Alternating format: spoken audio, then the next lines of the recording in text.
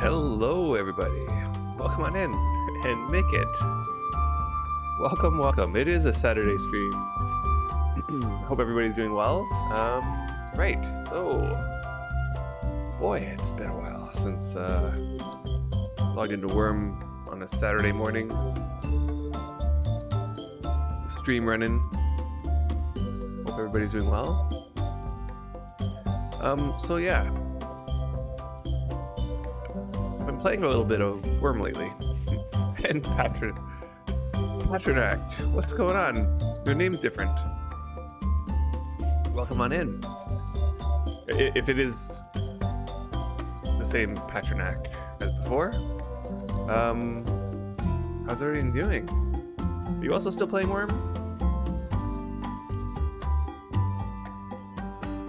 I thought I'd start off with just some light brazier making. Yeah, we'll put a bunch of mortar in some of these because as you can see, I've been working hard on them. A lot of these have all the bricks put in, so right now it's literally just the mortar left. There's a few in the back. I think maybe 4 of them still need bricks.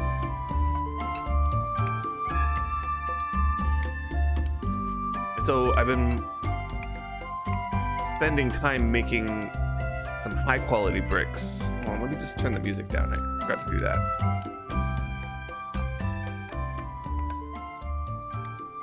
I want that music to be overpowering. It's hard to tell though what the volume is. You guys let me know if the music's too loud or too quiet, or my voice is too loud or too quiet comparatively. And bun loose. Welcome on in. Factional fight streaming Wurm. Yeah, I know. And you know what? Wurm was waiting. Yeah, I've taken a long break from Wurm. And Weeby, welcome on in. Yeah, it's so about a couple weeks ago, I hopped into Wurm for the first time in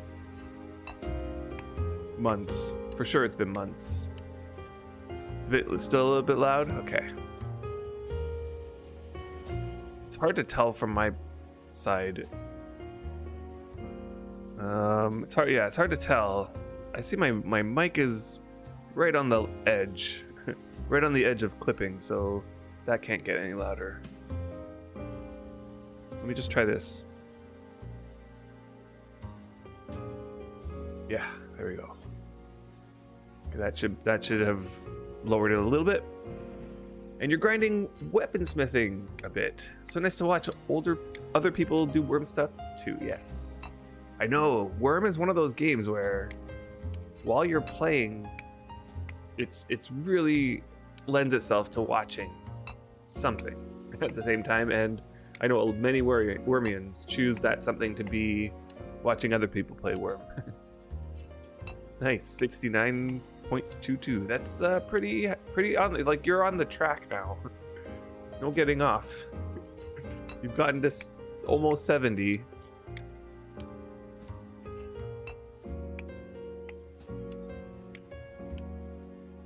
You were grinding it without coffee a bit a few days ago. I'll never grind weaponsmithing without coffee ever.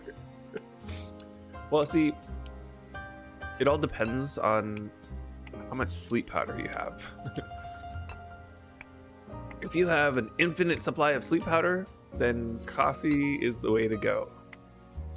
But the way it is right now, it seems as though on a limited supply of sleep powder, there's like a really hard decision to make, right? So it's the choice is, you use coffee, but then you can grind for less time because your sleep bonus is going to run out much faster than you are gaining skill, right? It's like it cuts your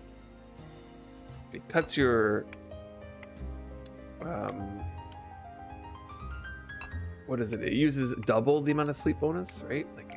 So it cuts the amount of sleep bonus you have in half, about, but it's like not exactly half. I think there's something to do with the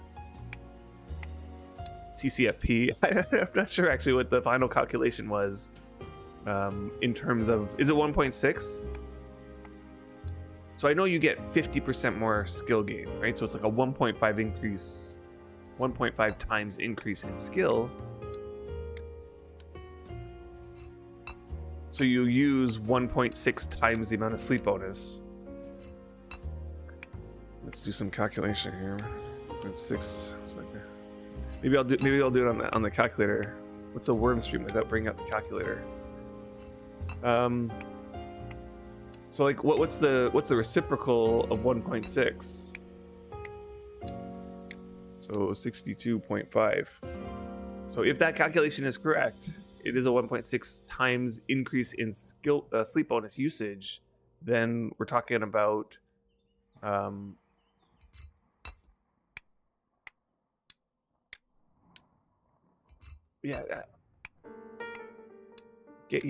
getting this much, only 62% of the 5 hours. That's what I was doing. I was trying to figure out. You only get, for every 5 hours, you're only getting 3 hours and whatever. 3 hours and a bit of sleep bonus. Yeah, where's the Cat's channel point stuff? Hey, Jameston. What's going on? Looks for the, let's calculate that Cat's thing has, yeah. So those things, the story behind those was that Cats had sent Brian a whole bunch of versions of Catspur who would pop up on the screen and have a voice line. And Brian had that on his setup back when he was doing a lot of the recording. And then when I started doing the recording, like, I never got any of that stuff, nor do I have the skills to set it up myself. So like, and I've been thinking about setting it up, but it always just came down to like timing and time. And oh, I probably should set that up, shouldn't I? It's been a long time. Cats keeps putting it on her stream. I actually was thinking maybe,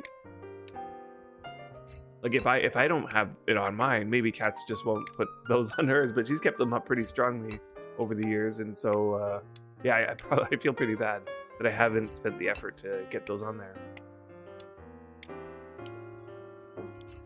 Yeah, but it's not the factional fight ones. It's a Catspur versions of those, where her avatar pops up and she does one of her voice lines.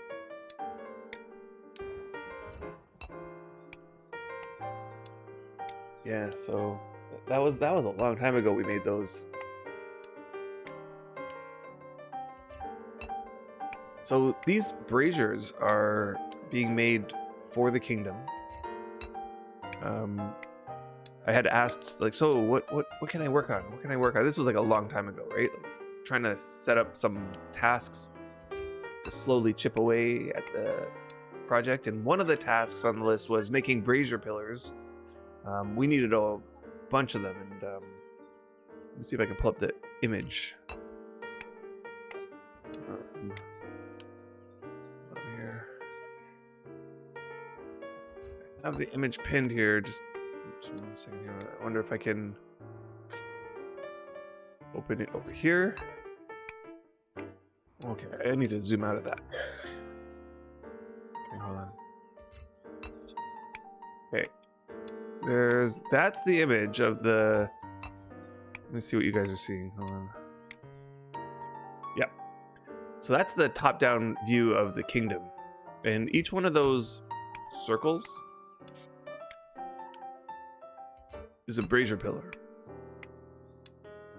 The blue ones are stone and the white ones are marble. So we need 48 stone brazier pillars and 20 marble ones. So before my break, I had made a batch of 5 followed by a batch of 15. So there's 20 stone pillars created. So just now I decided to plop down 20 more. So that'll make 40, leaving me with 28 more. But I'll still have to go collect the marble, make the bricks. I haven't made all the mortar for it all. The one thing about these brazier pillars is that their difficulty is pretty high, and so the high difficulty makes it so that I need high mats so that I fail less. I think if I just use I have a whole bunch of mortar sitting there. It's like level quality 30. If I use the quality 30 mortar, I'm getting about a 1 in 3 or 1 in 4 success chance, which is terrible. Hey, Zetrin. Good morning. Welcome on in. Yeah, and brazier pillars take a lot of work to make, even with high skill, you feel. It is exactly that. Even with high skill, and my skill's not even that high. It's like 67.8. So it's not low, but it's definitely middle of the road kind of skill. And so I did find that if I use 60 plus mats, and I was even able to make 75 quality bricks, it's more like a 2 in 3 or a 3 in 4 kind of ratio that's going in. Hey, you're considering to ask if you should help make those? You got decent masonry skill now after all the mortar making? Thanks for the offer, Bun, but I think I got these. It gives me a good task to do where I can click a button. Always got to have some of those lined up because, you know, you can make really good progress while watching a movie or a show and just clicking a button every so often. And same goes for the actual making of the mortar and making of the stone bricks. These are tasks that are great for... Yeah, mortar's the same way, exactly. So it's nice to have those types of tasks lined up. And then, of course, I have other tasks that I can do when I'm more focused. I must have been playing Wurm wrong. Well, there's no wrong way to play Wurm, that's for sure. There's definitely no wrong way. No mods, no music. You only had Wurm up when playing. Well, you're not playing Wurm right now? Wurm is one of those games that just lends itself to AFK playing, you know?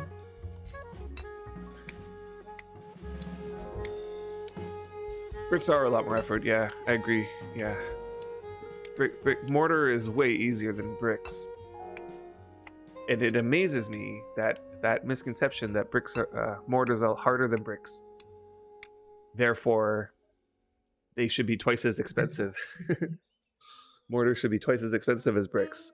That misconception is still perpetuating, despite Brian and I's best efforts to show everybody the way.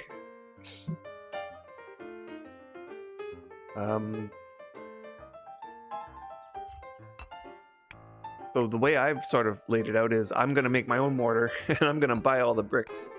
Because people are selling bricks like they're nothing. I swear. It's as if bricks were the easiest things to make. Mortar is way easier to AFK work on than bricks. 100%. And pound for pound, skill for skill, like if I had 90 masonry and 90, like let's say I had 90 skills just across the board, right? Not everybody has 90 skills, of course, but I'm talking long term here, you know, like if my masonry was 90, if my brick making was 90, if my mining and digging were 90, and I set myself out to the task of I'm gonna make 10,000 bricks. Like starting from scratch, like I gotta go mine this stone and then cut the bricks. Versus I gotta go dig the clay and dig the sand and make the mortar. So 10,000 of each. The person making mortar would finish first. There's like a lot less actions to conduct when making the mortar, and the success chance for making mortar is high when your skills are high. Like I'm curious to know what my chance is. At 67 masonry though, I think my chance is 97% to make the mortar, right? So like once your skill is in the 80s or 90s, it's pretty well 100%. Yeah. So here's this is the thing, is that bricks can be made 100% by anybody. So that's the reason why people feel like bricks are easier, because you come into the game and on day one with low skills, you can make bricks with 100% chance, whereas mortar is more like a 50-50, you know? So you dropped from Wurm when Freedom Isle chat started talking about the mysterious game called Minecraft. Interesting. That's interesting, Mickit. It's usually the other way around. People find Wurm after playing Minecraft. With 93 masonry and 70 quality sand and clay, it goes really fast. 100%. 100%. It goes, not only does it go really fast, it's like one of the best AFK kind of tasks there are. It's making mortar. Right, so like I understand like the argument that, okay, new players can make bricks right away. They can't make mortar as easily right away, and so those new players might want to buy mortar and make their own bricks. So therefore mortar is more in demand, and so its price should be higher. But if you think about it from the seller's perspective, the seller's looking at the market going, well, 4 silver per 1,000 mortar versus who knows what bricks are at now. I bought 80,000 bricks for 50 copper per 1,000. I don't know if you can get that deal just anywhere. But 80,000 bricks for 50 copper each, 50 copper per 1,000. That's like, yeah, I'm not sure if that's how much bricks cost, and the amount of mortar, the amount it takes to make mortar is the same effort from a high skilled player, which by the way, people making these tens of thousands of mortar are not low skilled players. These are high skilled players. So from the high skilled player perspective, making either is equivalent. In fact, mortar is even more preferable to make. It's a no-brainer which one they should make to make money. And so there definitely isn't a scarcity in supply. Let's put it this way. The price is high not because the supply is low. The supply would be equal to bricks. And the demand is equal to bricks. The only reason why the price of mortar is high is because of the perception that I just don't want to make mortar. I just don't want to make mortar. Anything but mortar. Yeah. Making bricks is really annoying without high body strength. Anything is annoying without high skills. Yeah, the game starts out really slow and really like long-winded.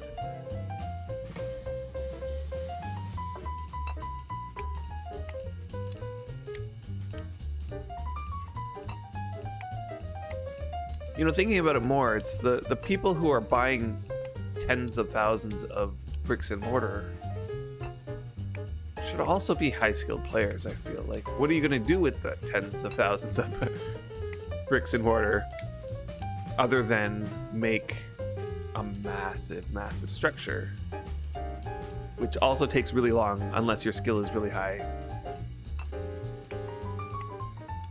You hate the moving around mats constantly when noob making less than 5 bricks then have to move mats. Yeah. Bricks are like that.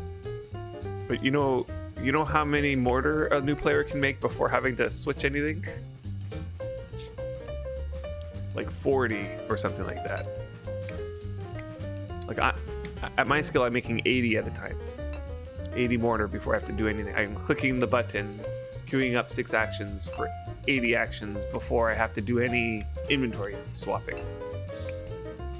Make your first small cart. Ooh, fail. Well, yeah. Though I'd advise not making a small cart. Those things are useless.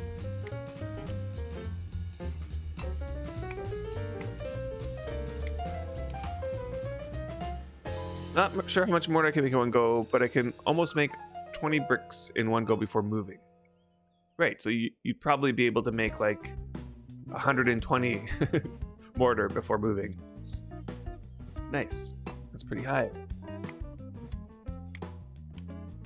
Yeah, because it's just a matter of how much clay and sand you can hold, right? So if you can hold 60 clay, which weighs 120, and 6 sand, which also weighs 120, plus all the other things that you're carrying, that will make 120 mortar. All right, here we go. Oh, our first one was made. It still just says it needs one. Boy, some bugs never change, do they? But there's our first brazier pillar. These ones are stone because in the image, these are the ones that are going to be inside the tops of the towers. So you'll just be able to see the glow of them. Maybe the bowl sticking out the top, and the glow, the glow of the fire is coming out the top of the tower. So you're not really in a position to see the pillar itself for the majority of them. So we decided, because, you know, marble is in short supply right now, just making those ones out of stone, no problem. So these ones are going to be stone, and then the other ones, the white circled ones, are the ones that are on the ground, on the bridges, on the, you know, along the paths, mostly on the bridges though. And so those are the ones that we're going to be walking by, and so we wanted those ones to look nice and sleek. People are lazy and got too much silvers. I know. Okay, I'm just going to scroll up here because I feel like I missed a whole bunch of stuff. Mortar is harder in the way that it is more actions and slower if you don't have skills and tools. I don't think it's... Well, it's only more actions because you fail, right? It's not more actions if you're not failing. It's actually quite a bit less actions.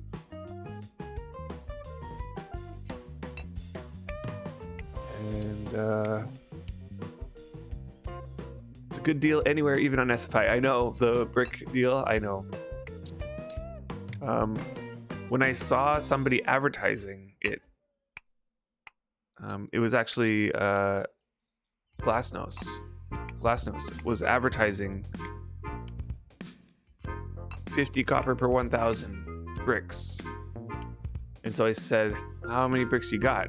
And he said, how many bricks you need? And I said, I don't know, like, at that price, 100,000? And in fact, we got to 80,000 and he even was ready to go for more. And I'm like, you know,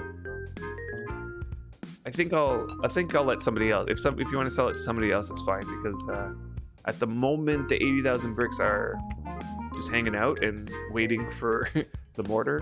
So I stopped at 80,000. I mean, I would have gone more, but I was also in the mind at that point of taking a break from Wurm, so I didn't want to buy more bricks and just have them sitting in a BSB.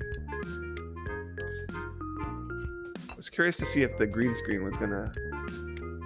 Yeah, it's like, you can see this mug pretty good.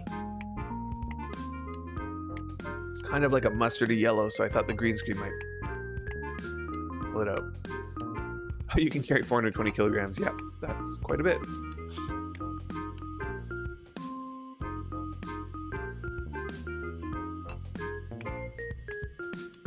So yeah, and Button, you don't think you can do 20 bricks on your main?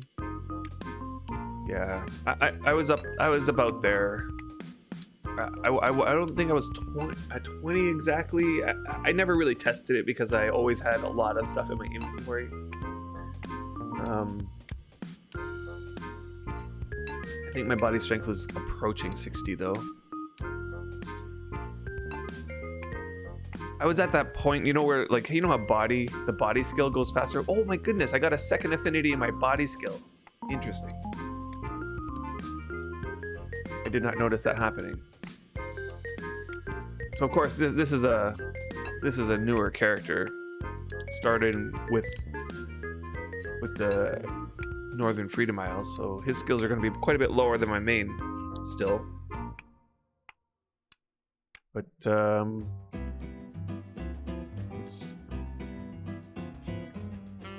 yeah, his body strength. So body strength always stays below body, especially when you have two affinities in it, apparently.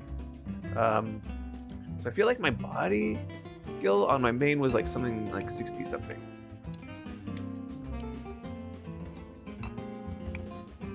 So body strength was probably high 50s or something. Hey, Sinsen.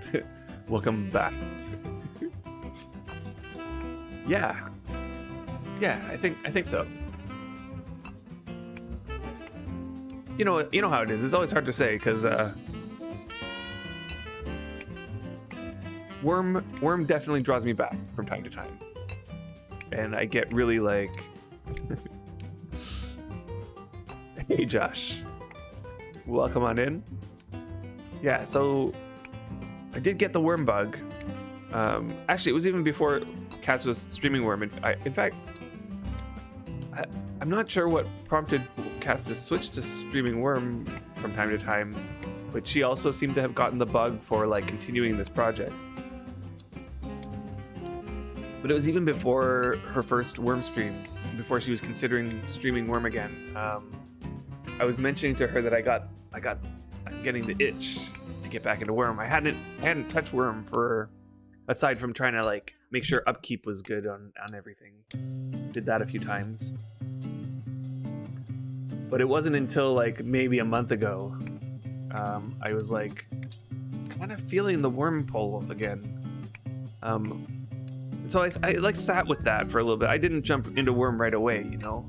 I kind of was like just mulling it over in my mind, you know. Wurm just kept coming.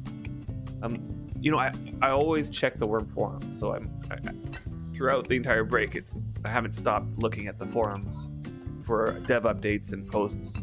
You know, I'm not reading every last detail anymore that's going on in the forums, but I'm mostly focused on, you know, the dev updates and possibly the auction house just to see how prices are going. Okay, the music's still a bit too loud. Okay, thanks. This is the third time I'm lowering it, so is that too low? Did I go too far? I'm like, if I've lowered it 3 times and it's still too loud. Thanks for that though. It's good now? Okay. Yeah, I'm like, man, if I lowered it 3 times, it's still too loud. I'm just gonna like cut it in half now from where it is. Hope I don't go too far.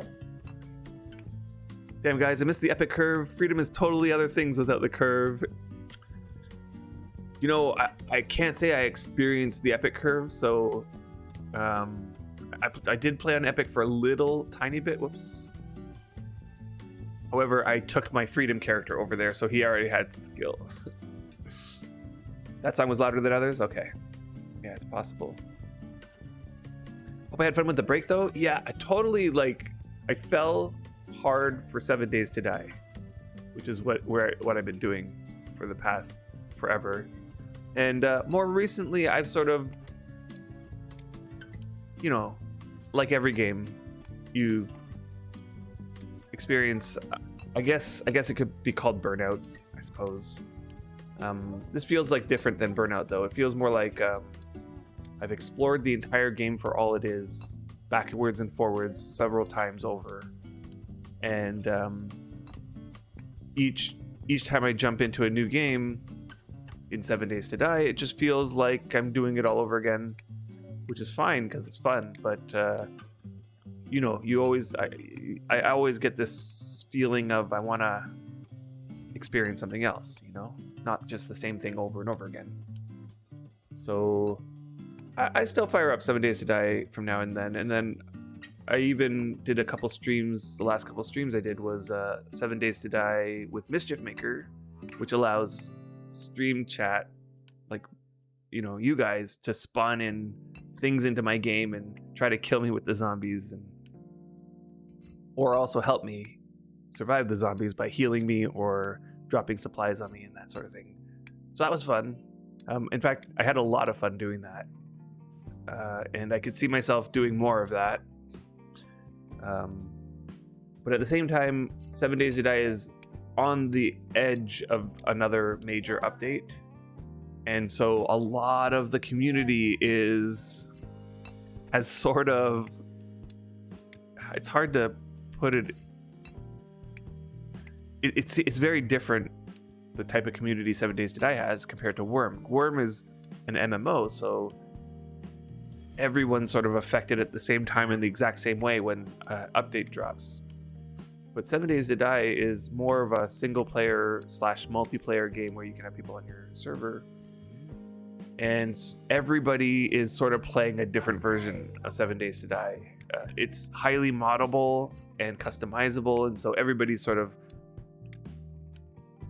playing the game as they do. And so when this update hits, everyone is gonna stop what they're doing and go back to vanilla, because all the mods won't be updated.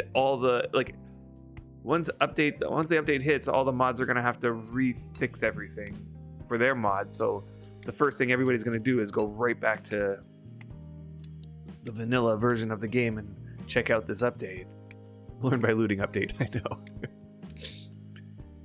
know. Yeah. There's a bunch of things worrying about this update, but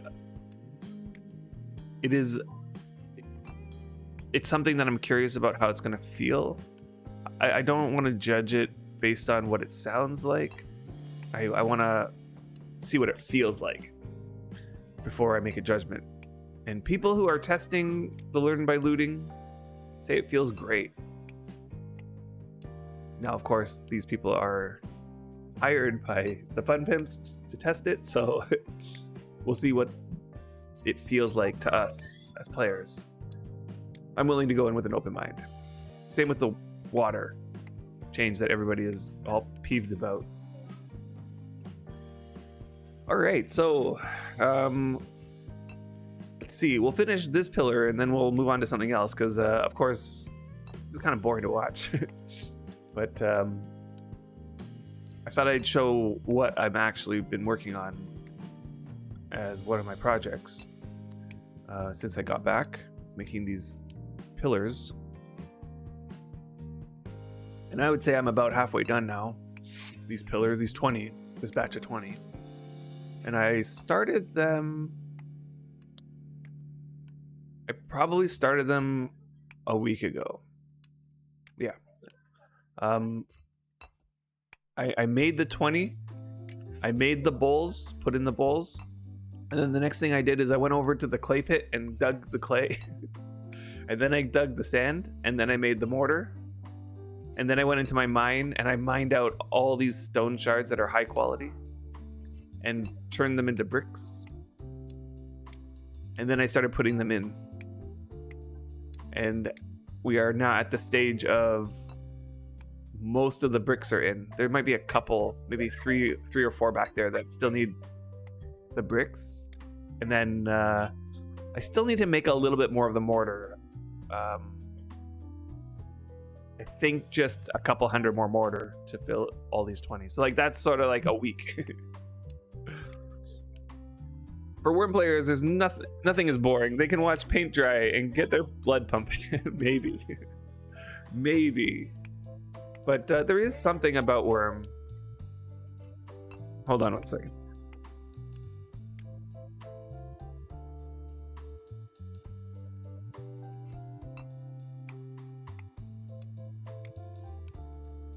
Kids are getting excited.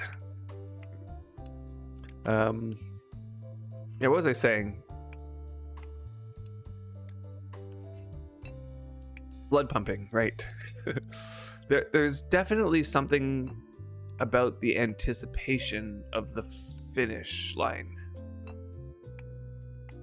Right, so I'm not sure I'd go as far as the paint drying or the grass growing or whatever you want to call it. Because what makes Wurm so enjoyable is not the watching the bars go by and that part, but it's the slow progression towards something big. It's all about like the planning, the thinking about, the envisioning the end product, the creation process. It mimics the creation process in real life, where things that end beautifully, that are worth creating, take meticulous attention to detail and time and effort and paint drying in order to get there. So I think that's where the magic of Wurm lies is in the anticipation and the progression. Yeah, the slow and steady progression feels good. Exactly. Yeah. Nothing hits harder than getting 90 skill or build that tower or house. Exactly. Exactly. It's when everything is done and you're looking at it going, man, I made that. Or man, I achieved that. Right? Like that 90 weaponsmithing that you're working on over there. And, you know, I'd be lying if I said it hasn't crossed my mind to do weaponsmithing on this tune.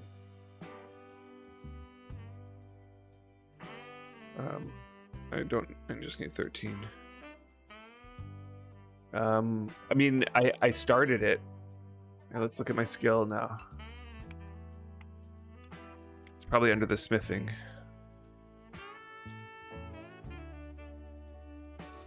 My weaponsmithing is 36.45, so I haven't done nothing.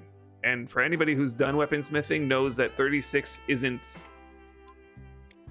nothing. Like if I spent the same amount of time on any other skill, it would already be in the 70s, you know?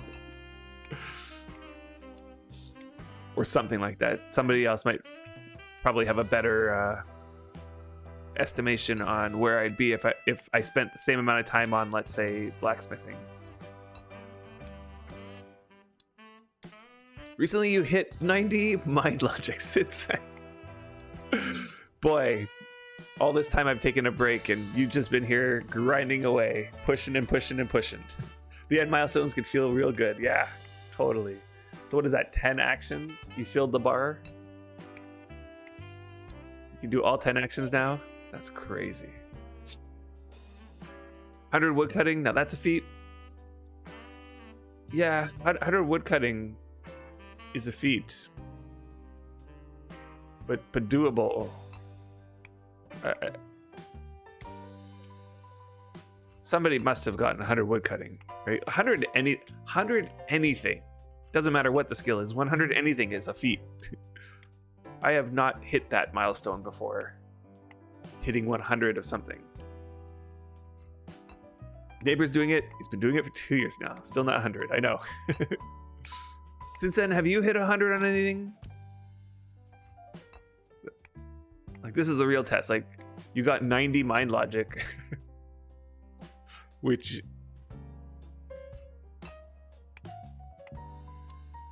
Okay, 100 in the easiest skill, beverages. Okay. So, pan filling.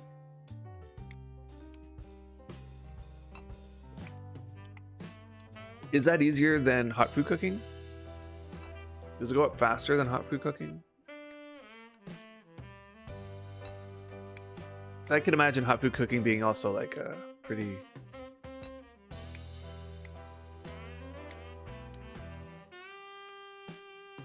Worm node wood cutting. Okay, let's take a peek. Let me queue up first because I saw it.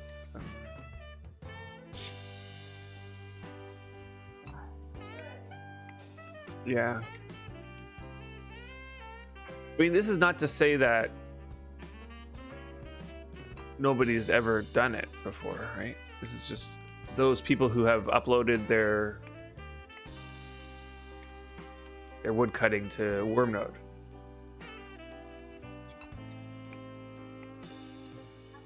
The way we could tell if somebody's hit it is look up on the Wormpedia.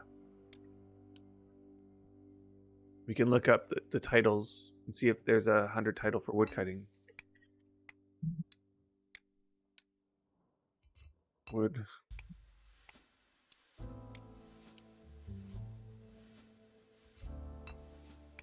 Yep, there is a 100 title for woodcutting. Oh wait, no, there isn't. Wait. Oh yeah, there is. This is the 100 title first player. Yeah, okay. So they do have the 100 title, but they don't have the first player's name. And that's the same for a few of these. Curious to know why that's the case.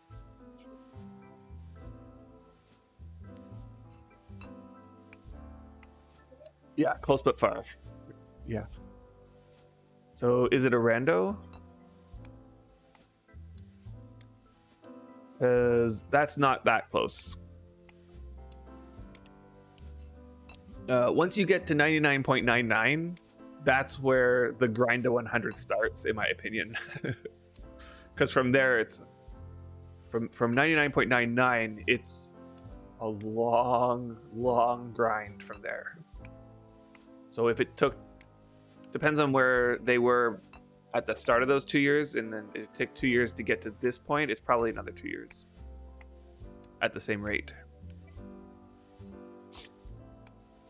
Yeah. I think you need to get to 99.9999995.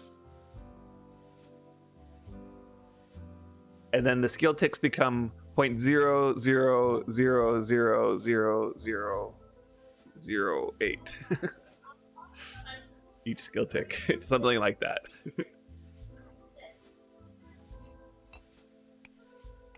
And not only that, they become so few and far between, those skill ticks.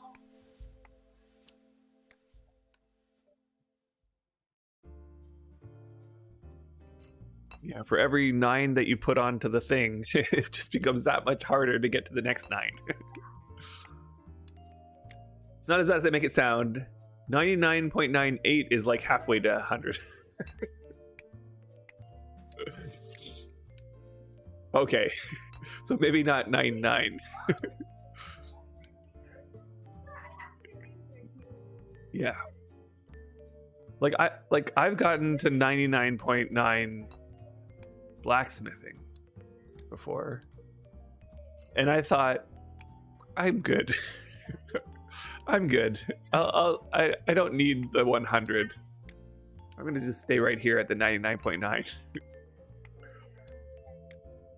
Yeah, if you can get to 99.99, you're past halfway. Okay, right.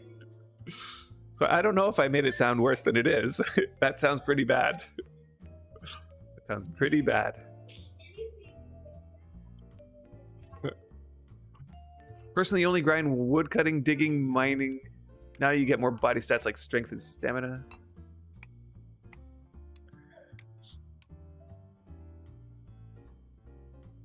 Okay, so what? Yeah, exactly. Like, I wasn't wrong. The 0.000008. Oh, I think I put an extra 0 in there. Let me just see here. That's 6 zeros. Yeah, I said 1 more 0 and then an 8. So those are some pretty good skill ticks.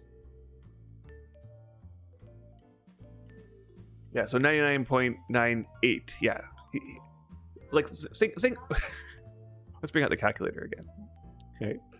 How many skill ticks would it take to go from that position to 99.99? Just 99.99. I'm going to subtract the 98 point, and then it's 981003. Okay, so that's the difference. No, that's not right. I put 98. I meant 99. 99.99. Just to get to the 99.99. And this 99.981003. I'm not pressing. I'm just going to use the keyboard because using the mouse is terrible. So 99.99 minus 99.981003. Okay, that's better. So he needs to make that much skill, and each skill tick, I'm going to divide this by 0.000008, and this is if the skill ticks stay the same. he's going to need 1,124 more skill ticks before he gets to 99.99. And as I said, I think that's where people like call the start of the grind to 100. Like when you get to 99.99, now you're working for those next decimal places past the two that you can see when you open up the skill tracker. You're at 99.99 now, and the next thing it's going to do on the skill tracker is hit to 100. But in order to get there, actually, you know what? It hits the 100 when you get to 99.995, but the hover over won't. When you hover over it, yeah. Anyway, this tune is well far away from any of that. My best skill is blacksmithing. It's 96.29. And my second best skill is mining. Let me just go back to my skills. My mining is 95.5-ish. So I definitely haven't been grinding away on this tune. At some point, his 0.00008 ticks will be composed of multiple ticks before they show in the skill tab as a tick. Right. Right. It's possible that he's already at that point. It's possible. Okay. So let's switch it up. Let's see. So one thing I was thinking of doing, we're going to take a ride around. Let's take a ride around. I'm going to unhitch all these animals and grab the helis. Oh, I need to, hold on. No. Okay. I'm going to hitch you to here before I kill you. And just want to make sure that in this cart is my bedroll, my tent, some water, and what is in these crates? Nothing. What's in the rafts? Some bags, a bag, and some crap. Okay. I'm just gonna put the crap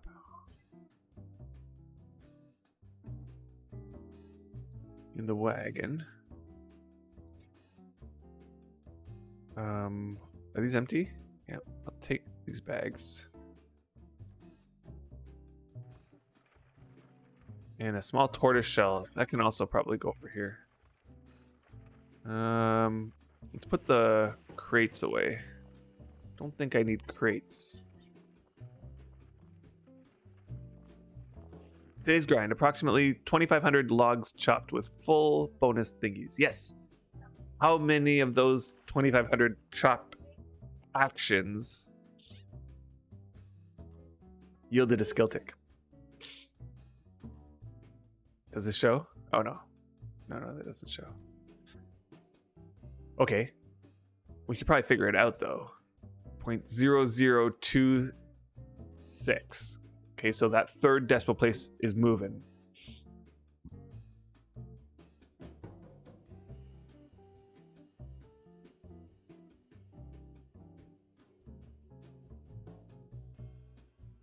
.002625 divided by 0.000008. So of those 2,500 logs chopped, he got 328 skill ticks, which each one of those might have actually been comprised of multiple skill ticks. It's hard to know. So yeah, that's kind of the rate that it goes. Boy, it's really slow. I thought I'd take a little stroll around the Citadel area and this area. You know, the neighborhood. Because personally, I actually haven't done that yet. You know what I'm gonna do? I'm gonna take a slice of pizza as well. Let's just grab.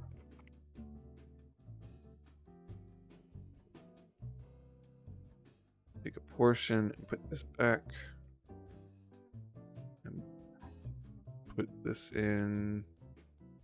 I wonder if I have a lunchbox somewhere. Probably not. Or if I do, I don't know where it is. I used to, and I keep losing it. Lunchboxes are one of those things I can't, for some odd reason, keep. I just can't keep keep a lunchbox. So another thing I was kind of wanting to do, and I've been amassing an insane amount of maps.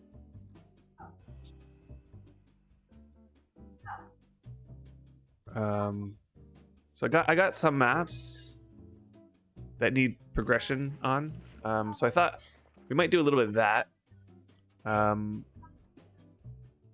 Before I go and do that exactly, I kind of want to take a stroll around the area because I haven't explored the whole area since I came back.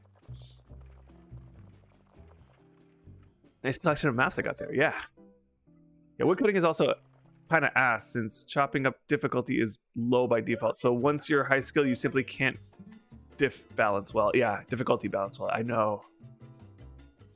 Yeah,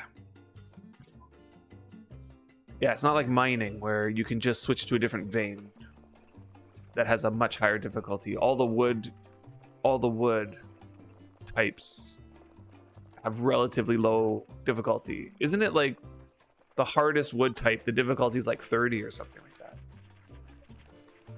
Whereas in mining, you can mine on gold, which has a difficulty of 60 or 70 or something. I can't remember exactly what. Okay, so the canals, 2 of the canals are out, and it's starting to look like the actual city now. So you can drive your boat in now, and once all of this is dug out, you'll be able to sail right through the entire thing. Okay, so gold is only 40 and sandstone's 45. That's actually not as high as I thought. Okay, so 20 is the highest for wood, and it's oak. Right. I seem to be like you, using my cart a lot. Put in a large magic chest inside the cart. It's a hella convenient. Yeah, that's true. I could do that. I probably have a bunch of marks to do that with. How much is a magic chest in terms of marks? I have 69,000 marks here.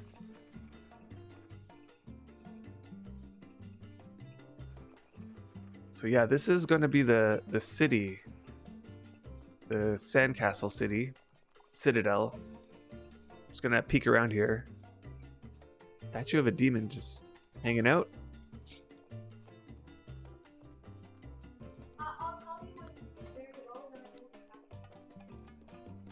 Yeah, there's been a lot of progress since the last time I walked through this area.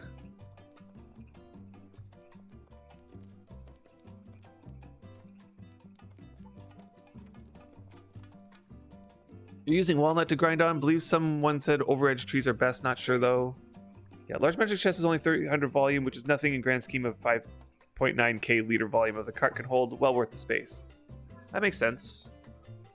Putting a thing in there, a chest in there is not going to take up too much space. Probably can even put it right into a raft. Does it fit into a raft?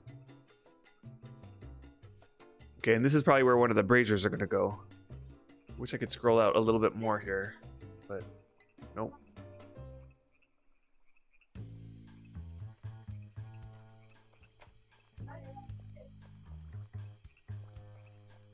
Yeah, what's the mark cost of a large magic chest? Is it 50,000 or something like that?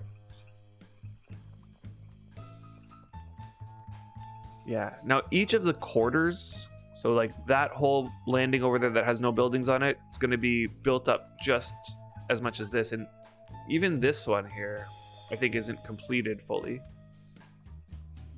Three tile bridge first. Okay, 3 tile wide. 1, 2, 3.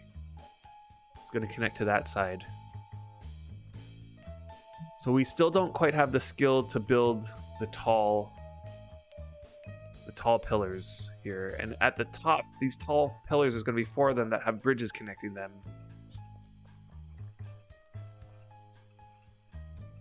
These are wooden for a reason, I'm sure.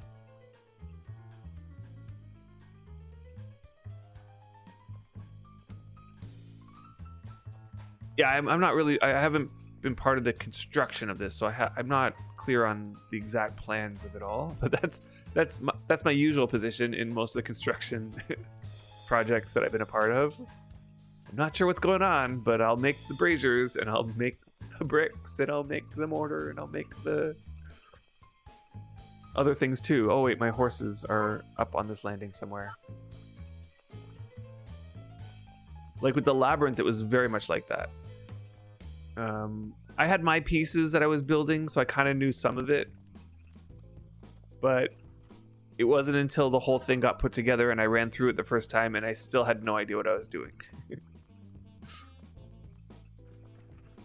The amount of floors are capped by the carp skill, though. I think they'll be capped by the paving skill.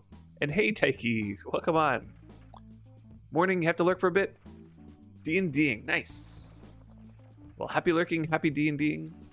That's a lot of fun. And thank you so much for that sub, but I can't see it. Why not? What the heck? Oh, there it is. It's Taiki. Sorry, Taiki. Why doesn't it show over here in my feed? That's weird. Well, thanks for the sub, Taiki. Very much appreciated. Okay, trader. Let's see what the cost of a large magic chest on a trader is. It's 40 silver. I feel like that got lowered at some point.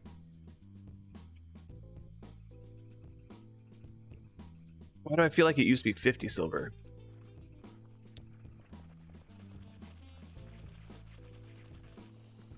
Whoops. Harp, you believe, cap how high you can make floors. Paving, cap what kind of pavement you can make at what level, I'm pretty sure.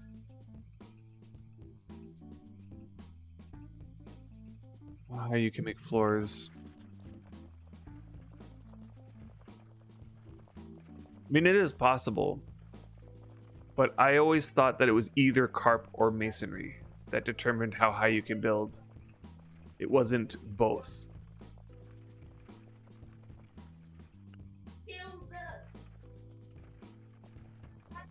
Sorry, missed my turn.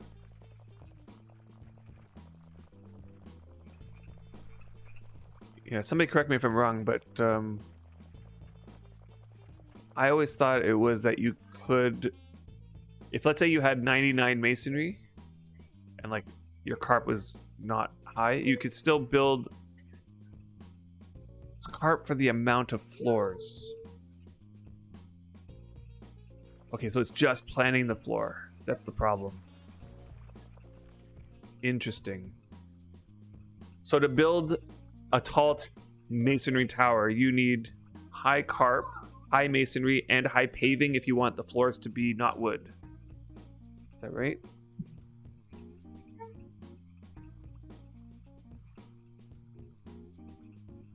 So you need carp to plan it. Why do I remember it was carp or masonry, whichever is higher? I don't know.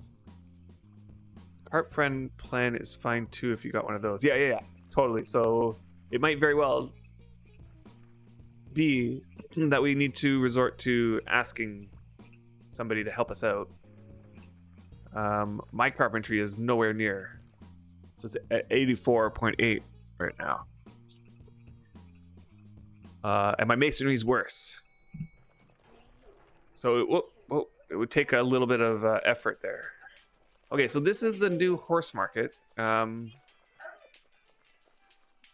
So anybody who is usually, this horse market seemed to get lots of customers come and just, they like the fact that they can sail up, self-serve, buy from the merchant the key, and then open the door to the horse pen. But all the horse pens back over on the castle got removed. And this is the new location of the horse market.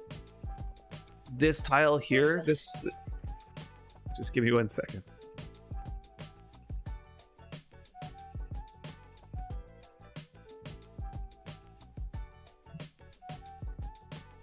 So this tile here was purposely put in the perimeter.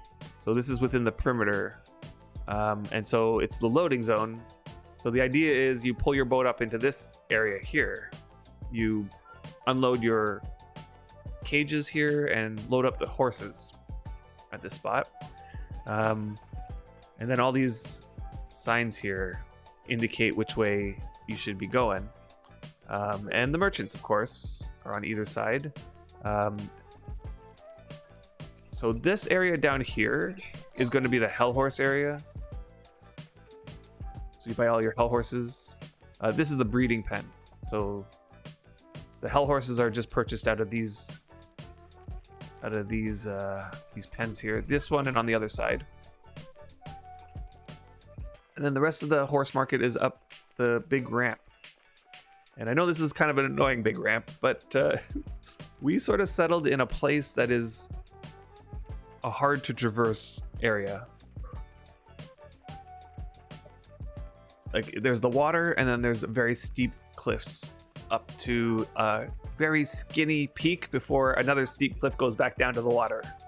Right? We're living on this peninsula right in the corner, right on the edge here. So it rises really steeply to a peak and then it comes right back down to the water on the other side. And there's not really much room up the top. What's the grade on the ramp? It's 22. It's 22. Yeah. 22 is pretty steep. So I guess it's 23 is the steepest you can get before you start sliding when walking. But 22 is still too steep to regain stamina when you're on a cart or a horse. So like if I'm let's see if we can what? Let's see. Okay, so stamina's going down, right? We'll just see, like, if I stop on the ramp, I don't think I'm going to regain stamina unless something's changed.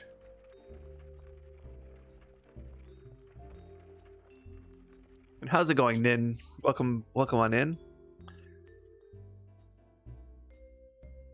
Yeah, see, so I'm not regaining the stamina. I think it needs to be 20 to regain the stamina. But yeah, the grade is 22.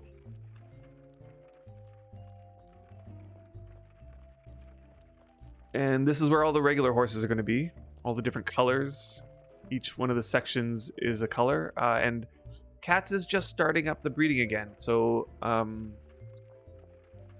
think she did a whole massive clear out of the stock. Of any horse that was too old. We said bye to them. And started up the breeding again. So we're seeing a bunch of the foals coming in. But it's not quite at the point where we're fully stocked. And then in the back over here, I wonder if there's a sign. So there's more of the merchants are up here. Yeah, I don't think there's a sign. It's possible all the horses are here. I actually don't know exactly the end result of all the things. I haven't really explored too much. What's over here? I know there's more horses, but it might just be the breeding pens. Yeah, here's the breeding pens. I wonder if I can get through this. Yes. Yeah. So I'm guessing all this is the breeding pens. All the different colors. All the different horses. And then there's some drafties over here as well. Yeah. And here's the cliff to the water on the other side, as you can see.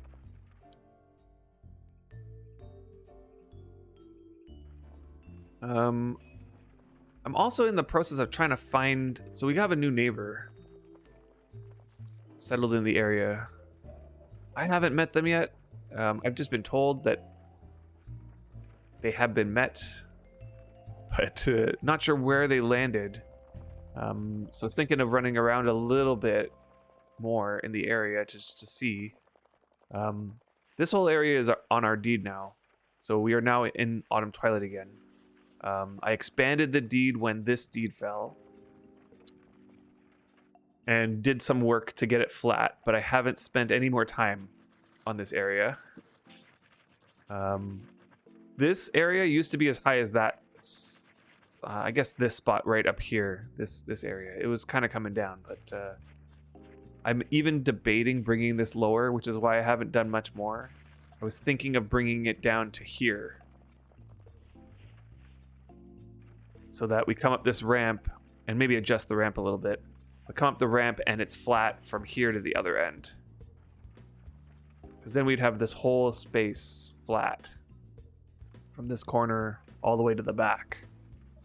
And it should also open up a couple more tiles towards the back, right? Although it gets pretty steep here, right? Maybe 1 or 2 more tiles, it'll open up in the back. 74 slope and another 78 slope. So that's 150 slope. What's it over here? I don't think it's 150. It's probably enough for 1 more tile. So this is 25. It's not even 70. So it's something like 50. So to get enough, even 1 more tile, I'd have to lower even this tile here. Anyway, that's a possibility. That's something maybe for later. Well, time to lower the entire area 2 ticks. Yeah, exactly. That area is pretty tall, right? Like in comparison to most everything else, it's the peak of the region. I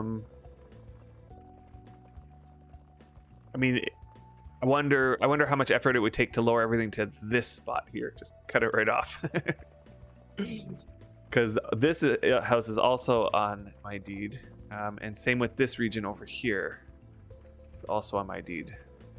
Okay, so all this is on Twilight. I wonder if this is still open. Yep.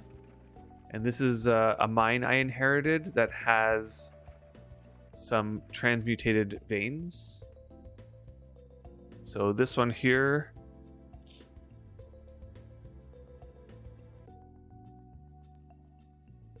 is a 99 quality with 10,000 more items. So not even been hit. Not even been hit. And this one also 99 quality and 8,300 more actions.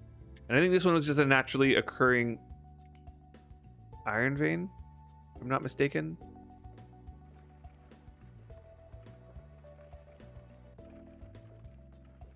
However, with the plans I was thinking of about the place up there, I was feeling like that mine has to be collapsed. So I was like, I guess the order is get my mining skill up first, then mine out all those veins, then collapse it all.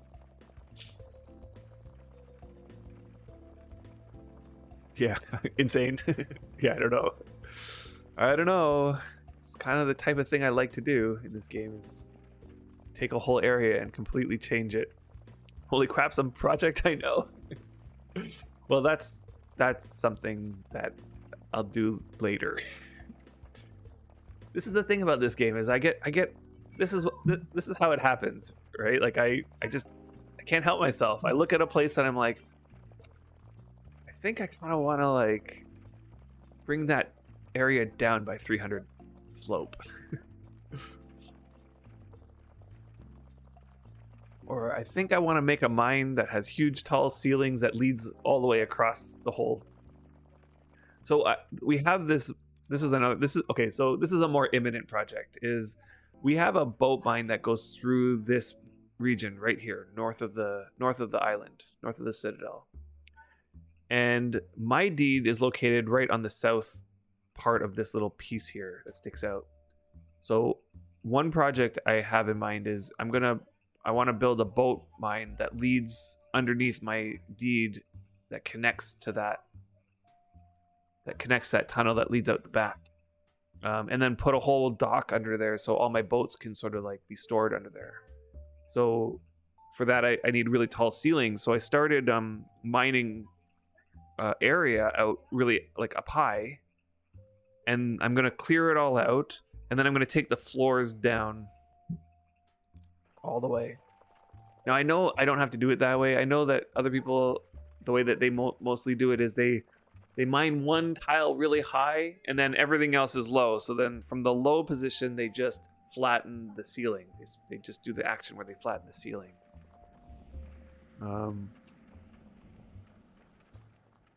Yeah, I don't know if I prefer that way.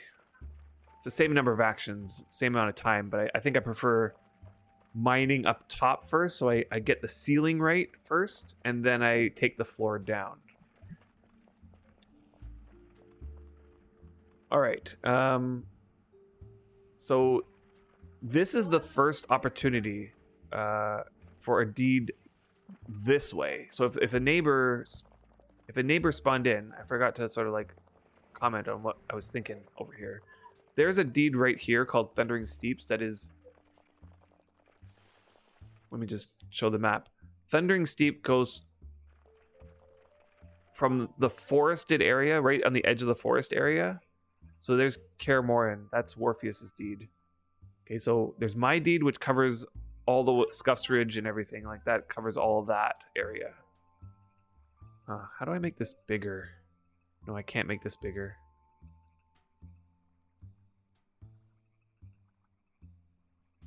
I'm mostly doing this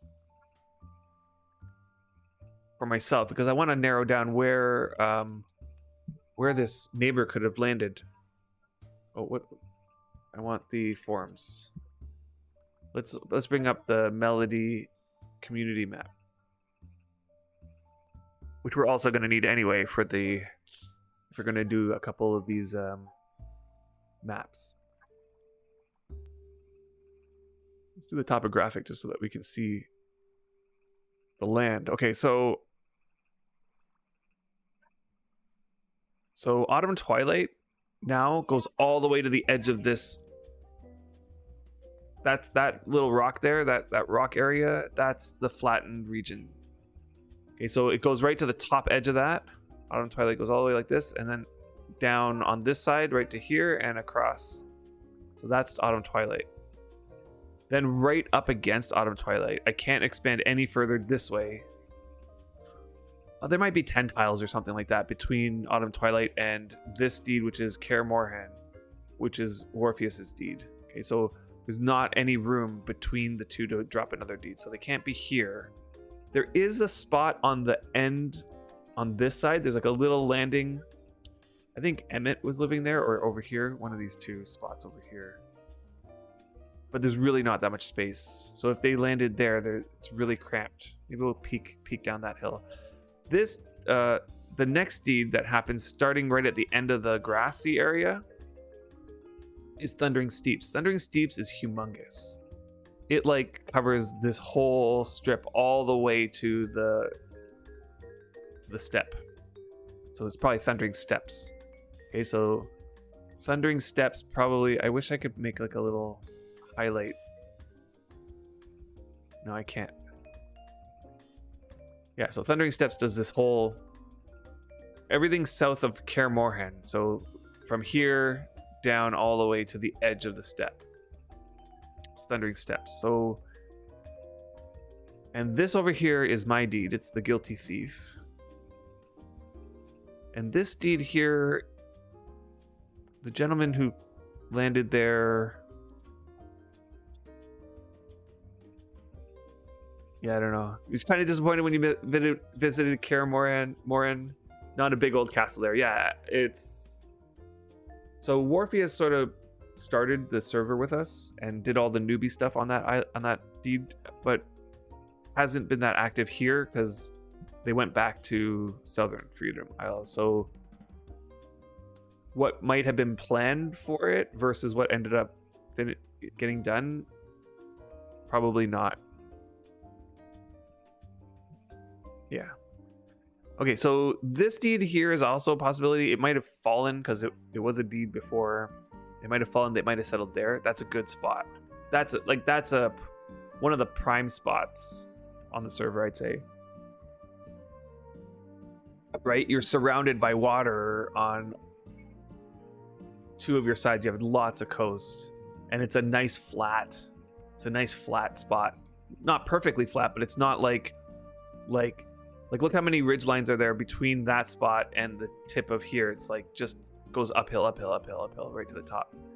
But then over here, it's like this big open region on a little corner sticking out into the water. Prime location. I was thinking the same thing about this one when I got it. It's like similar in that it's a big corner, but not as good as that spot down there. That spot was already taken. So if they're a neighbor, I'd say that anywhere south of that is probably not probable that they're there. Going north, they could have landed somewhere along here. Oh, that might have been Emmett's spot. I'm getting this confused. Yeah, that's probably Emmett's spot.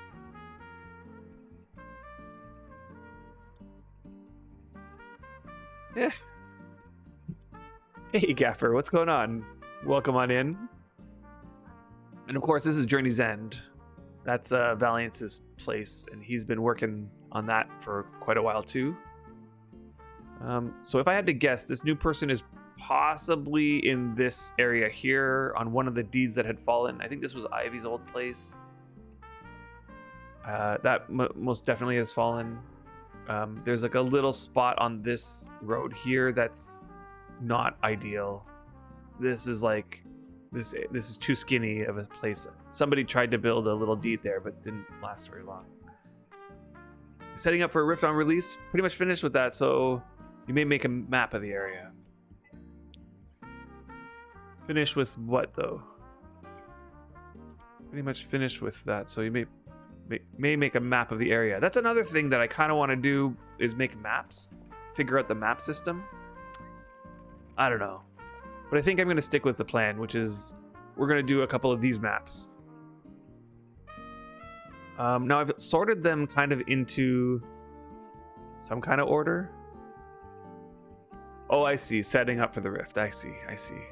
Oh, and make a map of the Rift area. Got it. Okay. Got it. Yeah, that makes sense. Yeah, I should probably start getting into map making. I kind of want to... I'm interested.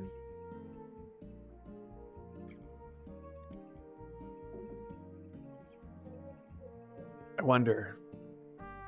do I do that? I kind of want to... Let me just show some of these hints. Let me see where it is. Okay, so this one here, like we're right in this region right here. And so the first... this one's pretty close. See where this one is. Yeah, that one's pretty close. I've sorted them in sort of an order where they're separated by region. This M22 one is like M22 is right over somewhere over here, like in this square here. And so I kept getting maps that just said find the guard tower within one map square of M22. And like all of these are that. I guess there's a lot of guard towers over there because they're not all the same. Let me just see. What is the east and the M22 are the same sort of region. Yeah, there's a bunch over here. Yeah. Northwest, central. So the central is anything that's inside of here, and there's a lot there too. So, but we're kind of in the south and the east. What does it take to set up map making? Is it, I need a cartography table. I need an ink. Is it ink well? I don't even know. I don't even know. So cartography tables, fine carpentry. That's fine. I can make that probably. I need good quality papyrus and paper. Do I need both?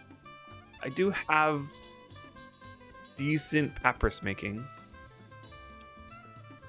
Let's see what my papyrus making is.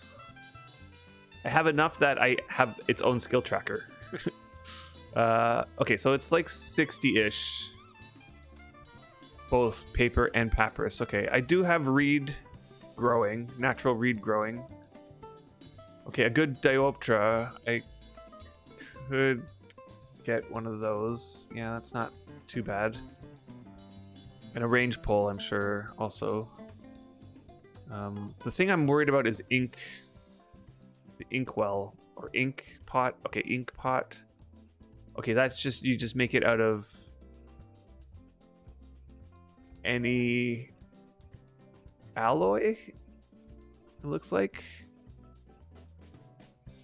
And it's jewelry smithing. Okay, I have okay jewelry smithing. Not great, but it's like 50 maybe? My jewelry smithing is 58. Ink quality doesn't matter for the serving process. Okay. Or clay. Oh, there's a clay ink pot. Okay. Oh, my pottery is much better. What's my pottery? My pottery is 71.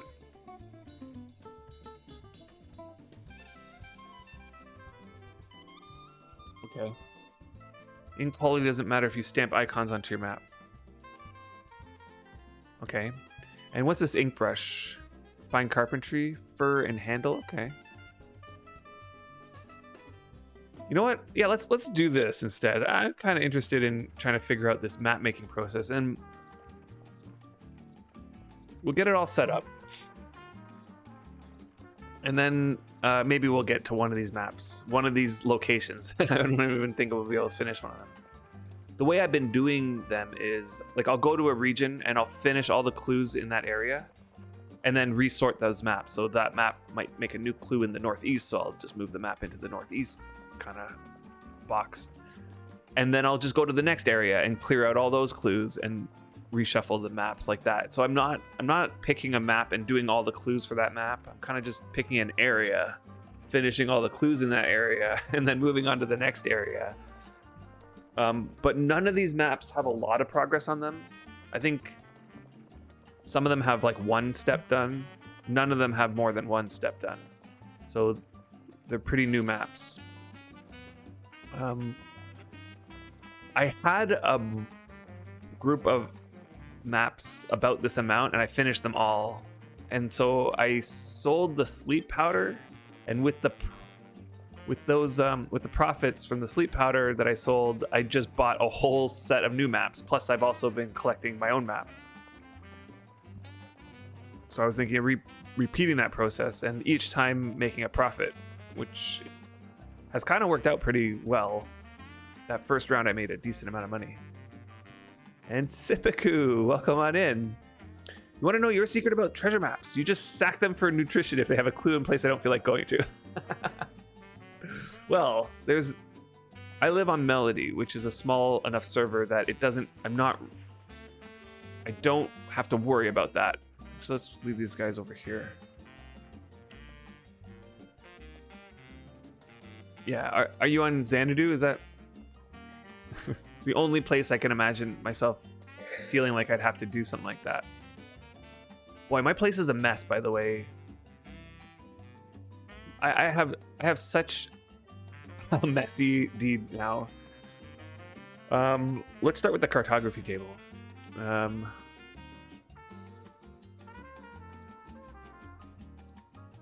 Whoops, I need a C at the beginning of that. Okay, we got small nails.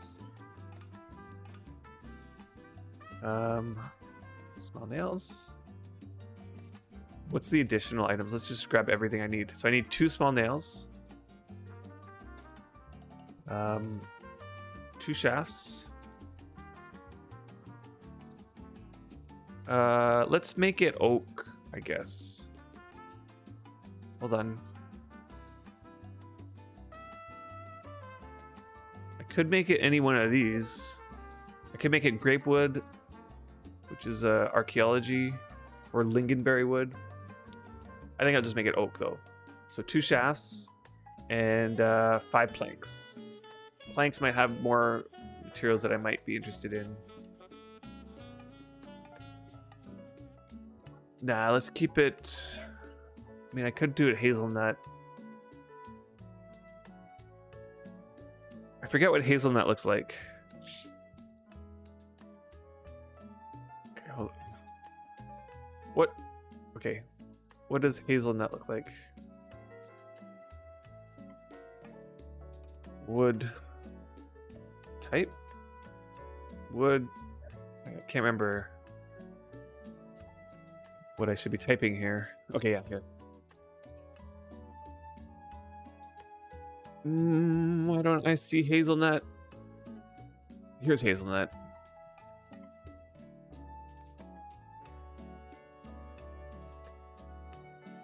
Okay, so oak is like a brown that's not as dark as the walnut. I like the look of oak. Hazelnut is much brighter, a brighter color. It's like light and bright, similar to the orange wood. Or maybe olive, like it's somewhere in between those two. Yeah, I think I'm gonna go with the oak. Let's just put the shafts in last. Okay, so I'll just put some cedar, and it was 6 of those. Let's just use the crafting window. Cartography table. Oh, it's a question mark. A lot of these still have question marks, eh? Okay, and I can't build it here. Is this one of those things that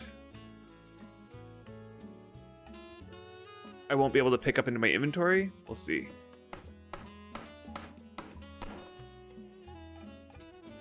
Okay, so you're on celebration. Wait, I thought celebration was pretty easy to traverse that area. Like that server. I wouldn't imagine having to throw out any of those maps. They're pretty valuable. Even the low-level ones have a chance at one of the special items. With a fast enough ride and using the community maps, the treasure maps aren't too bad. Yeah, I haven't found a map that...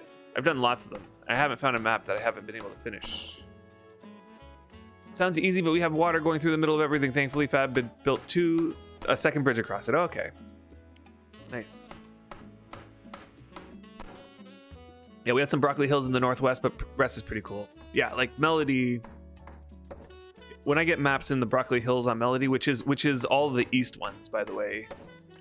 This is Broccoli Hills, so that the M22 ones and all the ones on the east are mostly in that area.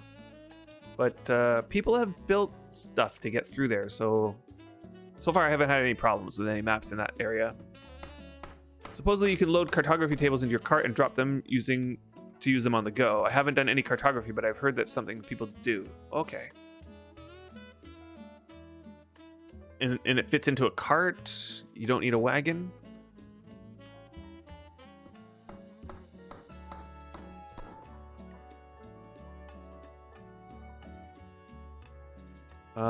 And I should fire up the forge. I'm gonna make that inkwell. And can the ink just be dye? Or do I need ink?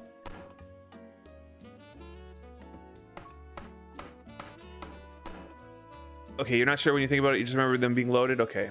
I don't want to bring my wagon, is all. So we'll stockpile them until the new map dump comes, and thinking they should be any day now. That's a good plan. It's not a bad plan. Get the new map dump in there.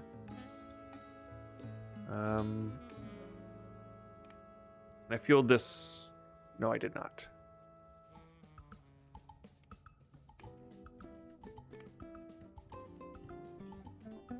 Okay, so here's the cartography table. Can I pick it up into my inventory? No, I cannot.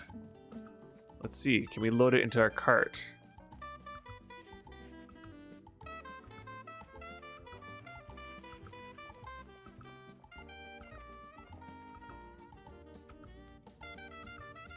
Yes.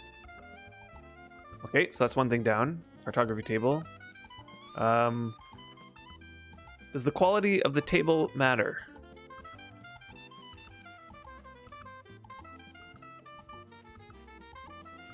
That's a question I have.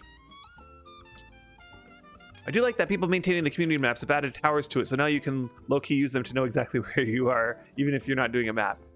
Totally. And doing maps are much easier if you're community on your server has been active at putting guard towers on the map. I really don't think Melody is one of those servers that people have actively been putting guard towers. No, I'm stand corrected. I stand corrected. Let's see if some of them that I recognize that I need to find.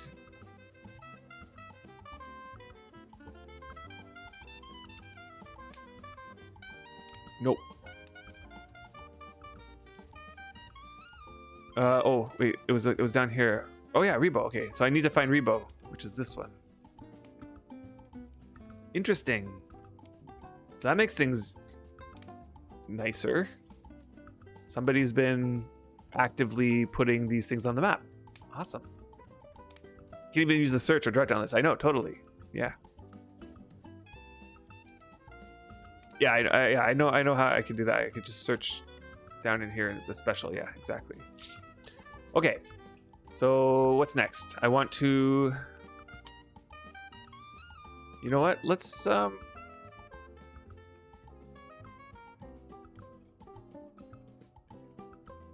that's not the right one. Let's see what kind of alloys I have in here.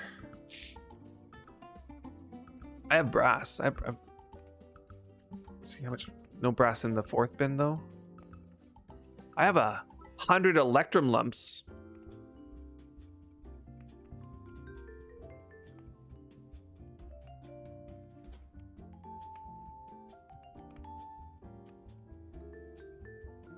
Yeah, let's make it out of electrum.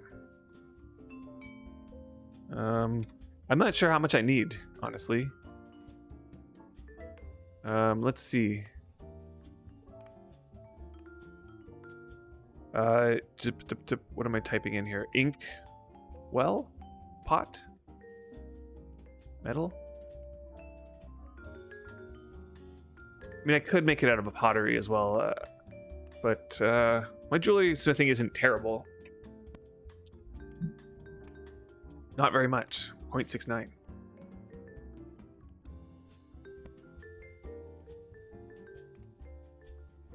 And who is it saying that the ink doesn't matter?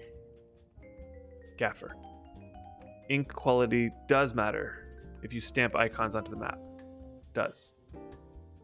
But what about the ink pot? Is it the ink quality itself matters when you stamp icons onto the map, or is it the ink pot quality? You know what I could do is I can look up the message that was given when they...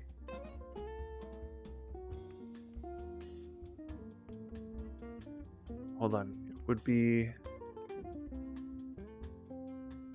this one?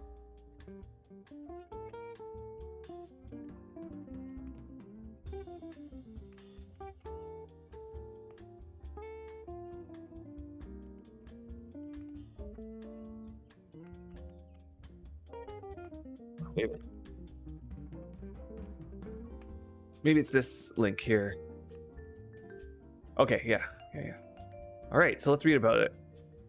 Cartography is a new skill. Actually, before I do that, I'm going to put in some electrum. Let's put another 30 in here. No, I cannot. Let's put these in the backpack.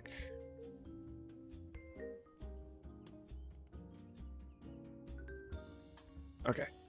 Cartography is a new skill that allows players to create maps of the land around them. Creating maps is started by creating a survey of the land that you would like a map of. Then use a completed survey on a cartography table to create the map. Once created, a map can then be combined with other maps, stamped with additional information and icons, copied for trading and distribution, added to an atlas, or displayed in a world as a decoration. Interesting. I'm guessing an atlas is like a book of maps. Oops. Okay, it's an easy item to make. All the cartography is easy.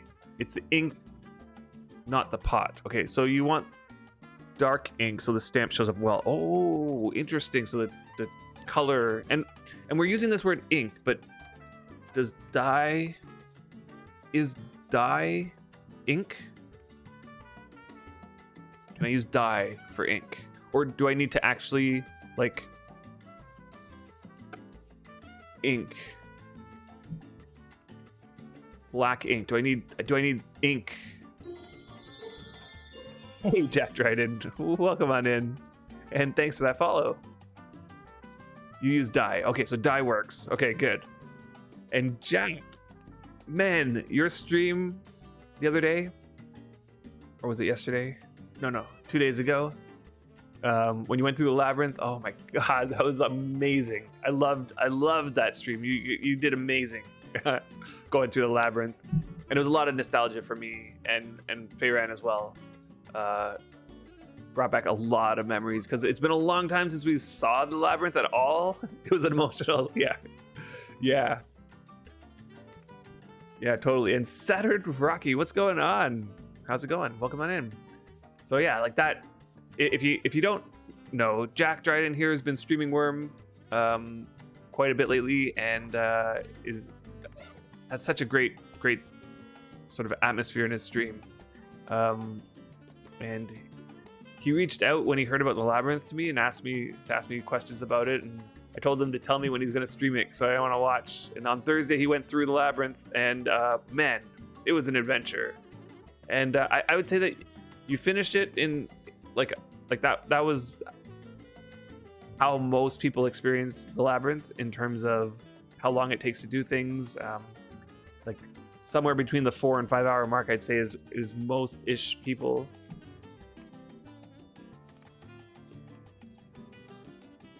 It was genuinely the most fun you ever had in Wurm.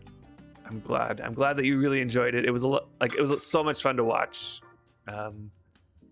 Yeah, a lot of fun. Okay, so I'm in the middle of reading this, trying to figure this out. And not much happening, just lurking and fixing an old computer on the bench. Nice. And typically, you could just keep helping cats to finish the Sandstone Castle from the promo video. Then once it's done overnight, go and turn it into a new labyrinth. Well, it's definitely not quite designed that way. 4 to 5 hours, oh my god. Gonna be rough getting Josh to stream that with us. Well, here's the thing is, if you know the way through the labyrinth, it's a 20-minute walk through the labyrinth. Okay, so like, if you 100% know exactly which way to go, to walk from the front to the end is 20 minutes. I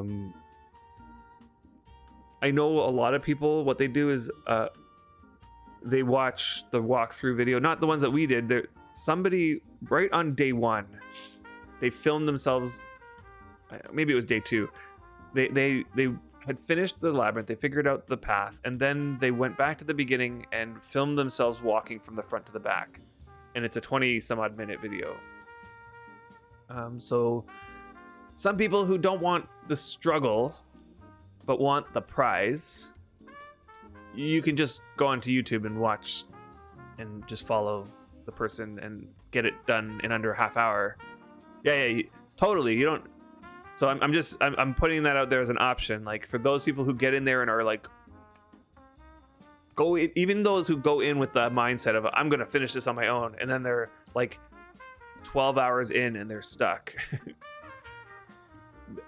Like they can get out by watching the spoiler, right? Like the spoilers are all over the place. Yeah, basically if you're about to starve to death, use YouTube. Yeah. So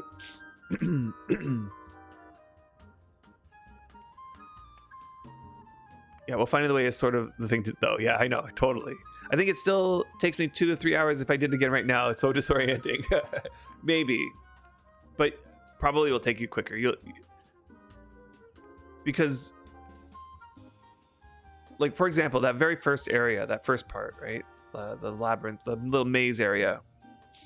Like, once you know that you have to find that troll and the demon, like that, if that's like that, once you have that under your belt, sure, it takes a little bit of time to find that troll and the demon again, but like once you find the entrance to it, there's 4 ways to get there. And usually what most people experience is they find one way and then they keep going back to that one way because they know that way will definitely lead them there. But there's actually 4 different ways to get to that. And everybody seems to find a different one. It's, you know, so you get to that, you find that path to that troll and the demon, and from there, you know the northeast passageway will bring you to the token, and the token will bring you to the statues. The statues will bring you to the end, right? So like once you have that path down, I mean, of course, the statues, you have to know the chair, you know, the path to the chair. But once you know that path, you can get right to the troll city really quickly. So that first part, when we were designing it, we wanted to design it so it was so disorienting at the beginning, but once you start piecing the clues together, it stops being disorienting. So every progress that you make, you can get back to that spot pretty quickly because you remember, oh, I got to get into the caves because I got to find the troll and the demon. Then I take the northeast path that will bring me to the token, which will bring me to those statues, which then I have to go towards the chair, and like, you know, like you have like those landmarks along the way. Okay, so let's get this ink pot going and then we'll continue reading this thing. So I don't even need that much of this electrum. I'm guessing it's small anvil. I'll have to look again. Should be over here. Ink pot. Small anvil. Ink pot. I wish there was like a a search in here for this, the crafting window. Ink pot right at the bottom.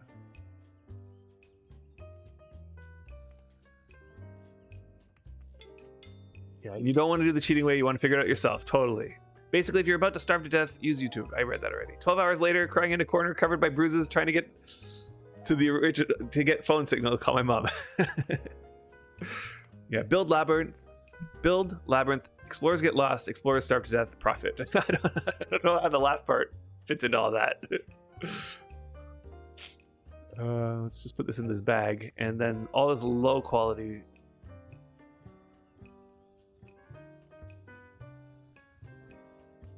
Oh yeah, I see. I'm like, how did that get to be low, so low quality? It's because the lump made an extra lump.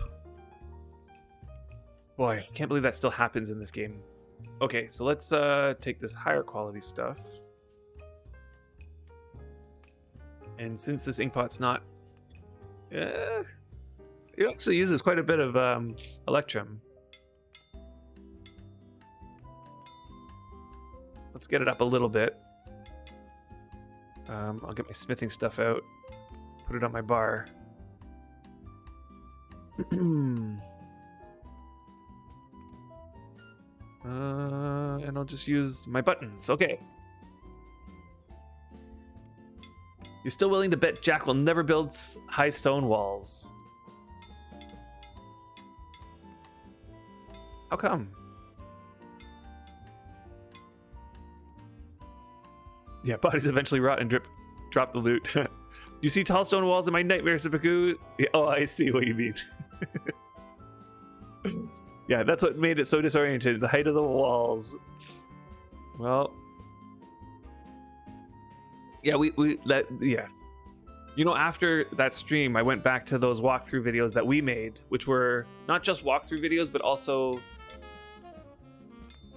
Brian and I discussing how we made the labyrinth and the thought process going into it, and you know, to discuss all those things. Like, for example, if you just made it through the labyrinth and you watch those videos, the video should sort of open your eyes to a lot of the things that you might not have noticed or missed, either references to the movie or different paths that you could take. Let's say, for example, to get to the troll and the demon doing battle, there's actually an Easter egg path. One of those 4 paths that I was describing, there's an Easter egg that Brian put in there that is also another reference to the movie. I don't want to give it away because it's a spoiler for anybody who hasn't yet done the labyrinth and wants to. But if you want to learn about all these little secrets that we sort of plopped in there and all the thought process that went into how each sort of puzzle was designed and that, you go watch those videos. Let's see, I'll just put a link to it so that you guys can see, or you guys can bookmark it or something, go back to it. Let's go to a factional fight. And all I do to find my videos is I go over here to the videos and I search, and I'll just type in labyrinth. We have see, it's this one. So let's pause that. And I'll just copy this in here if you're interested in bookmarking that, or I found those videos to be just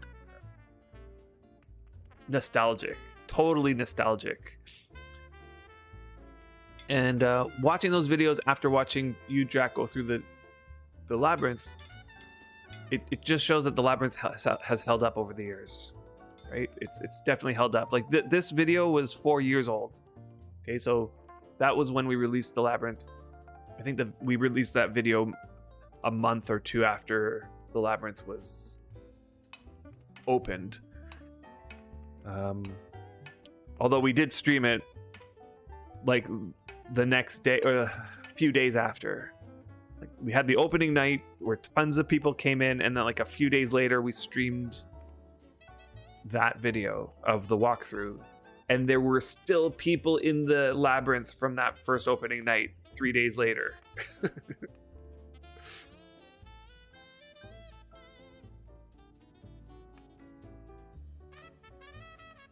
You've not have time to watch it yet? Yeah, got it bookmarked though. It's on your watch list for later tonight. Yeah, totally. Like it's a watch whenever. It doesn't have to be anytime. I was watching through it, and boy, it was just bringing back a lot of nostalgia. Like I remember when we were going through that video, I didn't even know the whole way yet how to get to the end. I still hadn't solved the puzzle. I knew most of it though. Like there were certain things like that I never knew, such as the Easter eggs that Brian kept dropping. Like he was like, and I put this here and I put that there, so that any one person that just stumbles in this corner of the place at least gets this out of it. So like he wanted to make it seemed like he wanted to make it so that there were rewards for exploring the nooks and crannies. You explore this nook, you find this little sign, and that sign says something that is useful on a later step, that kind of thing. You can remember me and Brian having a long talk about if the left is left and right is right, then right is left and left is right thing. Or am I crazy? No, we didn't have a long talk about it. I actually always liked that riddle, as it's quite obvious what the answer is. It's obvious once you like just think about it for a second and do some quick replacements of some of those words with their synonyms. I called it obvious just because like when my son, he's 12 now, but he went through the labyrinth back then. So 4 years ago, he went through the labyrinth. So he was 8. He figured out that riddle on his own.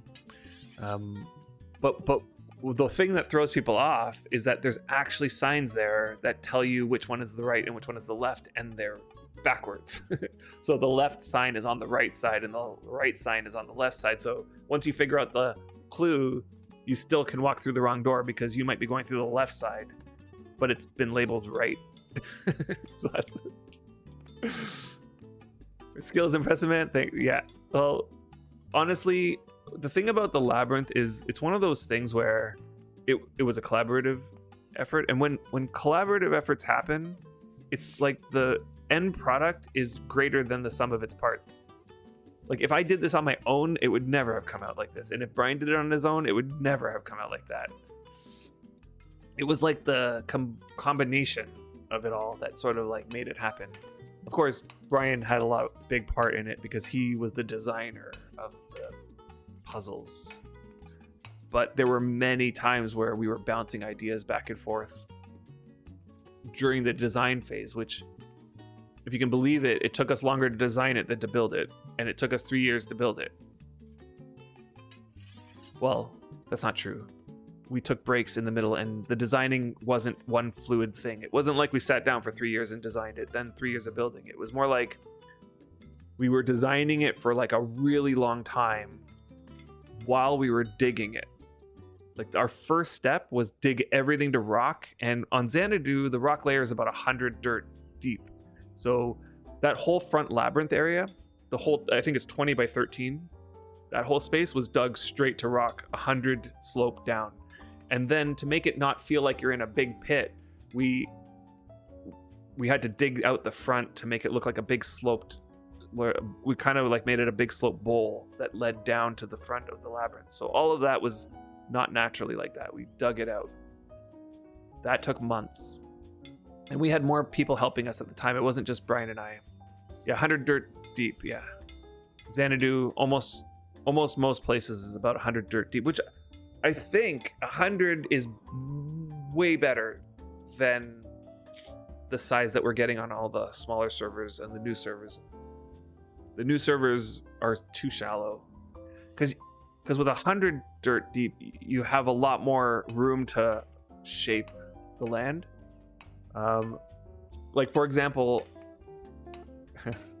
our house that we built on our deed on Xanadu, the one, some of you might remember, the one that has the big basement. So like flush with the ground, we put like a little house, but the house is actually a big 10, 12-story house or whatever it is, like really tall house that when you're just up on the ground, it looks like a 1 or 2-story house. Okay, but it's all connected with bridges, and in its base is in a really deep pit. You can't make that type of house on the servers where the dirt layer is not 100 or more.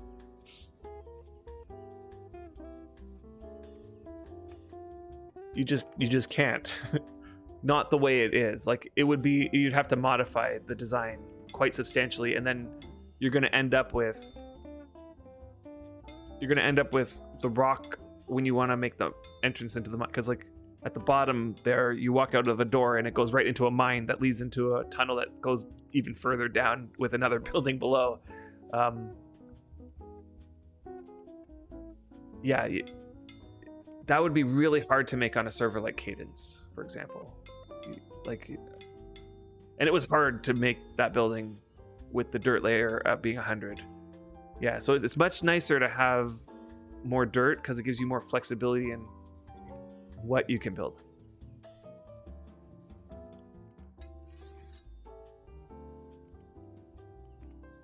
Yeah. You still like Jack's logic? Well, I'm a lefty, so I'm gonna go left.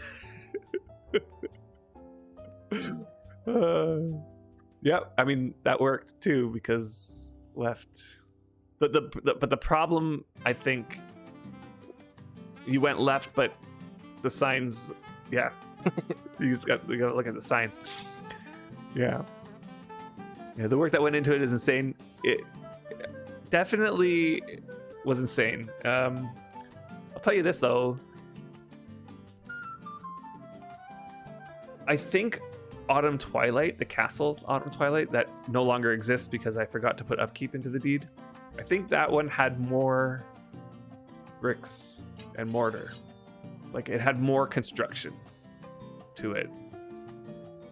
Less planning, more construction. However, we finished it much faster because we were so obsessed with the game at that time that we played nonstop. Like we didn't take a break. We just went and just went and went and went and went. I really, really feel terrible that Autumn Twilight is gone because honestly, all of our projects, all of them, that have decayed over the years. I wish were still there, because they would be similar in the style of like people could go there and see what it was, and just like as I said, most of the design stuff was all Brian. Like Brian put in tons of time into figuring out the details and the design of it.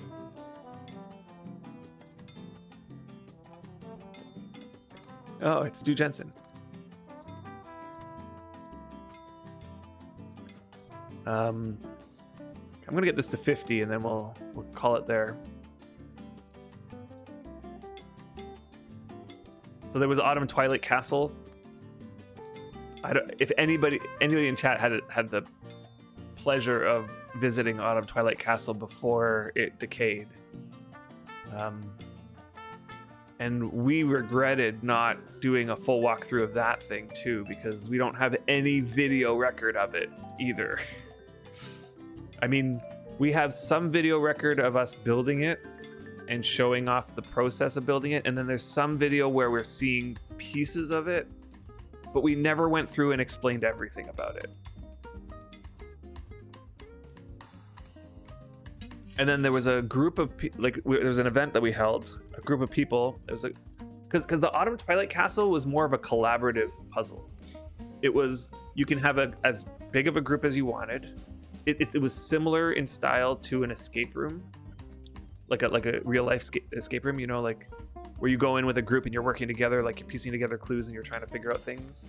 So we had a group of 12 people on the opening event go into the castle, and it was just amazing what we saw. Like people were using, you know, local chat to just explain I found this and it says this, and another person over there's like, I know exactly what that means. It means this, and they run down the hall to find the other place, and they're like, oh my god, that worked. It opened the thing, and then they get into the thing, and they're like, okay, now there's another clue here, and everybody's like gathering there, and it was just like, it was that kind of like puzzle where people are trying to piece together clues.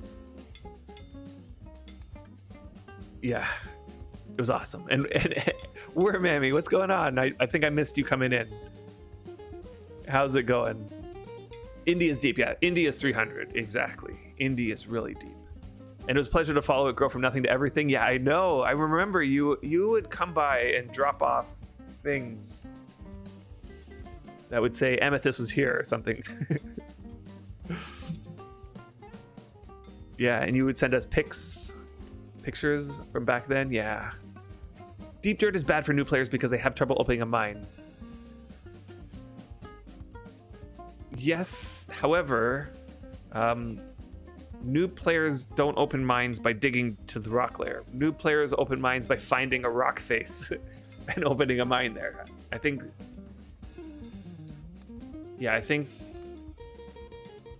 the type of players who are digging to the rock layer to open a mine, that should be like more of an advanced strategy. And that's probably why the NFI servers are shallow. Yeah, but you know, if you're on Independence with 300 rock layer and you're a new player, you're not digging 300 dirt to open the mine. You're finding a rock face, right? So like it should be, still feel like it should be okay. Not to mention, there's always public mines. You know, that already, that's what I did when I first started. I didn't make a mine to find iron as the first thing I did. I wandered around until I found a mine that was open already and had an iron vein already there. And that was my first home, that little cave. Okay, I think that's good enough for that. And this can go back into the 50. Okay, so I got an ink pot. I'm gonna just cool it just in case because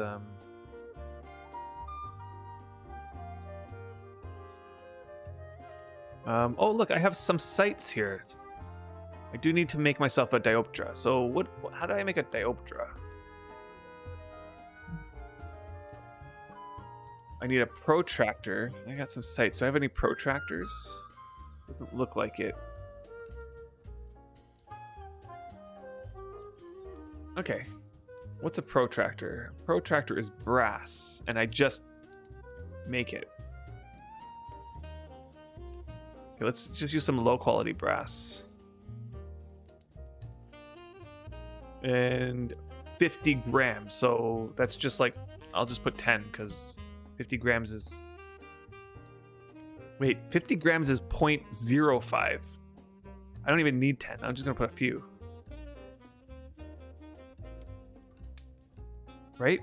50 grams is 0.05, right? Okay, going back here. Yeah, back then there was no stone strike. Yeah, surface mining was eternal. Surface mining was proper back then. It was a proper project. Yeah, when they added the stone strike, and they also, it's not even stone strike. Stone strike only gives you a 10% increase at most when with 100 cast. The bigger change was that they made it so that your skill affects the chance of surface mining, right? So I think it's for every 20 skill in mining, you have a 10% increased chance of success surface mining. Originally, the base chance is 1 in 5. So for every 5 mining actions you do, you're going to drop it by 1. And when we made Autumn and Twilight, we surface mined a huge hill down. It was humongous.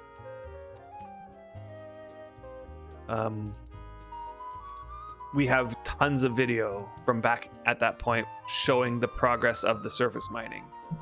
So if you're interested in seeing that, it's way back 2012. Yeah, that was another area. Yeah, it was another area, Jack. I think that I'm talking about. Deep dirt is okay. So I read that. Zetrin making a dirt wall on PvP is hell because of this. Hold on. Zetrin said there's practically no dirt layer at all in NFI. Yeah. Okay, so Patronak, you're commenting on how on Defiance. How do I get back to the world map? On Defiance, making PvP dirt walls is terrible. Yeah, I can see that.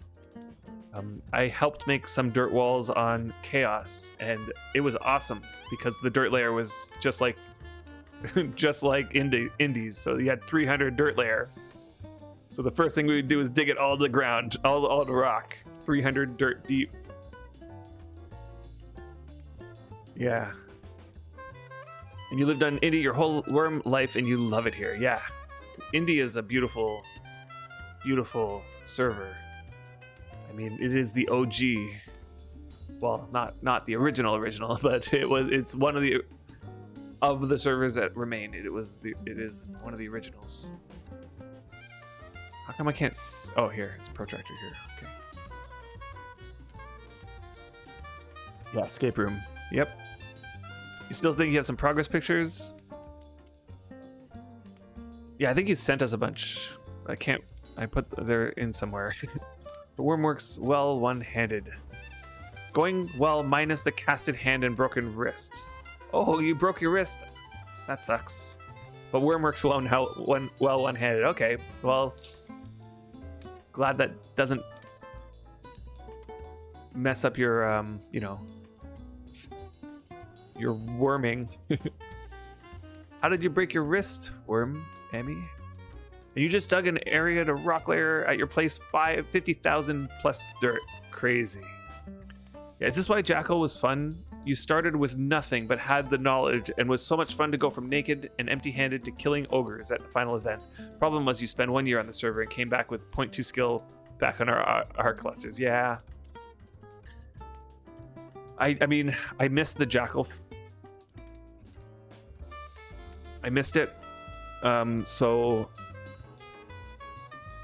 I kind of regret missing it. It was at the wrong time. It just came out just at the wrong time for us. Yeah, you did the same thing on Elevation in the past. Old great time, yeah. Old great time, totally. Yeah, making those big dirt walls on PvP, that was something. I learned so much about terraforming on the PvP servers that I was able to bring back and apply to my deeds. The digging in this game is so...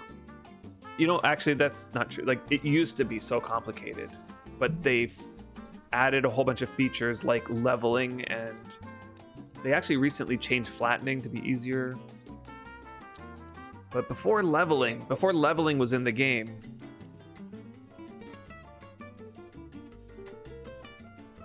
yeah, there was a lot more to know about how to get the land to be how you want it to be.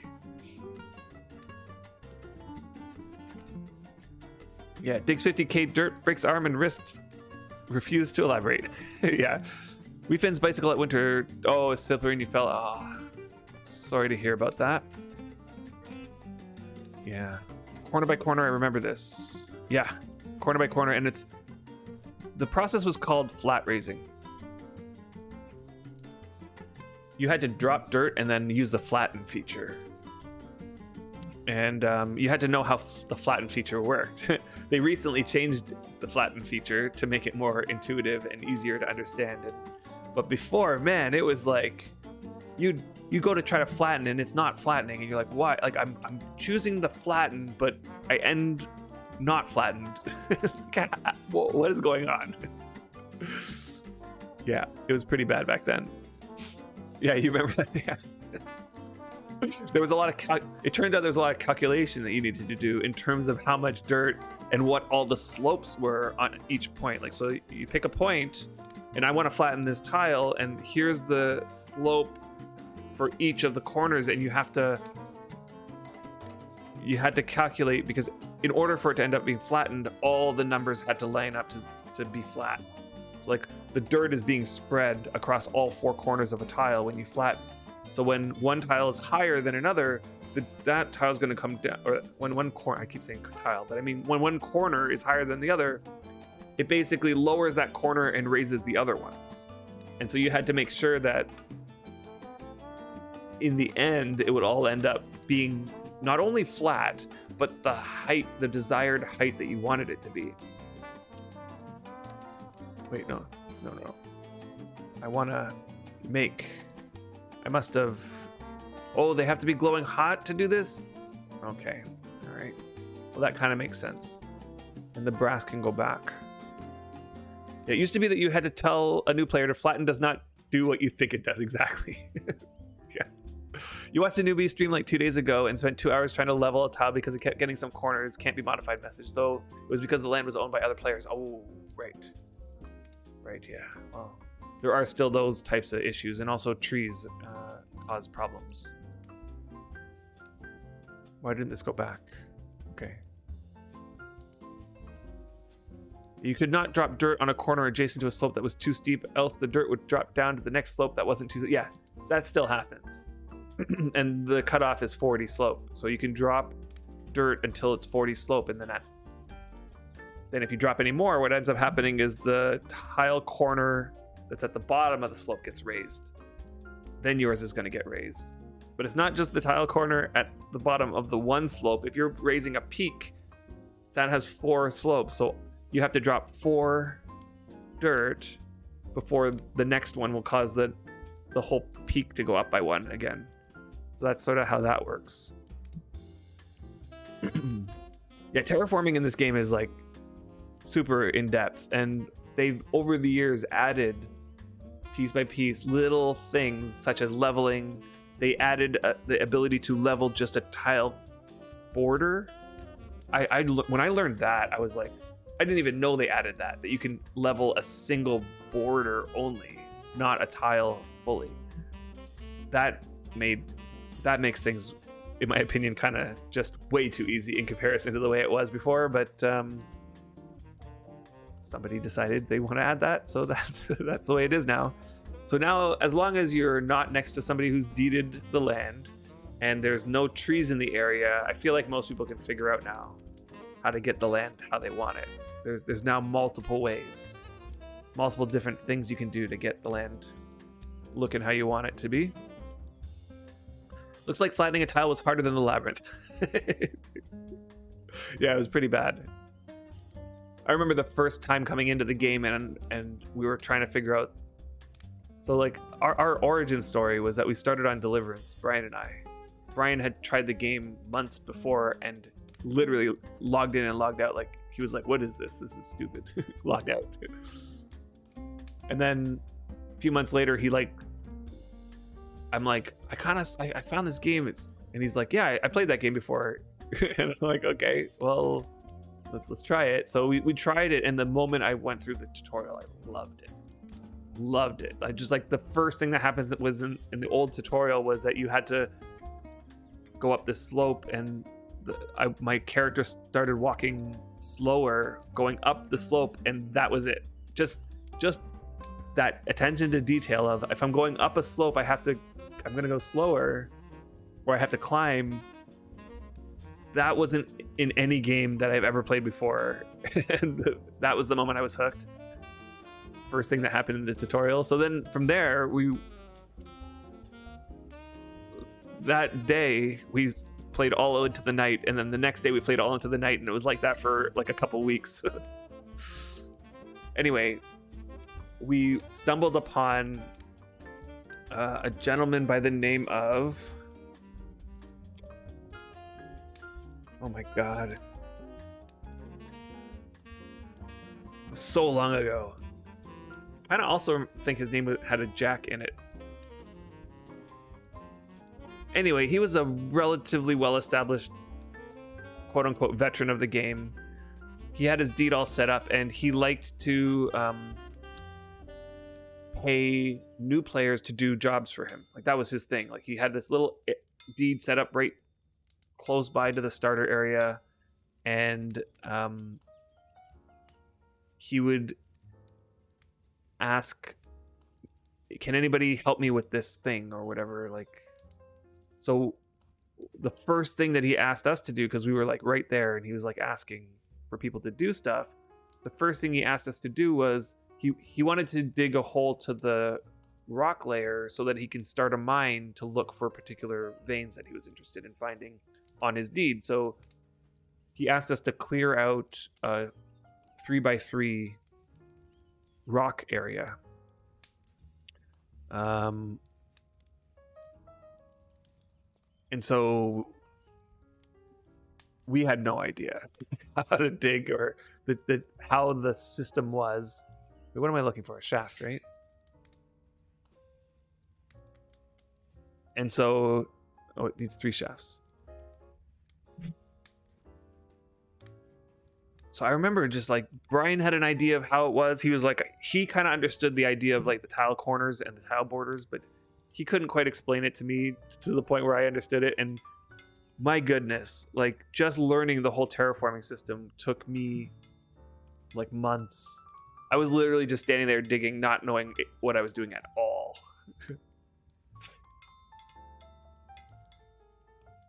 Yeah, doesn't even need flat tiles to level anymore. I know. Yeah, you just stand anywhere and you just level the corner, and that's it. Now with the old terraforming, imagine making a mountainside roads that naturally are over 40 slopes. Yeah, but that was easy. Not easy, but if you knew how to do it, there were ways to do it. It was using flat raising techniques. Yeah, making mountainside roads, the experts knew exactly how to do it. And by the time we got to the point where we were doing some advanced terraforming, even at Autumn Twilight, we understood the calculation for the flat raising to get things flat. All it was you drop dirt onto a corner that can sustain it, and then you flatten the tile until it's flat, and then you just had to make sure the amount of dirt that you dropped was calculated to make it so that the tile was flat and the tile was at the height that you wanted it to be. Okay, so like you just do this balancing of dropping, flatten, dropping, flatten, dropping, flatten. Yeah, you can't remember the name either. Even watched all the videos 5 times. Yeah, but the name of this guy is not on the videos because this was before we walked into Wurm the first time ever. We were not making videos at this point. And we long since left that area before we started making videos. Yes, that was a long time ago. Your first death in Wurm was because you fell off a hill, not remembering there was climbing button needing pressing. Yeah, totally. Okay. Oh, look at this. I had a diopter the whole freaking time. It's decayed almost though. I knew I had a range pull. I didn't know I had a diopter. Quality of the diopter matters. Probably, right? Yeah, that's a good idea. You can't work for 5 weeks. I can watch all the vids again. Yes, I remember you've watched them like all the way through like 5 times or something like that.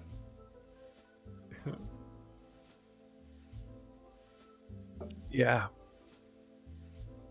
Oh, Stu Jensen was saying something. It seems my new neighbor on Sully has joined a PMK on Chaos. Okay, he's digging a lot of dirt. So far, not destroying the environment. Might be best that he's on Chaos. And by the way, I am streaming some Wurm at the moment. Your first time playing. Okay, let's see. Wow, that was a long time ago. Home server, the JK home server. Okay. Let's see if I can spot which name you are, Nin. Are you on this list?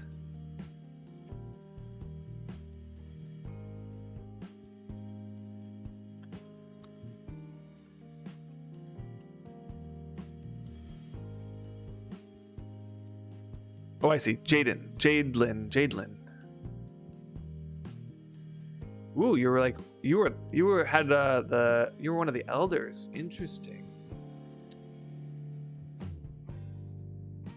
So that means you probably started playing. Did you start playing before? You must have been playing before that. If you were one of the originators of this. So when did you start playing? And how's it going, dude? Jensen? Welcome on in, and thank you so much for that sub. 39 months. Boy, that's just insane. How did I end up on Chaos? You said I learned about advanced digging and mining there, but other than that, was terrible. That was terrible? It wasn't terrible. Yeah, it wasn't terrible. My issue was more that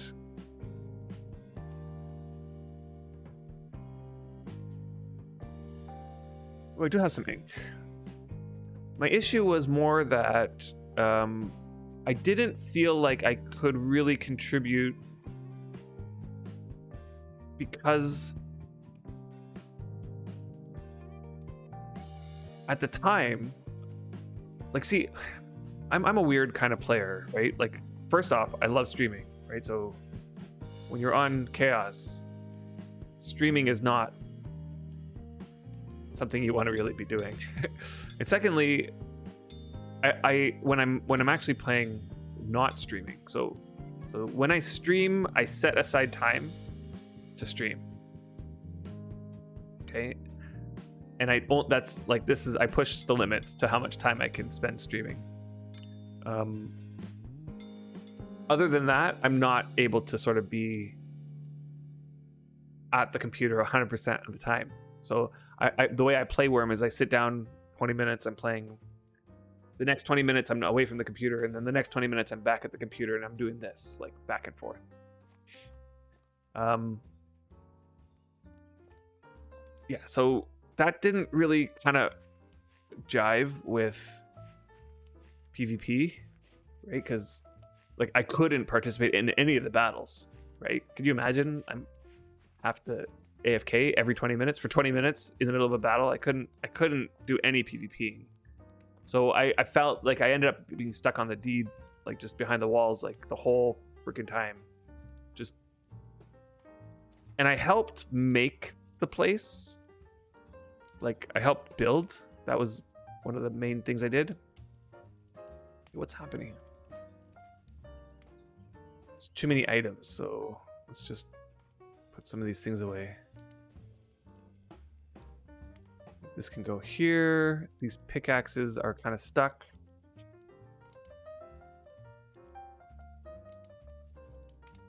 Is it because I have too many backpacks, maybe? Yep. Okay, what's in this one?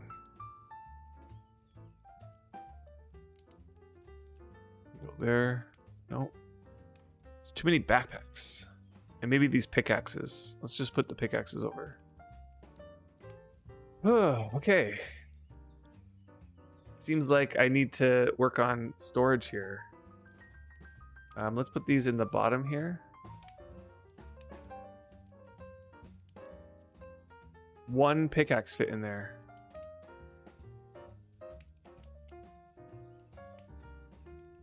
I'm just gonna put all this over onto the other shelf.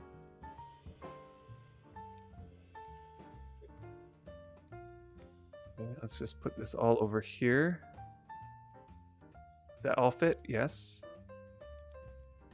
Okay, and let's now get... Did any of the good pickaxes come over here? Not really. Okay, so all of them are here. These are all my good pickaxes.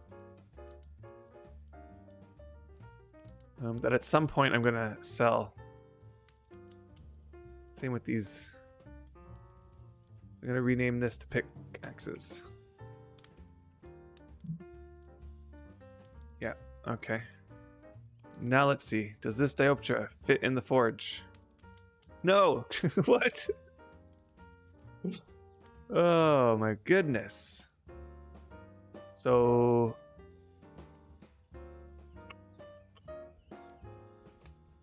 Does this backpack fit over here? No. Let's put these together. Not all of them fit. Alright, well... Okay. Let's make sure all these are enchanted. Okay, and let's see if that backpack fits here.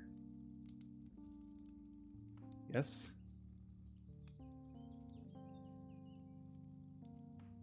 Now will this fit? Yay! Okay. Okay, and this is bronze, so I know bronze is something I don't have that much of.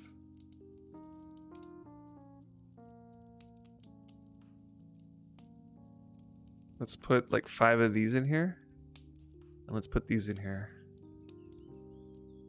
Okay, sorry, let's go back to what you guys were saying. A little, you had jumped in beta briefly, but only for a day or so. You came back when some of the folks on the Penny Arcade forums were going to start up. Okay, interesting. And you think you started playing in the summer of 2007. Make it, oh my goodness. This is like, and the beta would have been like 2004 or something like that.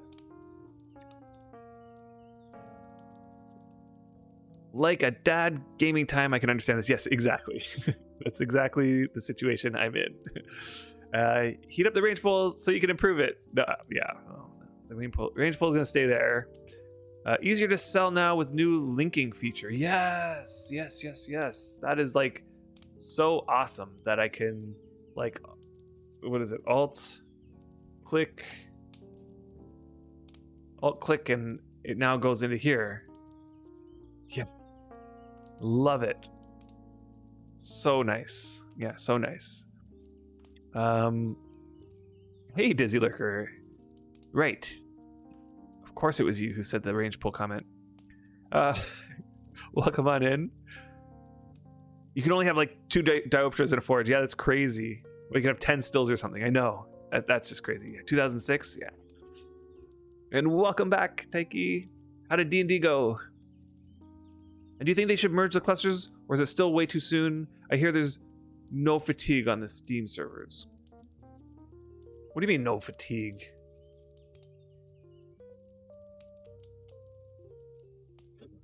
Anyone played WoW during the anal dirge and item link trade spam?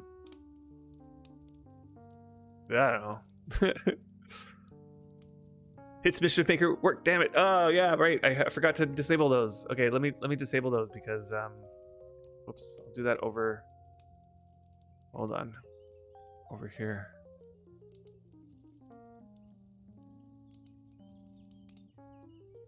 Disable those. But to do that, I need to log in over here to this thing over here. And then I need to make sure that that's not gonna do that and go over to here.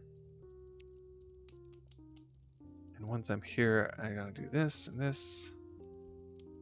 Whoops. How do I... Okay, did that work? I think I did it.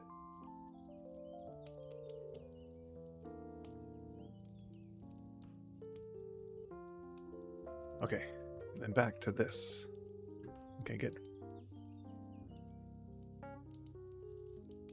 All right, what did happen to the bronze? I'll just use one for now.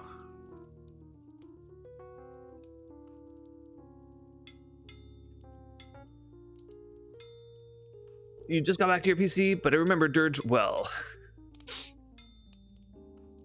I don't remember any of that. When was that?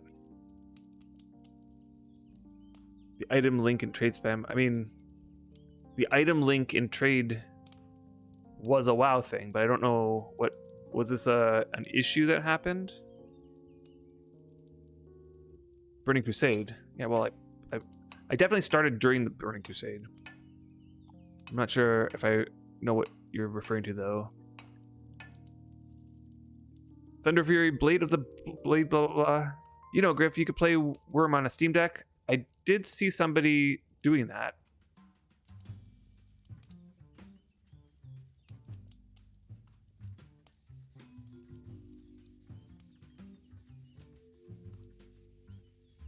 And Gaffer Mrs. Barron's chat.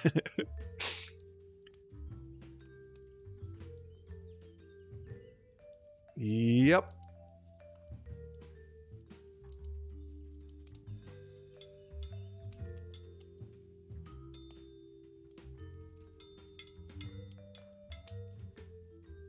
Kids will be kids. That's definitely one thing I don't miss about playing WoW. Was the kids will be kids sort of environment.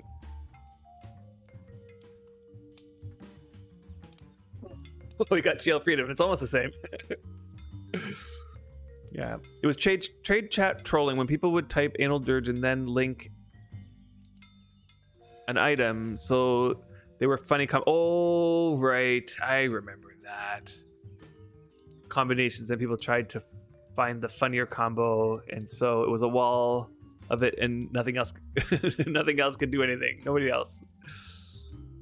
I remember that. Right. I remember that. Yeah, that was kind of annoying.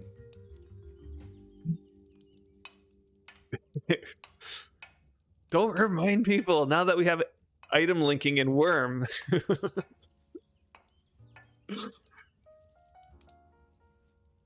You got 10 times funny when you can link skills and abilities as well. Makes me wonder. Can I link abilities? No. Nope, can't link abilities. Exactly. Exactly, Mickit. Right. Well, don't remind people, because then you know what's going to happen to trade chat, or not trade chat, but can you do this anywhere but trade chat?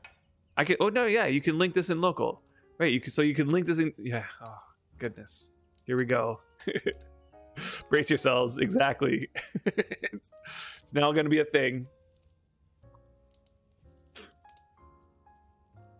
Yeah, I can link PMs Tuesday. You can link. Yeah, exactly. Totally. It makes sense, like, as a feature, to be able to link it anywhere. Jack, since you're 10 years younger than me, We'll put you right there when that was around. Yeah, no more typing 10 casts and 5 ruins. Exactly. Yeah, renamed item also shows up if it looks like like the tooltip. Yeah, you don't. Oh boy. Yep. Salt. Yep. Yeah, I could rename it with a price. Rename also shows up if it looks if you look in the tooltip. So if I rename this pickaxe, wait, I did rename it. So in the tooltip, it should have the name. Yeah, there's the name. Yep. Yep, exactly. You can rename it with a price. Makes sense.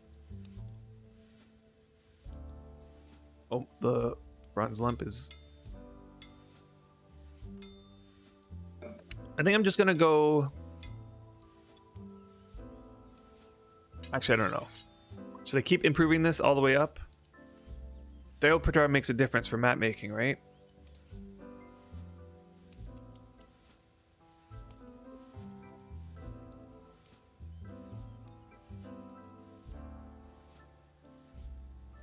Does range pole quality make a difference? This is where we have to go back to the... Where was it? We're going back to this one, yeah. There's a new journal available to everyone at login that will guide you through getting started and reward you with some helpful items on your mapping adventures. Once you hit level 10 cartography, you will unlock a second journal walking you through certain creation and use of stamps. Okay, let's look at that. Cartography. Create a cartography table. Okay, did that. Wait, what's the... So the reward is map maker title, 5 blank maps, 1 pottery jar of ink. Okay. I like that they didn't give you sleep bonus. I mean, I like when I get sleep bonus, but I feel like the number of ways to get sleep bonus are just insane. Like all of these give you sleep bonus. So yeah. Okay, let's see here.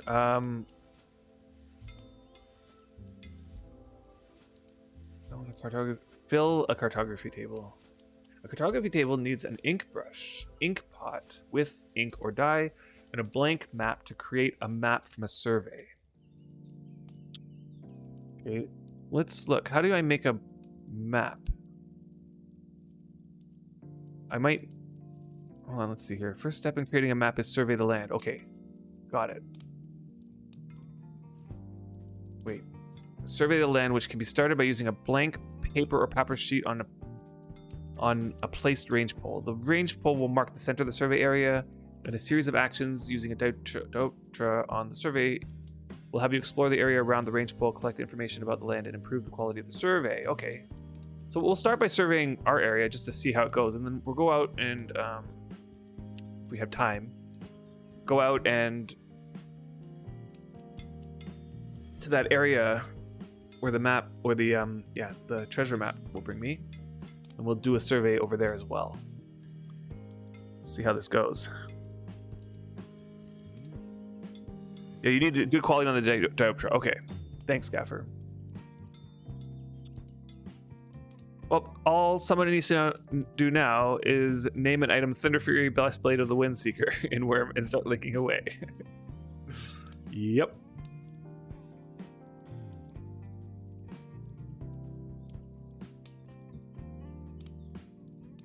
Maybe even a simple cast on the diopter while you're at it. Unfortunately, my priest does not have premium at the moment. You know how it is. I come back. This character had premium and still has premium for a bit. But my priest only had a year on them and then it ran out. So I'll have to... I'm still in debate mode, right? I'll check in a month. If I'm still playing Wurm in a month, I'll repreme the priest. Maybe even a simple cat. Oh yeah, that is right. We don't have electric type damage though. Yeah, well, yeah. the Thunder Fury. Yeah. Like I don't want to preem and then like 2 weeks from now I'm like get caught up in another game. I don't know. We'll see. But I'm pretty committed. Like my mindset right now, where I'm at in my mind is I'm gonna be working on that project, the Citadel, but also doing some things along the way here on my deed and such. And I do want to figure out this map making and finish those maps. There's just like there's so many things in Wurm that I want to do.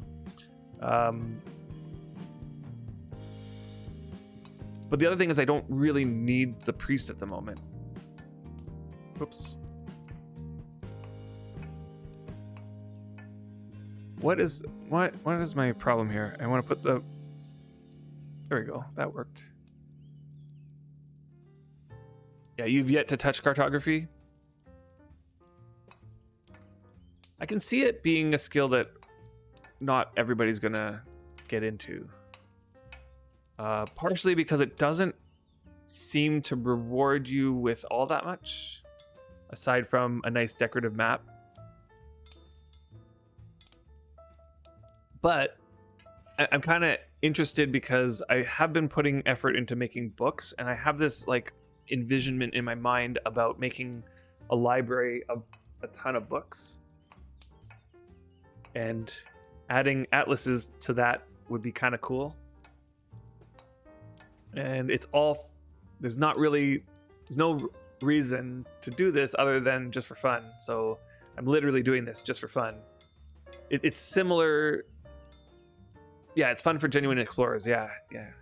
It's similar to how I got on the beverage making kick prior to coffee. Like this was well before I knew coffee was gonna be a thing. So I was like, all I wanted to do was make alcohol in the game, and I just made so much alcohol in the game.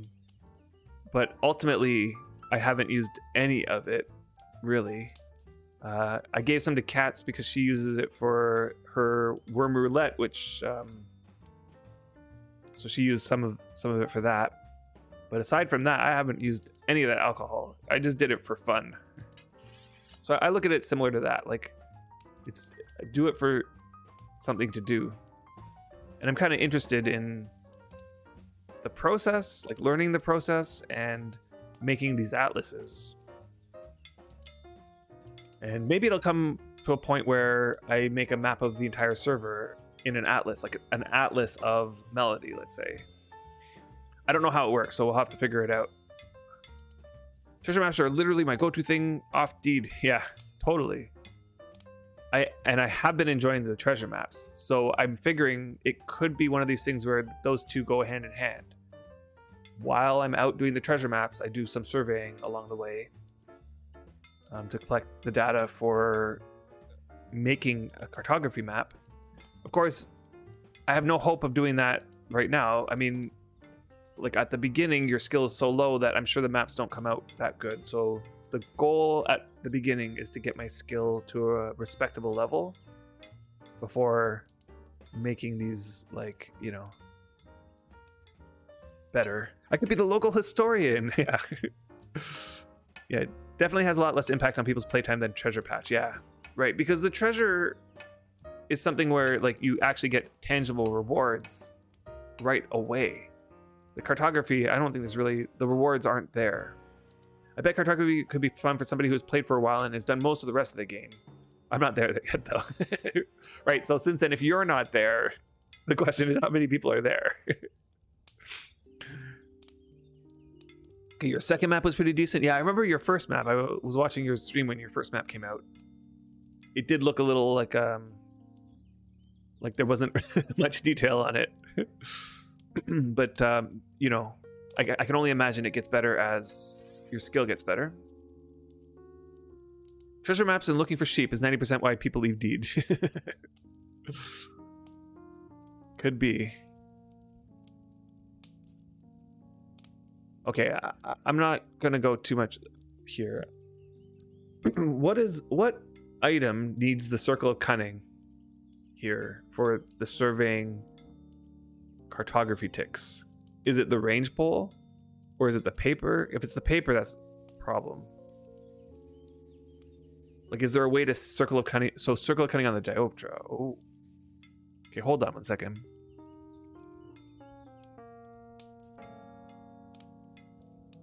Creating a map is started by creating a survey of the land that you would like to map, that you would like a map of, then using completed survey on a cartography table. So where does the dioptra come into this thing? It's like the first step in creating the map is survey the land, which can be started by using a blank paper or papyrus sheet on a placed range pole. The range pole will mark the center of the survey area, and a series of actions, using a dioptra on the survey will have you explore the area around the range pole to collect information about the land and improve the quality of the survey. Oh, okay. So the surveying part uses the dioptra. I just don't have circle of cunning.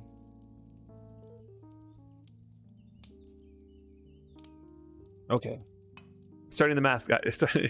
Well, you know, if I'm gonna level up this thing, I'm gonna do all the things to level it up. I think this run, I'm not gonna optimize anything. We're just gonna go out and explore this new feature, and we're gonna make a crappy, low quality map with my crappy skill, with not the intention of skilling up here, but rather the intention is to learn the system. Once I learn the system, then I can start optimizing the things like putting circle of cunning on the dioptra, and I know that surveying the same place over and over again is not optimal, so you have to kind of go around different places to survey the land, and there's some cooldown, right? Like Gaffer, you were saying on your stream that there's a cooldown. Once I survey an area, I have to wait a certain amount of time before I can survey that place again to get the same skill.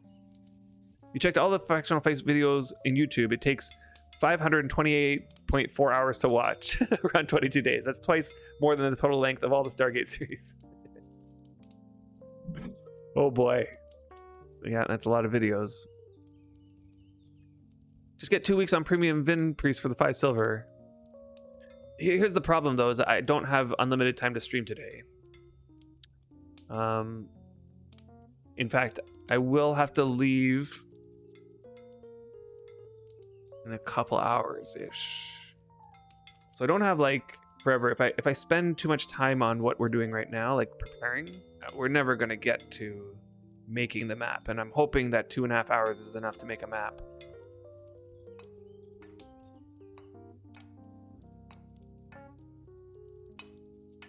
I still need to get the dye. I do have some dye. That's like some throwaway dye in that barrel rack right there. So just use that. It's red dye. So, as I said, I'm going to make a crappy map with not optimal situations. And then later, like, I'll go and spend the time making the dye. I'll probably make a few more pieces of paper. I don't know how many pieces of paper I need to make. How much paper do I have? Just these 7 sheets of papyrus. That's it.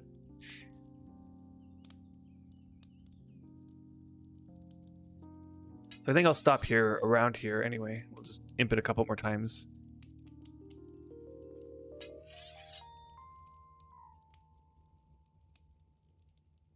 Yeah, treasure maps are fun. A good way to learn your server better. And you get out and about, and of course the chance to find some unique loot. Yeah, exactly.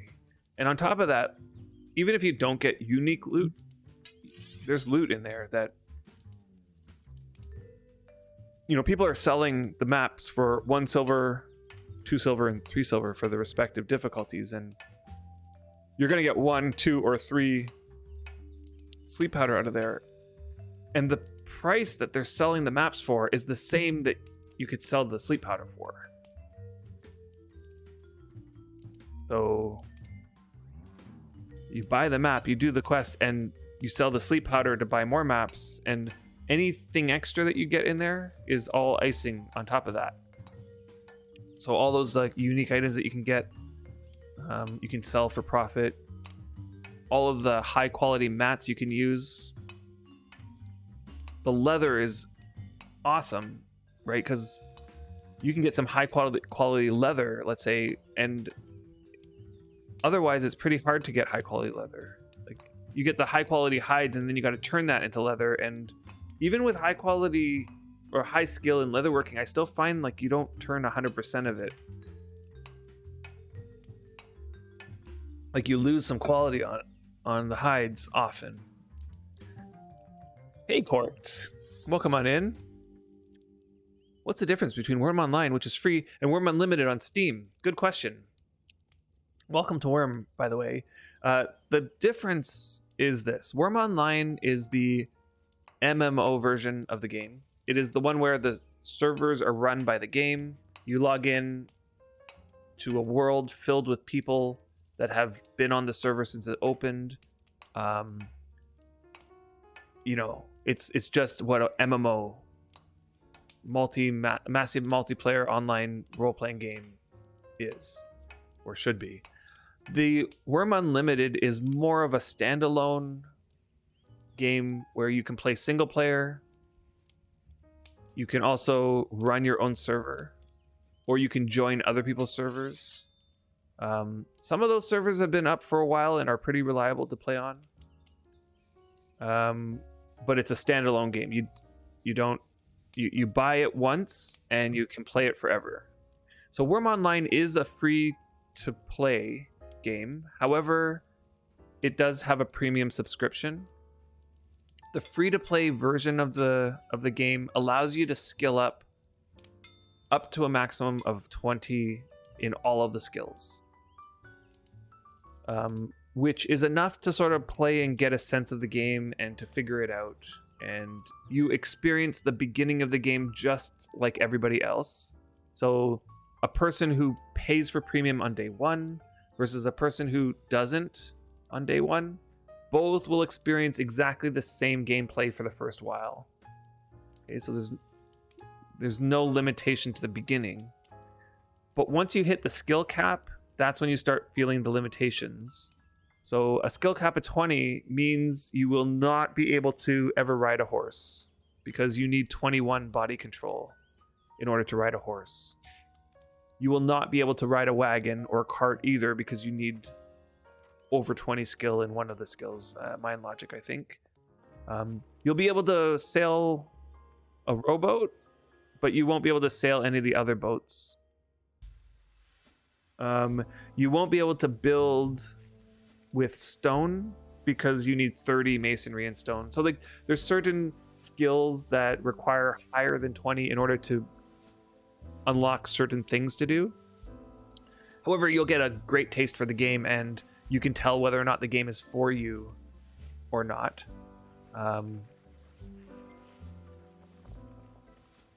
Yeah, just by downloading and playing for free. And it's the proper way to play, in my opinion, in the sense that I think the Wurm Online is the way the game was intended to be played. What did I do with the ink pot? What the heck did I do? Did I leave it in one of the bags that I put over here? Yeah. Okay. So the ink pot, got that. Yeah, you played for a little bit 5-10 years ago, I think, on a regular one. Yeah. Yeah, okay. Yeah, at 99 quality with imbued 70 quality lie, I'm guesstimate 40-50% of all my 100 quality high turns into 100. Yeah, exactly. Right. Right. So, like, when you go in, like, for example, I have a 99 quality map over here somewhere. One of these maps is 99 quality. Where is it? There it is, this one, 99 quality. If in that map I open it up and there's leather in there, right, like that's gonna be some pretty valuable leather. Yeah, Unlimited is not updated anymore, so Sipaku's correct on that. I think it was in 2017 or something like that, or 18, or they called it on updating Wurm Unlimited. It might have been after that, but sometime before they added in third person mode. So Wurm Unlimited is all first person mode, and it is as the game was back in 2018 or so. So any update that happened after that, including the volumetric lighting, the new skybox, the cartography skills, the exploration updates, all the updates that happened after Steam launch is a good probably sort of like line to draw in the sand. I can't remember exactly when Wurm Unlimited stopped getting made, updated rather. But the game is as it was back then. The old UI is still there and so on. The old fighting system. Here's an idea. What if they made Epic a free to play? They would still gain money from deeds and from people that would fall in love with the game.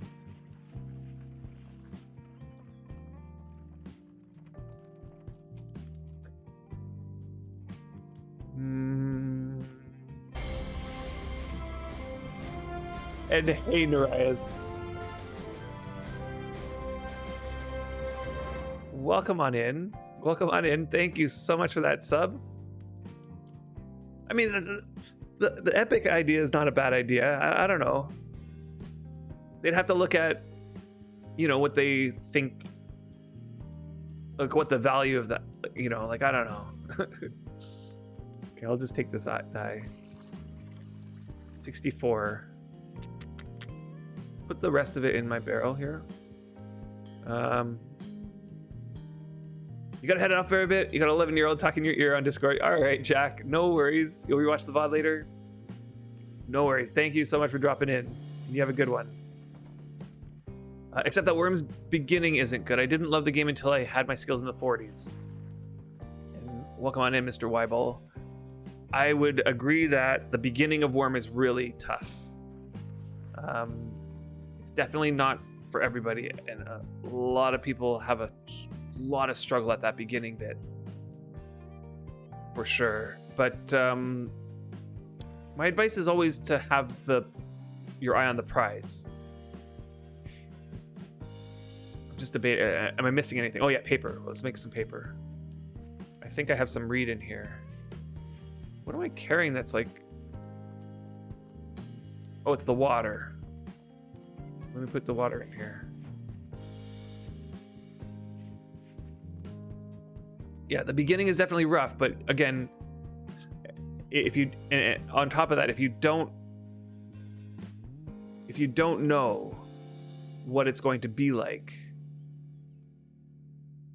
you know, you don't know what you're working towards, then it can be really hard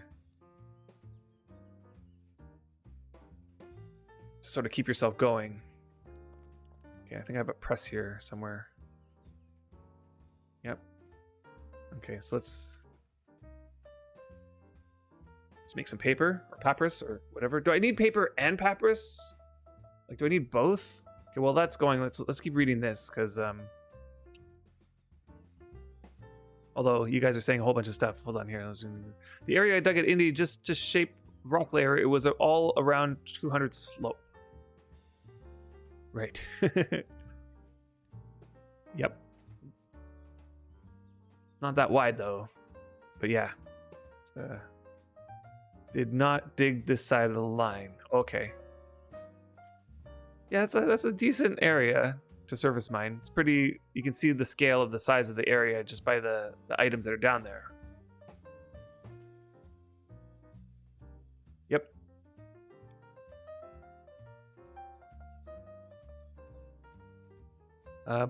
But you'll get 90 at most, even from a 99 quality map. You'll get 90 quality at most, even from a 99 quality map. Okay, around 90 quality. Okay. Again, my skill is really low, so I'm not too worried about the quality yet. I just want to make a map and see what happens. Body control is increased to rank 1 affinity. Nice. That's a good one to get. Like, I just got body. I just noticed I got my second affinity in body. I don't think body does anything, though. I could be wrong.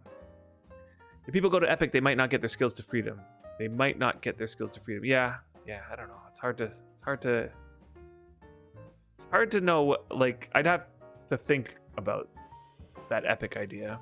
And I think the devs would have to think too. Yeah, if people go to Epic, I just read that. But you could have transfer option which reduce skills. Yeah, I don't know about that. Epic also got so toxic a few years ago that most current players won't touch it again. those that will play it already do. The same thing happened with the Steam PvP servers. I did not play on the Steam PvP server, like the Northern Freedom Isles, so I don't know exactly what happened there. And what was ouch? Missed what I was saying. Was it that I got it in body? Yeah, 2-body infinity. I know. I know. Like I've been pretty unlucky with affinities, as you can probably see if you scan down here. Like I'm lucky I got a couple. Like some of them are nice. Body stamina, mind logic was nice. Digging, I just also recently got digging. That was awesome. Smithing though, that's not useful, and none of the subsmithing ones. But I got smithing, healing. Like what? Like not first aid, but like healing. I got. I also got religion. Right? Like religion.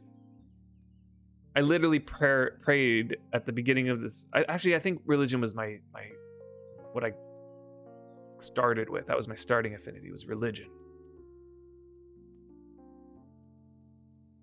Can I?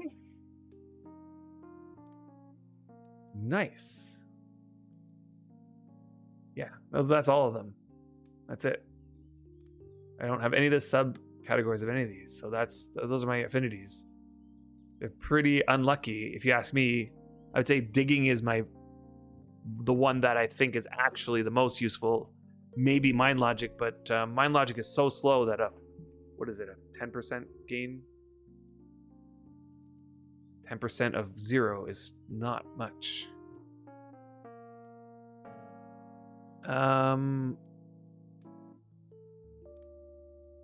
Yeah, isn't Wurm semi-free to play already? Last time I checked, the only limitation is skill cap. Yes, but that skill cap limits you in a lot of things. Okay, so no riding horses, no riding carts, driving carts. Those two things from a free player's perspective is huge already. Not only that, building multi-story, you can't go that high. I think only 2 stories high with a 20 skill on carp. And the size of your house is also not very big. Then you can't build with stone either. I mean, you can't build houses with stone. You can build fences, but anything.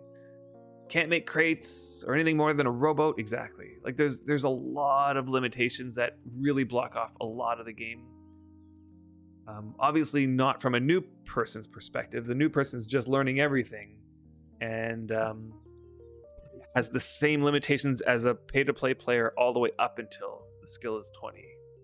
So you could probably, as a new player who doesn't really know much, you're skilling up probably really slowly while you're learning the game, right? You're not really focused on skilling up.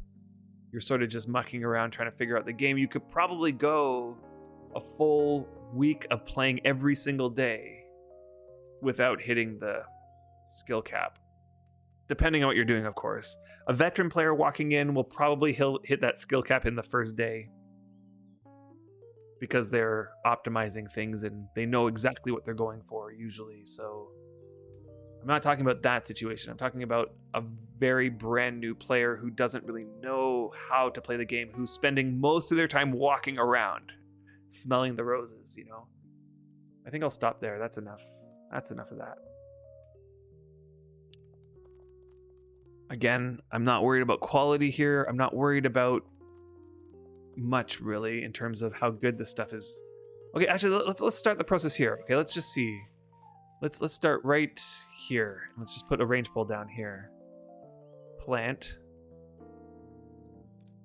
And it was activate a paper. Let's just take one of these 60 quality ones.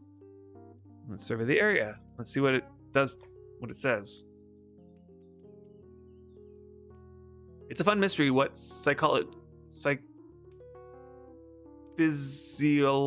physiology skill is or what it will be. Physiology skill. Someone last summer gained infinity in physiology. What? Physiology isn't even a skill, so how? Yeah. No, it's not a skill, so... Okay, so I failed the action. I'm guessing I have to do it again. You run into some issues. You look around for the low and high points of the land nearby and note them down. You take a quick note on this differing terrain of the area and where you'll need to record more information. You run into some issues with taking notes of the area and can't quite work out the best locations to record, but you think you'll do better next time. Okay. I might need to make a hotkey for this. People say parent skills don't really do anything, maybe except for miscellaneous that is used for compass making. I wonder what they could do to make them be useful. I wish that they spent time making them useful. Okay, weaponsmithing is a useful parent skill at least. Unfortunately, it's also slow because it's a parent skill. Yeah. You should now continue recording by using a diopter on the survey. Okay. So here's where my skills come in. Did I get a skill tick? Yes. Continue survey. Okay. And then you start a note what looks like the lowest point on the land of the area.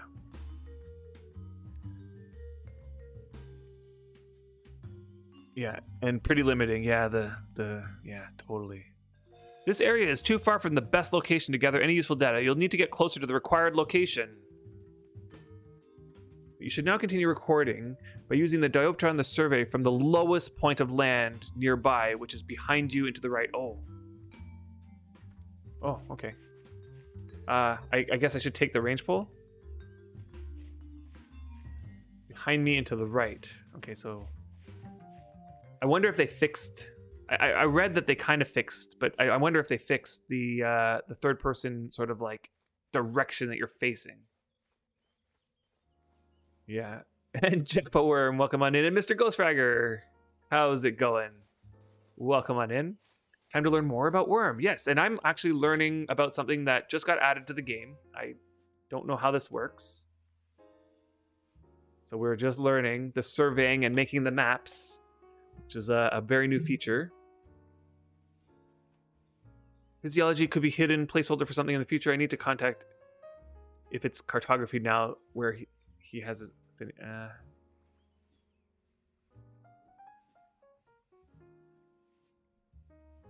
You start to note what looks like the lowest point of the land. To record any useful data, you need to be facing towards the starting location. Okay. I realize I didn't get the paintbrush thing. What is it called? Yeah. And Jeppa, you're saying your village is horrible for cartography. One point is deep in the sea and up in the mountain. Need about 10 endurance sandwiches to get there. But they shouldn't make it in the water that I have to go, right? The area is too far from the best location to gather.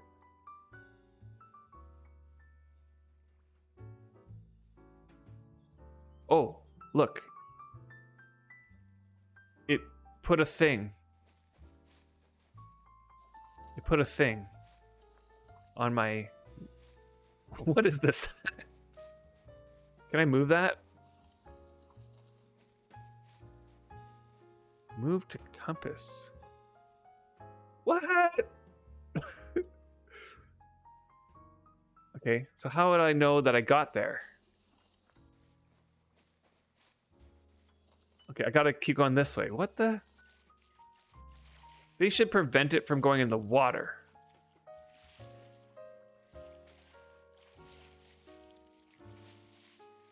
And it's disappearing.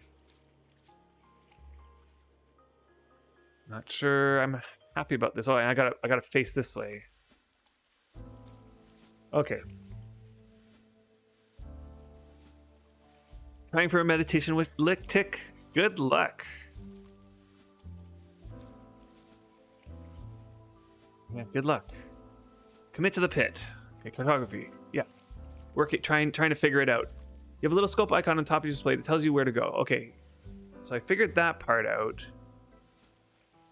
You might need to use the diopter to refresh the glowy thingy to see the tile that you need to go to the bottom of the lake. Look for glowing blob. Drowned for cartography. I see it ahead of me. Oh my goodness. Really? Can I take my boat? Can I do this from the boat? And Catspur, welcome on in. Welcome, welcome. We're trying the new cartography. I'm trying to figure it out.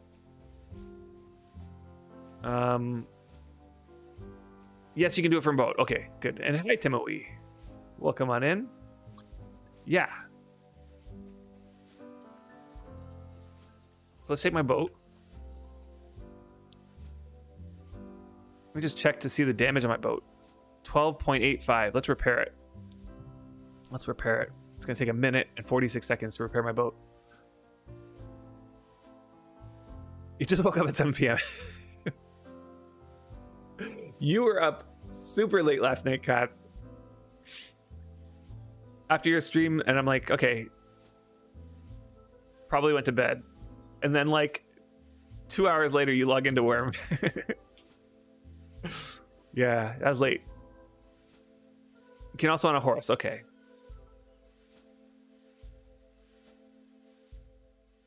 It's not 7 p.m. You time warp woke up. No, well, Jeppa, it's 7 p.m. somewhere in the world, right? It's gotta be 7 p.m. somewhere. I have no idea how Katz kept her cool last night. Right at the ending, yeah, with the boss fight. Oh my god.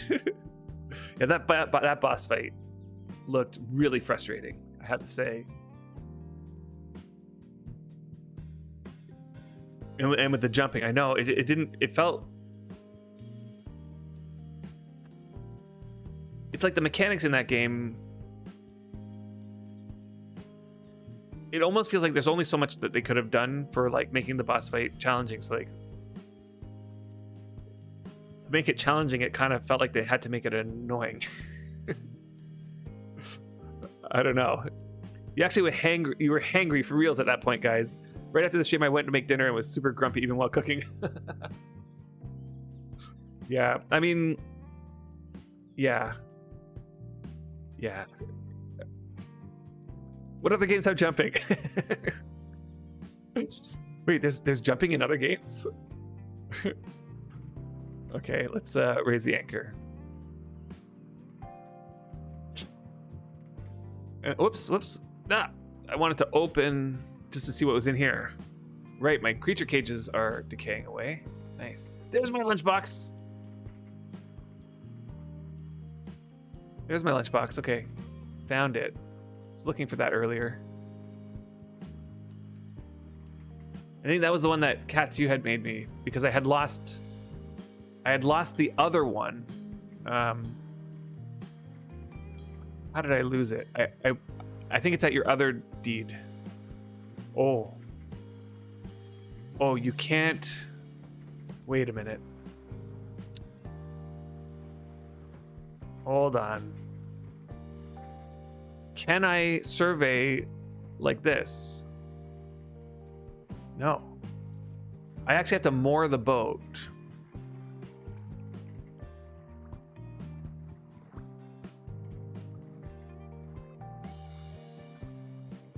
Okay, wait, hold on. No, I have to face. Using your survey notes includes the land. You figure out the next place to survey. Okay, it's right there. Okay, so yeah, this is a little. I do like the little flame icon though. That kind of tells you you're in the right spot.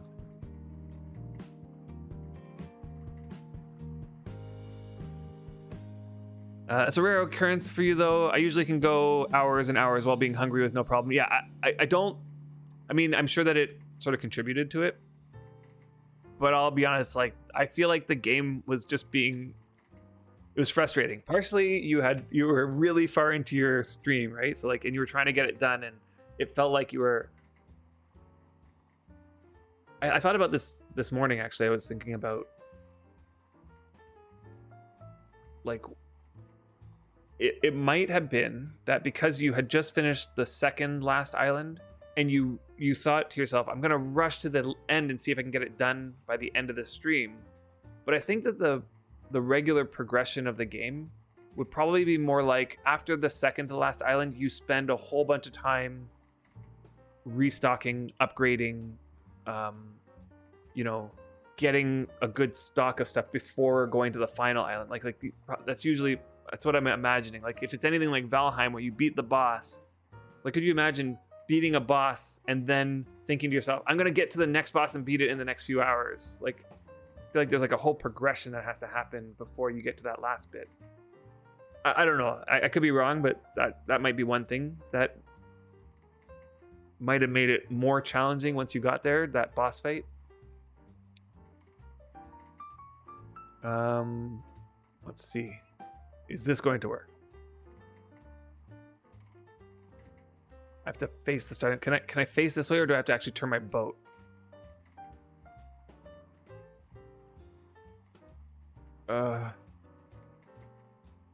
Hold on. Find starting location.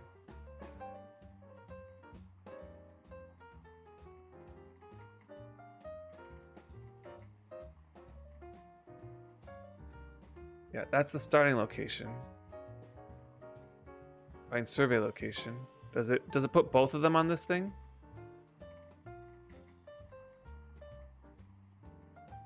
Yes.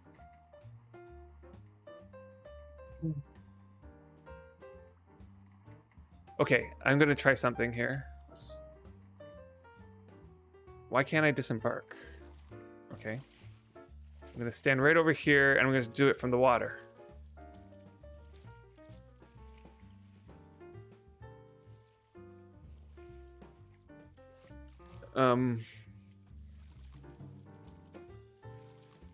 Okay, so how accurate does it need me to be? Pretty accurate, it seems. Just curious about why my stream title is past tense. So, you know, like the saying, Wurm is waiting? It's me saying, Wurm was waiting. Look at that. I'm back, and Wurm was waiting this entire time.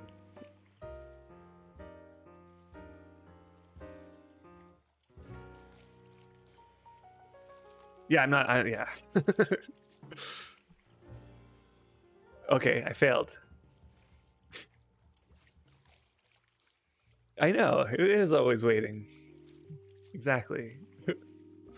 Yeah, it's supposed to be in that kind of tone. It's like, wow, look at that. Wurm was waiting this entire time for me. So nice. So yeah, hop off the boat. Yeah, that seems like the way to go. My skill is pretty bad, so let's just queue up a bunch. One of these will work. You just had some friends come back to Wurm after a 10-year break. Oh my god. A lot has changed in 10 years. Yeah, I can, yeah. I failed again.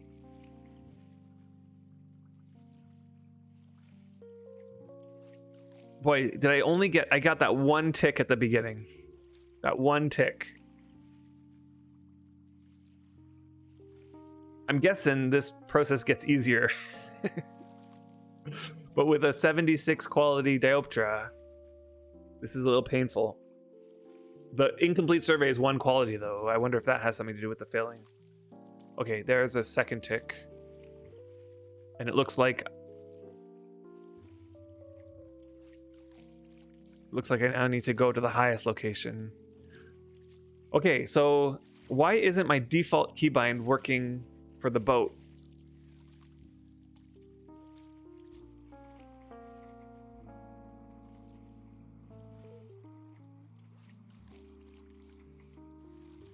So you made a long penny sailing 90 dioptras when cartography was introduced. Interesting.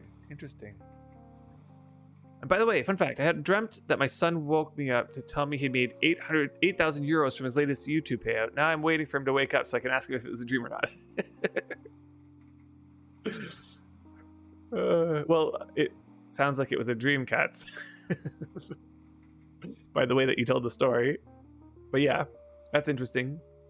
It's like those dreams, those types of dreams where like you're not sure if it was a dream or not. Those ones are... I don't ever get those dreams anymore. When I was a kid, I did, but been a long time since I've had a dream like that. Like when I was a kid, I had a dream where I woke up and thought I was awake, but I was still in a dream. Had that experience before. Uh-oh. Lag? Yeah, here's my reed farm. My wild reed farm. The last time was 2,000 euros. Nice. Yeah, that would be crazy, but 2,000 euros for a YouTube channel. That's. I'll tell you what. Like, our YouTube channel has made no money. I don't think really. In the whole time that we've had our YouTube channel up, I don't think it's made any money. Like it's made money, but like under $100, I'd say, the whole time.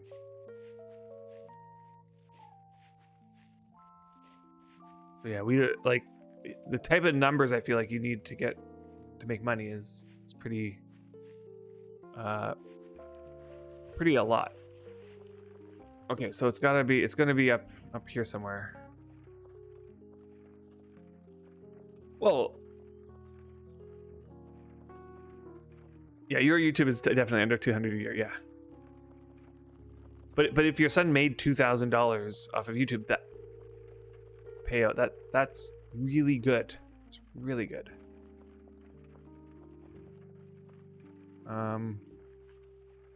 I think I can't go this way actually. This is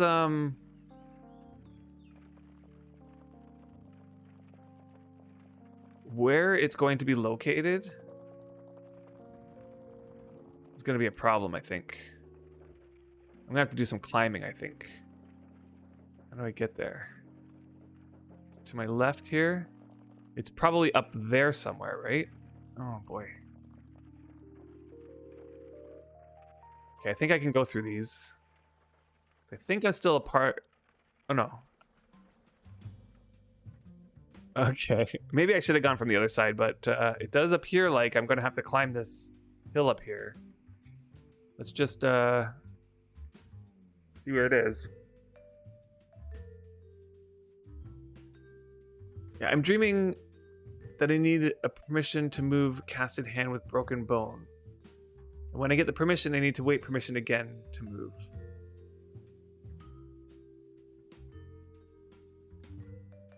And endurance sandwiches, yeah.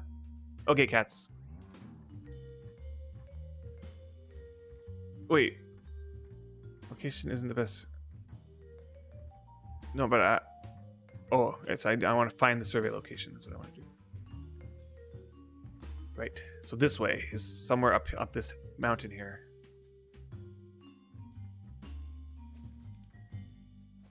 Yeah, I don't think I'll need endurance sandwiches to get up here. There is another way to get up, but I gotta go all the way around. I should have just gone over there, which is where that flat rock area is, that flat rock, and then just climbed up that way. I think it would have been less of a climb. But I don't think doesn't take too long before I can stand here. Like this area I could probably stand. Okay, there it is. It's right on that peak there. Okay, and I gotta face my direction back towards the start. So like, I don't know, this way-ish.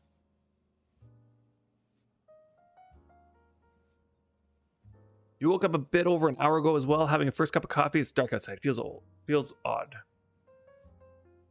Dark outside. So, Japa, you must be on the west coast. No. Dark outside. Even the west coast of America is 9 a.m. Oh, you're in Finland. Oh, so it's night time. Okay. It's like morning. It's 7 p.m. Or something like that in Finland. Yeah, and Cat's for breakfast. Just had dinner here. I know. Cat's literally just woke up. She went to bed later than I went to bed. Checking your notes to figure out the best place to record it next. Ahead of me to the right. Okay. I knew I made the wrong decision coming onto this side. I would have been in the ideal situation if I was on the other side. Oh, I hurt myself. It is cold here. Yeah, it is very cold. Although not as cold as East Coast. I was watching Little Monsters TV streaming, and he was saying that it was negative 45 degrees where he lived. And he lives on the East Coast of Canada. Negative 45. I looked up to see if he was talking about Fahrenheit or Celsius. It turns out negative 40 Fahrenheit is negative 40 Celsius. So doesn't matter what system you're in, negative 45 is cold. Like you'll die if you're out there for too long cold. And by too long, I mean not that long. That's cold. That's colder than any freezer you would ever imagine making. Yeah, holy crap, what do you even do? Yeah, you stay inside is what you do. You stay inside. Negative 45 is unheard of temperatures, especially even where he lives. Yeah, I would not go out for sure, but would let my beer sit outside for 5 minutes, yeah. Negative 45 is the coldest I've experienced. My car didn't start. Had to wait for a bus about 15 minutes and felt it like freezing up. Yeah. It's the same as normal, just limit outdoor time to 15 to 20 minutes. Yeah, you just don't stay outside for too long. Negative 45 is going to get through your clothing and jacket and everything.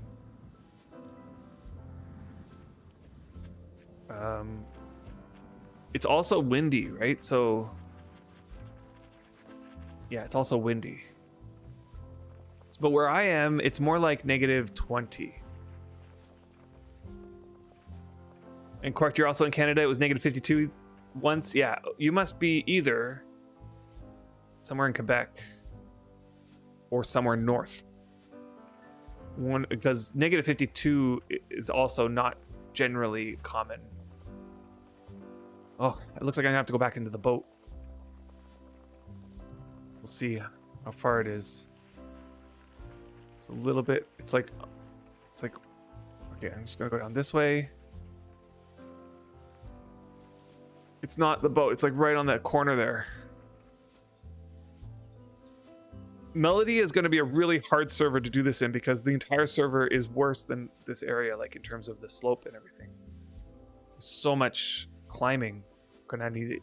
So maybe my alcohol is gonna come in handy after all the alcohol I made. Yeah, it was negative 22 here last night. Yeah, that's about what it's like where I am. Negative 22, and that's Celsius. Negative 22 degrees Celsius. What is Celsius to Fahrenheit? So for those of you in the States, that's negative 4 degrees Fahrenheit, which is like every year it gets this cold. It's not uncommon to be negative 20.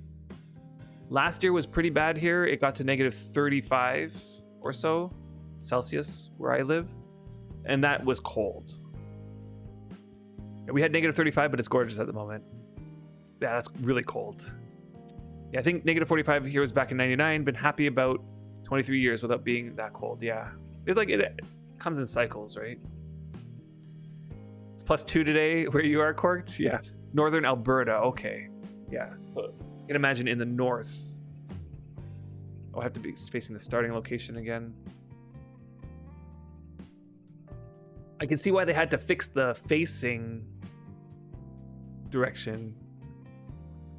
Alcohol will help you climb, but then make you fail the survey because of the drunken level. Right. Man, that totally is a problem. Suddenly, funny how your useless alcohol suddenly got used for a very niche use as a melody cartographer. I know. And you're a tad further north, Heike. Okay, so he's in Edmonton area, right? And you're a tad further north, right? In the Mac. I'm not sure what the Mac is. Yeah, sandwiches are the way to go. Yeah. I've never made a sandwich. Fort Mac, okay. You grew up by Peace River? You avoid the match. Okay. I failed. Let's just... I need to make a hotkey for this. Okay, so let's do that. Let's make it... I know this is already a hotkey, but I don't know what it is, so it doesn't matter. Control Q.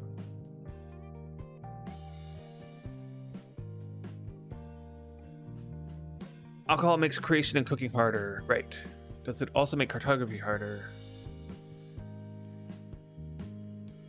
I think the way it makes creation and cooking harder is by increasing the difficulty of all your actions. It adds difficulty to all the actions you do, so I think it would. Yeah, increased difficulty, as Jap was saying. You love it here, been here for 20 odd years now, so many changes. So what is it I'm doing? Is this the cartography thing? It is the cartography thing, yeah. Oh, I'm not in the best location. It is. So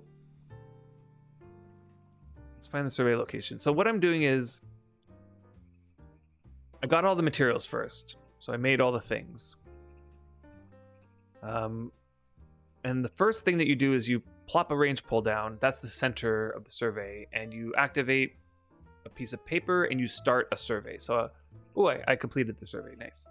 So once you start a survey, then it seems to be directing me through this little widget here that's like this little indicator that's in the center of my screen. It's telling me which way to go in order to run. I have to go to different locations in the area to survey until the survey is complete, which it looks like it's complete now. And that's as far as I figured out. So we're going to figure out the next step together. So far, so good. It seems pretty straightforward. Let's examine the completed survey. A survey of the land with recordings of the terrain, information, land height, and nearby resources. Interesting, nearby resources. Can be used to create a map at a cartography table. There are notes from 5 locations with enough information about the land to create a map from. Okay, so let's do that. Let's see. And my cartography skill is 3.8 now.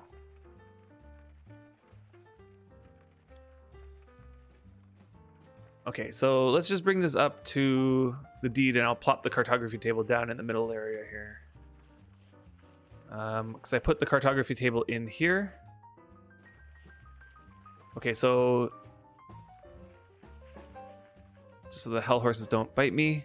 The cartography table needs... There's something I didn't make, which was the ink brush, which needs fur. Let's go grab the fur. If I'm not mistaken, it's over here. I could be mistaken, though.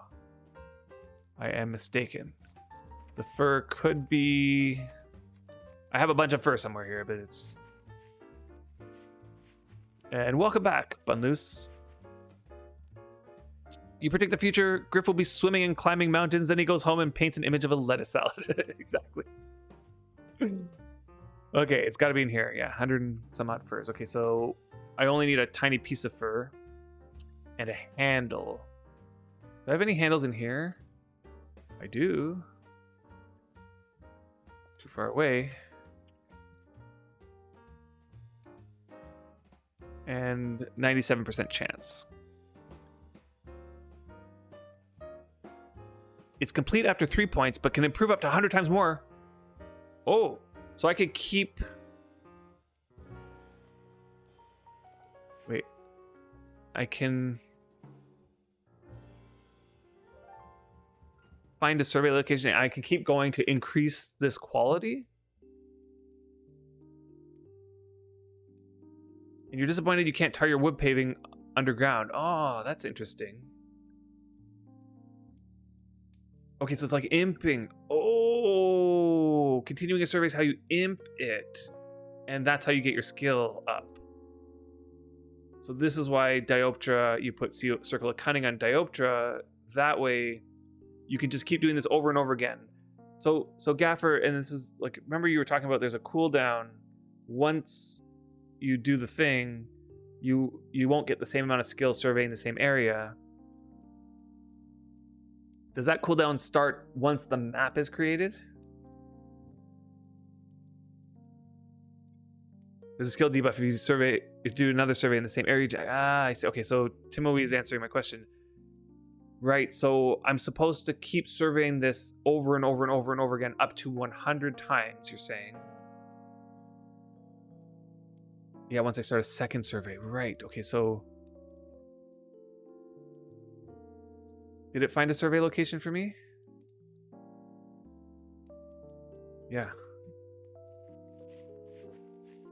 Okay, so the idea is to keep doing this over and over again until I've kind of like worn it out. This is a really bad location to do this in because it's half climbing, half water. And it looks like this one's way out in the water. Okay, so I'm definitely not going to skill up here. It sounds like you want to skill up more in a place where it's flat. Like go to a big flat area that's all paved or something with roads. Yeah, you want a nice flat desert or field. Exactly. Yeah.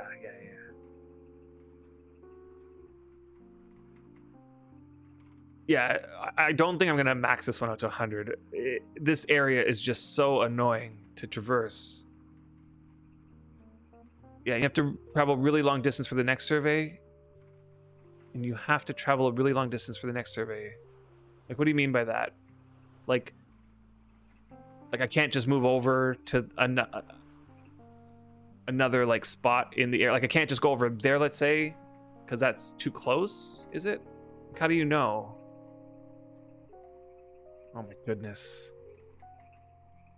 Water is so annoying. Oh, there it is. Okay.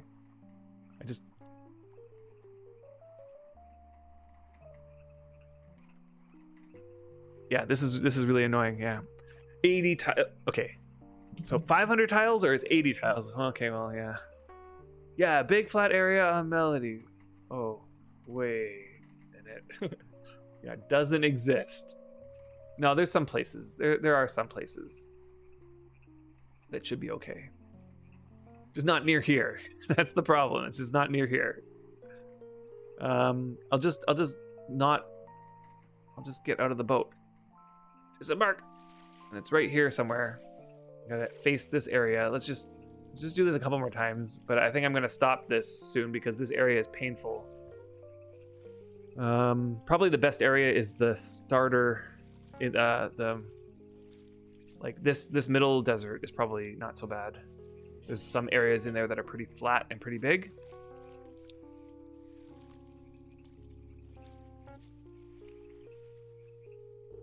Okay. Sail the cadence to... Yeah, I could do that. That's not that far of a sail, honestly. I still got the message at least 200 tiles away. Yikes, that's pretty far. Okay, so, well, good thing I'm all the way off on the side of the server. I am going to need to take a quick break, though, for bathroom and fill up my water and get some more coffee. We'll do that. Okay, so just give me a second. I'll be right back. We'll continue imping this just a little bit more, but I'll be honest. I think I'm going to make the map pretty soon. So just give me a second. I'll be right back.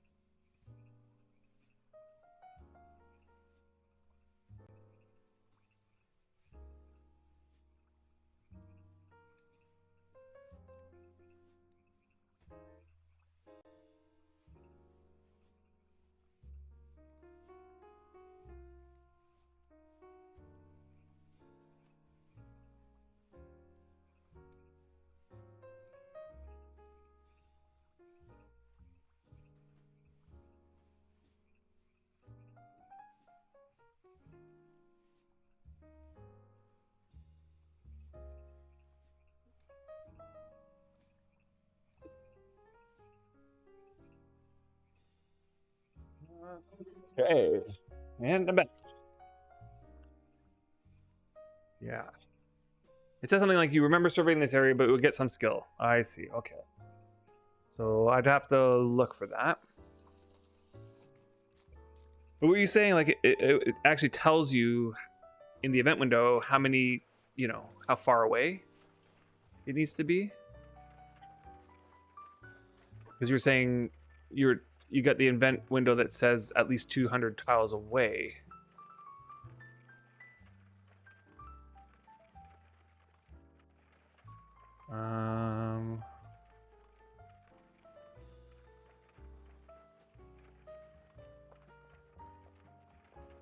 Uh-oh, where is this going to be?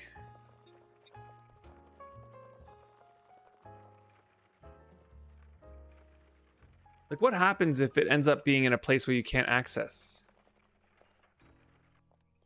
Like, it's in a pen or something that I don't have access to. Then you just have to stop? You're done?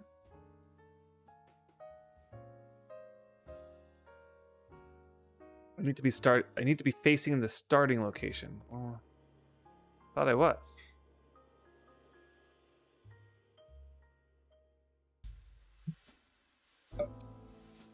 Well, let's just fix my coffee mug here so it's facing the right way.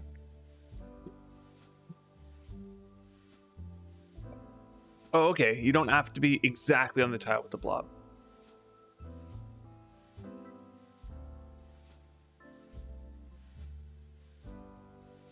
All right, I made a hotkey for it.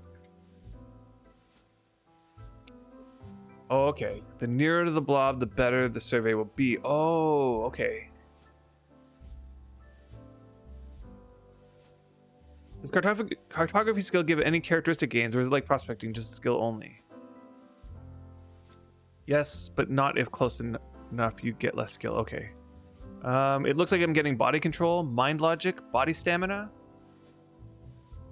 So yes, you're getting lots of these. And look at my stamina gain. 0.0005.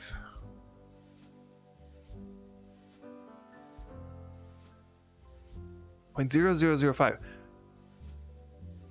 So if I was using sleep bonus, I would have gotten a 0.001.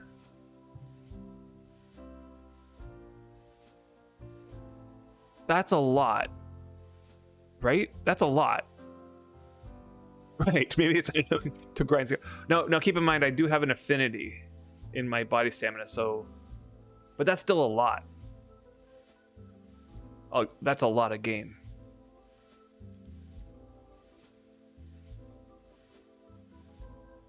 That's a lot.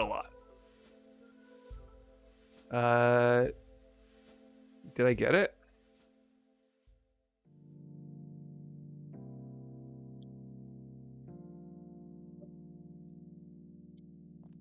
Yeah. Oh my goodness. That direction is not a good How do I get over there? Okay. I'll use Katz's new bridge.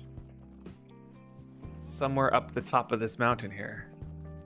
So that's the new bridge, and then this is the big ramp to the horse market.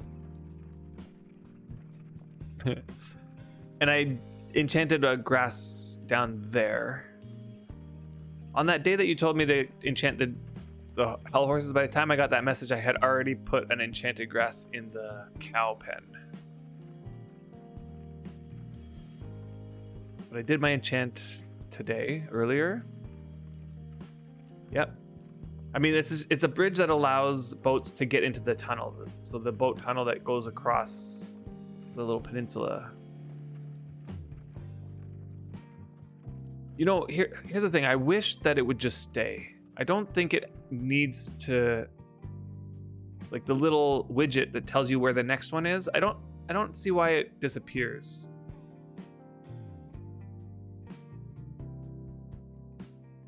Other than to just be another thing that you have to stop and do.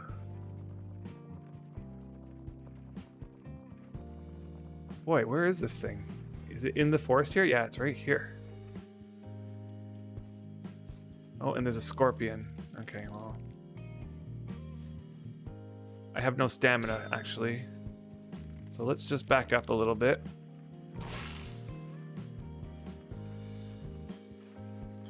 And I'm attacking my...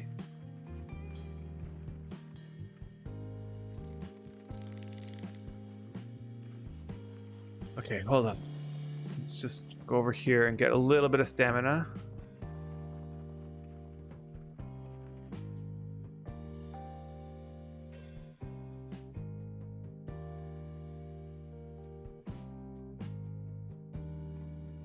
Griff, you've been trying to find a sickly horse to kill to let you know I'm around.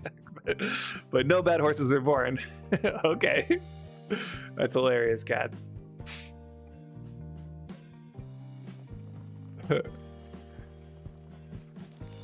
When the duration of the blob can be changed in the settings. Oh, really? That seems like an odd... That seems an odd setting where...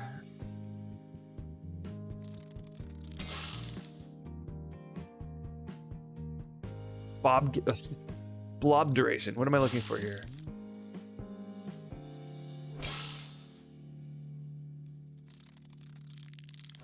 User interface. Thanks. Direction indicator scale. Scale of the direction indicator shown. I'm not even attacking this scorpion. I'm attacking something else. Okay, let's just pay attention for a second here. Pay attention. I think a cat is also somewhere around, I guess. That cat right there. Okay, hold on. Cartography indicator fade out distance. Fade out distance.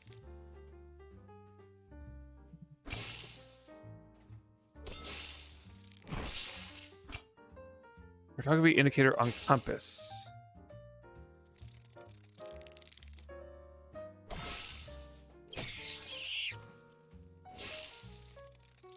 The distance at which the cartography indicator begins to fade out.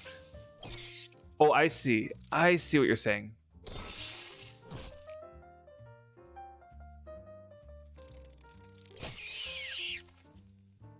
Why?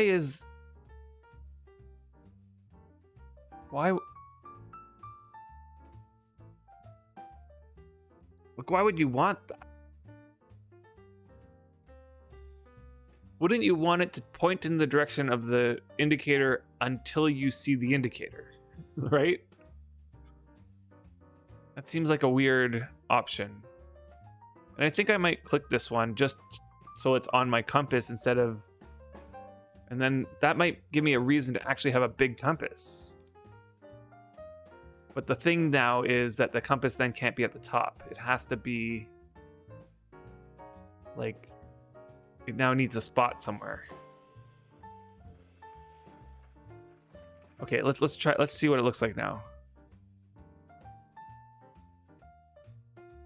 Yeah, why would you want it to fade sooner? Exactly. I can't see a reason for that. Did I not save the setting? Well, let's try that again.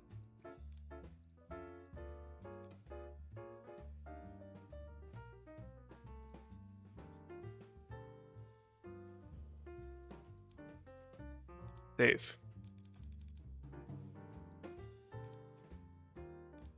Okay, let's try it again. I just want to see. No. I want to find survey location.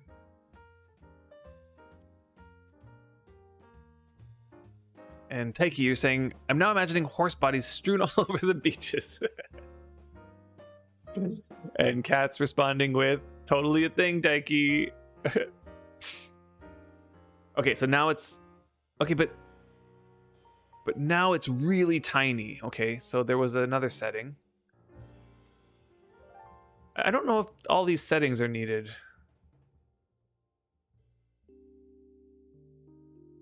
Scale of the direction indicators shown when hit in combat. Okay, so that's the combat one.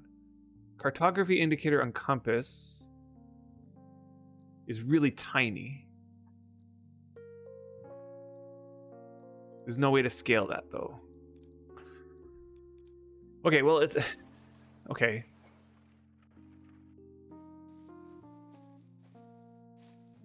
We'll just leave it at that. And let's aim myself towards the start, which is this way. And let's try that. Modify option to make indicator grid. Yeah. Or just grade at all. But no, it's fine. It's fine. It's a little small, but it's okay. And Grez, welcome on in. How's it going? As you can see, we're playing some Wurm Online. I'm actually really curious to know if there's anybody in the chat who's never played Wurm Online before. Is there anybody who they're hanging out on stream, just watching, either trying to figure out what's going on because they've never seen this before, or curious about this game? It's definitely not a game for everybody. It's definitely the type of game that the majority of people who try this game take one look at it and go, nope, not for me. However, for those people who jump in the game and it resonates with them, this game is like nothing else out there. There's not another game like this game. You've never played it, but you've watched Casper kill horses. Sure. That is definitely one of the things that can be done. I need to be facing towards the direction, so I think I need to tell it. It needs to tell me. I need to figure out which way the direction to the starting location is. The problem is, even for those people who this game is for them, I think it takes a few times to stick. 100%. So I gotta face this way. Yeah, agreed. Because I know Brian, my brother, he was the first one to encounter this game. He hopped in, he played like a little tiny bit, and then hopped out and didn't try it again for months because it was just sort of not really... He probably would have never tried it again if it wasn't for me bringing it up and asking him, like... Because he had told me, like, I've tried this game, and I'm like, okay, whatever. And we didn't really think anything of it until I kind of heard about the game again, and I was like, was that the game? And then he's like, yeah. I'm like, kind of like the idea of it. It looks okay. Like, you want to try it with me? And he's like, sure. So yeah, like we just hopped in together, and for me, I was the type of person for which the game stuck the moment I logged in. As I was saying earlier on stream, it was literally the very first thing that happened in the tutorial, which was you had to climb up a somewhat steep slope and your character slowed down. I don't know if I can make it through here. Just the fact that my character slowed down when climbing the steep slope, that was enough. From there, I was hooked. Ugh. Thought I could get through here. Oh yeah, there's a way through here. There is a way through here. I've been through here a few times with my cart. Somewhere in these olive trees. Somewhere over here. Okay, this is getting a little bit ridiculous. I've lost where I am exactly, so I might just head back a little bit. What did I do? I made some bad choices.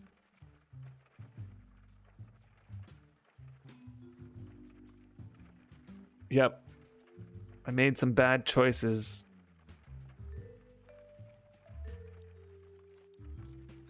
Okay, whew, this path here. Somebody made this path here for me. Now, where am I? I'm back up here. Okay, well,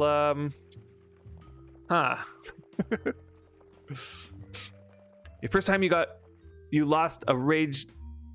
Wait, the first time I got lost, I raged. Not for a few hours, and my friends were positive I would never come back. Yeah. When you build those things, is it pre-built pieces or voxel buildings? So it depends on the thing. None of it is voxel. So the houses are wall by wall. So the way that you build a house, I'll show you. The way you build a house is you activate your hammer and you right click the ground and it sort of plans out the building, and you can make it as big as your skill lets you. Right? Plan it out whatever shape you want. It has to be on flat ground. Okay, so I can't build over here. It won't let me. It'll say the ground is not flat. Okay, so you have to have some flattened ground. You plan a building however big that your skill allows you, so there's a certain limitation to the size. And then you finalize the building. Okay, once you finalize, you can still add more pieces, so I can add to the building. Whoops. On highways outside of structures. Okay, that's weird. Oh, that's because that's the end of my deed. Okay, so I can add to the building. I can still sort of like adjust things, remove plans. Let's say I want to put a door here or whatever. So once the building is finalized, then each of these pieces you can construct on. Okay, so put my hammer in here. Okay, and once I have the right tool on that object, I have all the different options for the types of materials I can make. So with a hammer, it's only wood. Otherwise, I would need a trowel, which I don't actually have a trowel on me in my inventory. So if you put a trowel, you can build stone structures, and you put a hammer, you can build the wooden structures, and you have to go one wall at a time. Oh, I do have a trowel. Oh yeah, there it is. There's my trowel. Okay, so if I add the trowel, I get a different set of options. Lots of different options for the different shapes, the different window types, the different doors and such, along with the different materials. And you go one wall at a time. Each of these walls takes a ton of materials, so you have to sort of like keep adding material after material after material until the wall's done. Then you move over to the next wall and you continue that way. Once the entire first floor is done,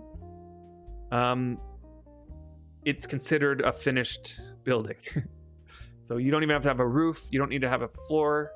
Just the outer walls of the first floor. Once it's complete, it's considered a house now, a completed structure. And then from there, you can continue adding onto it. You can add on floors to the second story. You can put a staircase. You can put all sorts of different things. And then at the top, you can put roofs. You can put in floors and such. I'm just going to destroy this, though. Destroy. Yeah. So that's sort of how the building works in this game. All the other things, like all the little knickknacks and all the clutter that I have on the ground, these are all items. These are all individual items, like the cartography table, the forge, and all these items are things that I made that each thing has its own use. Yeah. There are those of us as well who fall in love instantly. I fell hard within the first hour. Yeah. There's those types of... There's the people who fall really hard right at like the moment you walk in. You're like, oh, this game is exactly what I was looking for. I know for you, Cats, it was because of the similarities it had with Ultima Online. I'm sure you saw those similarities right off the bat, and it sort of like resonated right away. Yeah, and since then you also got into it right away. Some of us are just weird like that. Yeah. You miss old olive tree size. I do not miss the old olive tree size. Yeah, me getting stuck in there isn't exactly showing the charm of the game. I know. Totally. Yeah. The search bar. Boy, all these new fandangled features that are in the game now that my brain doesn't quite get there. And Fuzzy Rubric, welcome on in. But the first order of business when you start Wurm is to build yourself a Corbita. Of course it is. That was your first order of business, wasn't it? I remember. I have no skill, but I want to build a Corbita. if I recall correctly, you did complete that, Corbita. Okay, what am I doing? I'm trying to figure this thing out here. You know what? Let's just end this pain and misery of trying to traverse this land, and let's just see what I'm doing next here. So I got the ink pot. Okay, that worked. I got the ink brush, which is still low quality. Okay, that worked. Do I need anything else on there? The completed survey? No, I activate the completed survey and right-click this. Create map. The cartography table must have a blank map of at least the quality of the completed survey to create a map from the completed survey. Okay.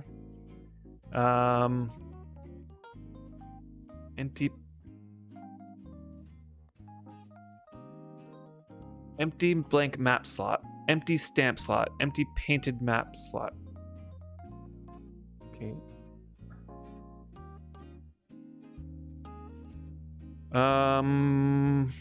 Right. Okay, blank map. I need a blank map. Let's just see. What does... How do I make a blank map? Hold on. Let's look in here. Whoops. Blank map. There it is. Papyrus making. I need a press and a papyrus sheet. And 4 more papyrus sheets. Oh, okay. Well... Press. Good thing I made a whole bunch of these papyrus sheets. Create blank map. I'm going to use a low quality one. Honestly, right now, let's just get this one done because I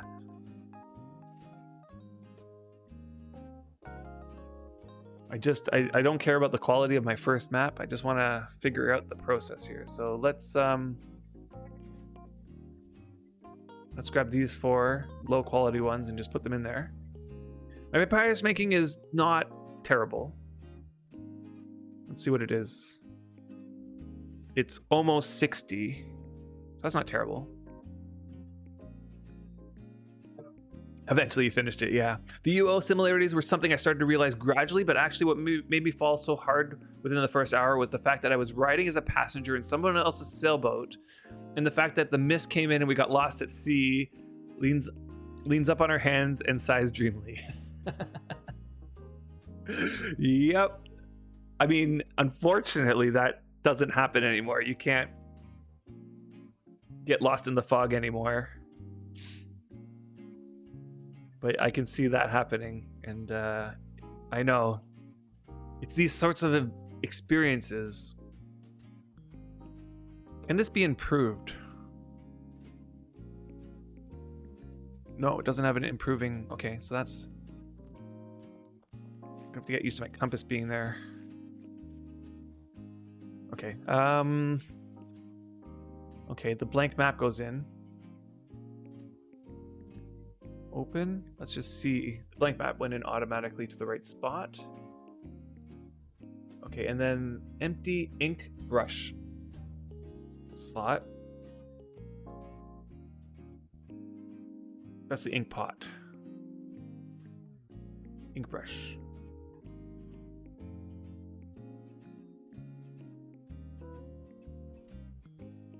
Okay, what am I doing here? Complete the survey.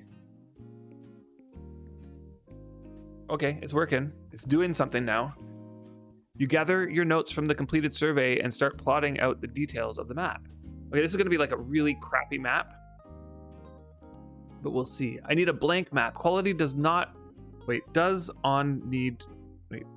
Quality does need to be higher than the survey quality. Okay. Does not affect the map. The map quality will always be the survey quality. Okay, so I'm going to make a 3 quality map right here.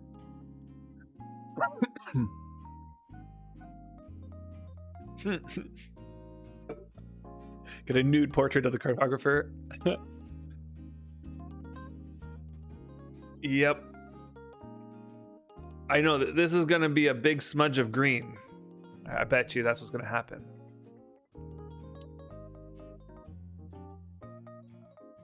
Abstract art, yeah.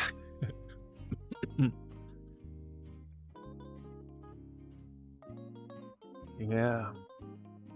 So I do have my niece has a birthday party that I'm going to be going to. It starts at 2:30 or so, so I'm going to have to be wrapping up in about an hour. Unfortunately. Oh, something happened, and it is deem it ready to view. Okay, it's somewhere. Painted map, there it is. Level 3 painted map. Okay, so if I right click it and open, there we go. It's a big smudge of green.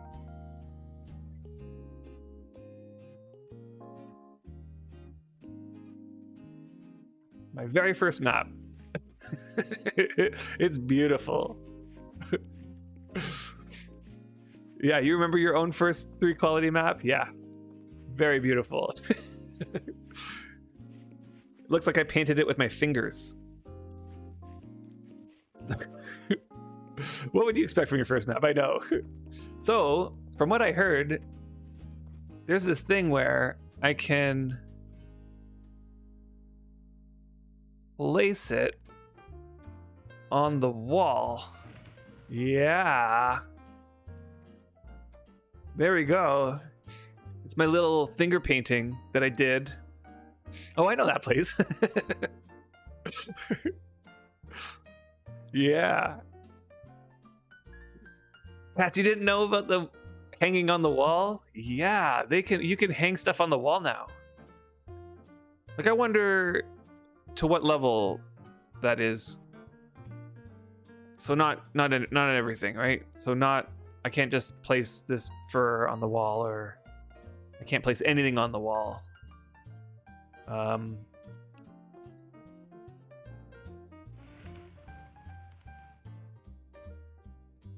What's the limitation on that? Does anybody know? Is it just maps and with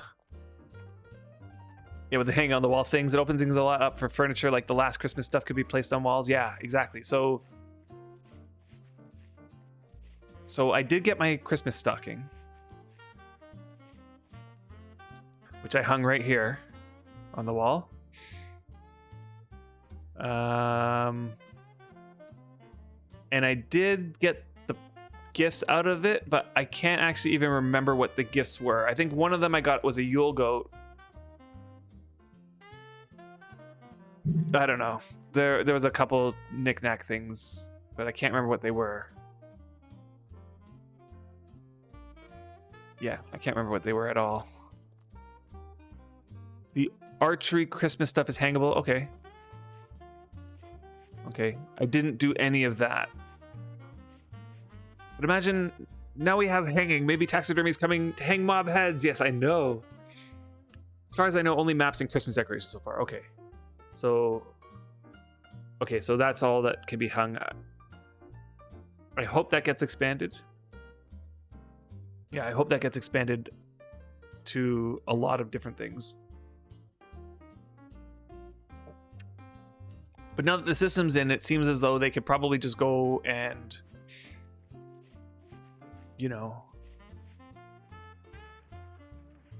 they could probably just go and, like, item by item think, do we want this to be hung? Do we want that to be hung? And if so, do we want, like, where is the hanging point and that sort of stuff? I don't know. And then just making sure it doesn't clip through all the different wall situations that it could be hung on. Although clipping was an issue, I think, or with this, I think. Hold on, let's just. I remember thinking to myself, there's something. Although I don't know, it's actually pretty good. It doesn't look like it's clipping too much. Like, what happens if I hang it here? Yeah, that works fine. Yeah, okay. So you probably just had to figure out how to position it so it doesn't clip through any of the walls or such. And it does look like they omitted you to be able to hang over the windows, so that's also good. Wait until we can hang forges sideways on the walls. Yeah, I would guess that they'll only pick and choose the types of things that you can hang.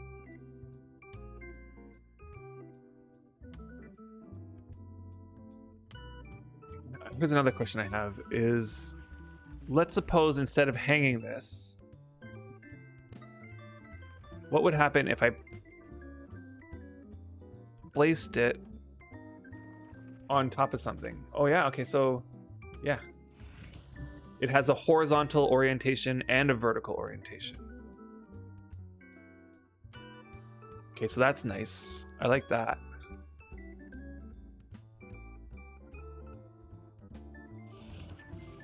Yeah, that's nice. So hopefully that gets expanded. And that there's a lot more things that we can hang after this.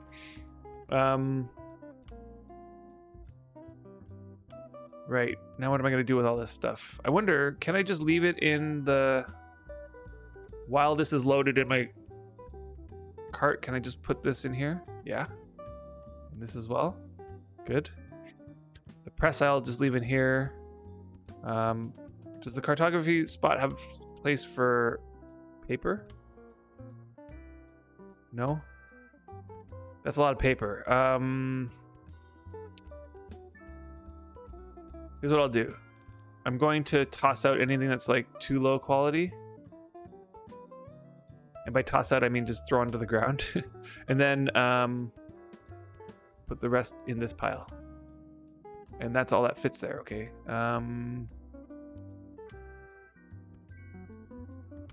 I don't think I need either of these two. These were me just messing around.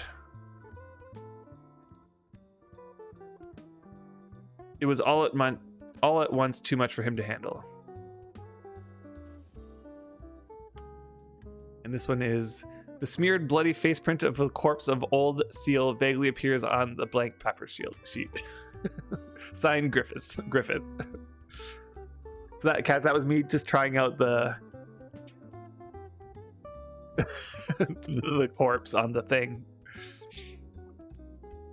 I got a hops report in here. Wax paper sheet, wax pepper sheets. So why is it that I can't fit the rest of these blank pepper sheets in here? Is it just this? Is it that I put too many items in here? What's filling up all the spot? It's the halter rope, probably. Let's take the halter rope out. Let's close this. And only let a few more things in here. What is taking up all the volume of this satchel? Is it the healing covers? Maybe? Yeah. No, it's not even all, like, there's something that's big in here. Yeah, the archaeology journal's not in there. Maybe the compass. Put the healing covers back. Not all the healing covers fit. Okay, and it's not the compass. That's the problem either. Is it that these paper sheets are just too big to fit in here?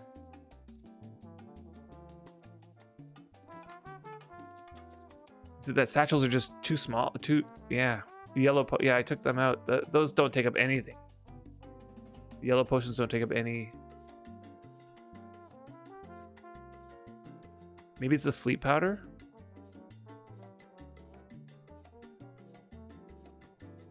I don't know. It might just be that paper sheets take up a lot of volume.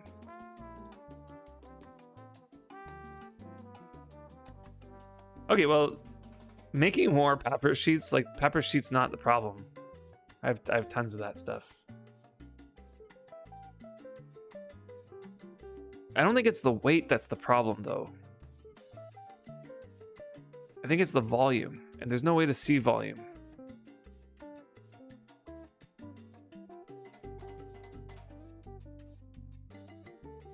There's nothing really in here. There's the merchant contracts, which I don't think take up any volume. And then there's wax paper sheets, which takes up whatever volume that they take up. There's this recipe for unfermented rum, which also is about the same as a piece of paper. And same with the hops report. And the reed pen. The yellow potions take up nothing. The reed pen takes up nothing, pretty much. Whatever. I'll just fit whatever fits back in here. I'll just call it a day. The sleep powder mostly fits back in there.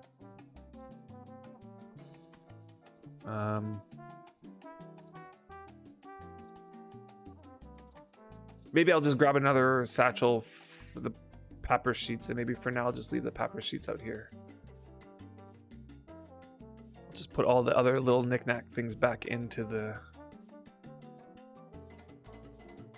Yeah, it's the papyrus sheets take up all the volume. Everything else seems to fit properly. All right. So we don't have too much time left. About an hour before I have to get going. Let's think. What can we do for an hour? I do kind of want to ride out and try that map. Which one was it? South. It was in the south area. Let's like open. Whoops, that's not what I meant to do. I want the hint. Hint. Hint. And hint. Let's see if we can do these. Oh no, this one's Rebo. Okay, so let's try to do those ones because they're right nearby. Combine the papyrus sheets in a fire. Right. Search a book on Wiki. Okay, let's see what that says.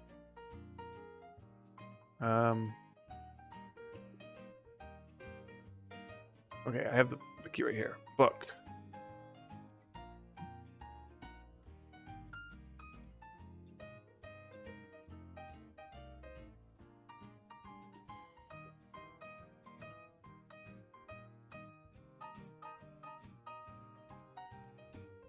Paper, papyrus, and reports will no longer decay inside books. A book can be given. Okay, so are you mentioning this to indicate that I could just store the papyrus in a book?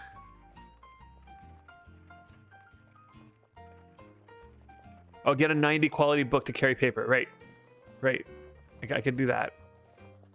I actually do have some books that are probably in the 50 quality-ish range that I've been using to skill up my papyrus making.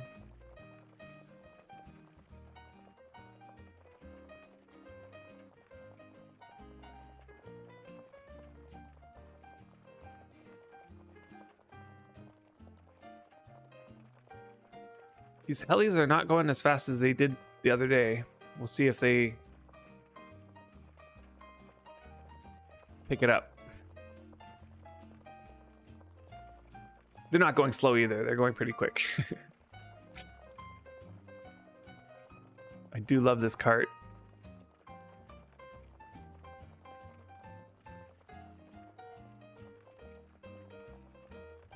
I don't... All of the... I've made so many horseshoes, and I've imped so many, and I still haven't gotten a single rare horseshoe yet.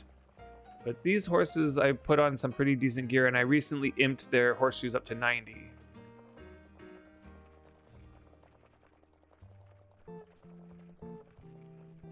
That's the left one. The right one, I think, is not as good.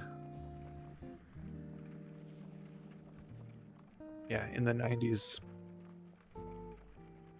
But I imped them all up to 90 quality. So they're going pretty quick. Okay, so for this, I'm going to need the melody map. And we're going to look at those. Let's close all of the ones that I don't need. I need the south ones. Okay, so show hint.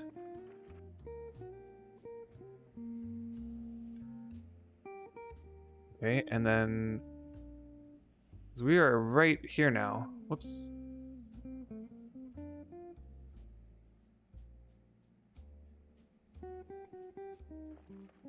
And then we're going to go over to the map and match it up, and we can see exactly where this is going to be. So right along this road, this is the crossroad here, and it's going to be right on the north side of the road before the crossroad.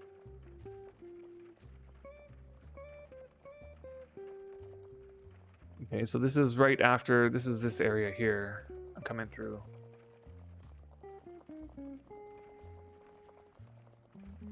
Did they make Moltons faster than the rest of the colors now? I think the Moltons do have a speed boost similar to the ebony speed boost, but I'm unsure of whether or not that applies to when they are hitched. I don't know. I'm trying to remember the name of this. Quentin, that's who it was. Right, Quentin, of course. I haven't seen Quentin in some time. But he has this cool mine entrance here. I really like this mine entrance. It's a double wide, flat entrance to his mine here. It's pretty cool.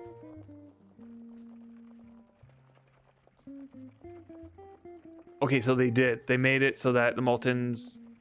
Is it 5%? And it's fixed to work... I thought it was 2.5%.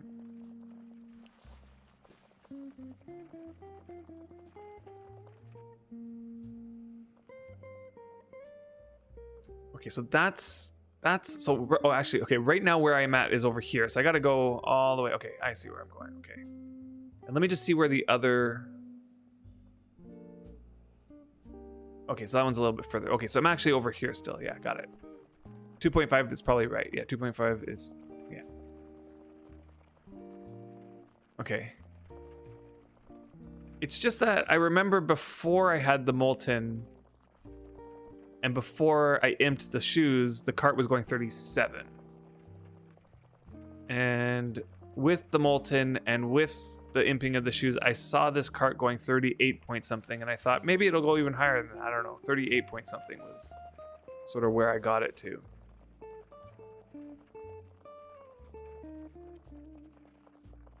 Not much, but it's something, yeah. Can one put the open treasure maps inside a book? The open treasure maps inside a book. I don't know. I actually don't have a book on me at the moment to check.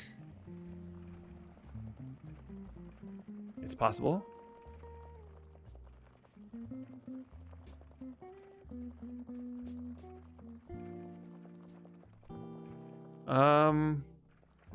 This is new. Let's see if I can get in here somehow. Just want to check to see who the mayor of this place is. Luldas. Luldas is in local.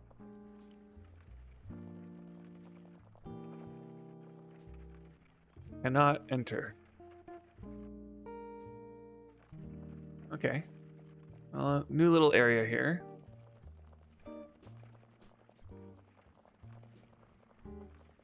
So you can have a book named for each. So can put one of the open so you can have a book name for each cardinal point and fiddle them maps around as you progress them. Yeah, I mean that's sort of the idea that I had with these satchels. I mean, whether you use satchels or books, I don't think it matters too much. Books might be a little bit lower weight though, so it would make sense. Oh, and this is new. And somebody started building up this spot here. Okay. This was one area that I came back for archaeology because it was not built up. It was an abandoned deed for the longest time. So this area is getting changed, it looks like. Luldas. Founded by Adarshi. Okay. That was that one over there?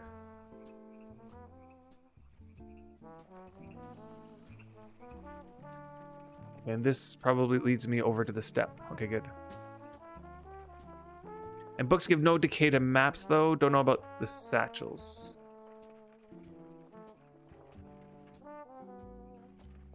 Feel like they shouldn't decay in your inventory. But you mean if you drop them? I mean, to me, they weigh so little, right? Like all the satchels together with all the maps, 2.69. I mean, the maps are 0.1, right? So if I think the books weigh 0.1, and okay, so the maps weigh 0.01. Can you store maps in a book? So that's, I think that was the original question. Can you use the books to store these treasure maps? I feel like they should be able to. Seems like something that would make sense.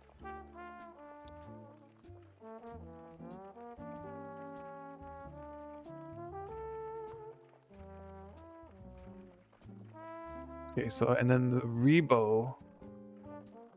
506. Hold on. I'm just gonna double check this again. What's that one there? I think it's that one. Hold on.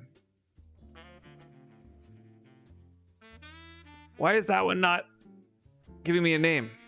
I think let's refresh this page because I think that one was the one that was named Rebo before. Let's just see. Still not labeled. Okay. So I got some bug here. Let's try.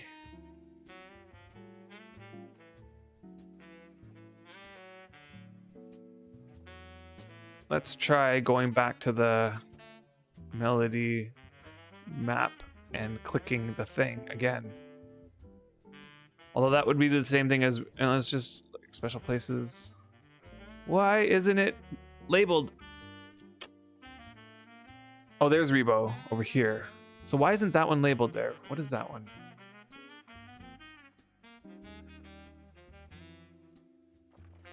Well, as I'm walking by there, I'll see what it is.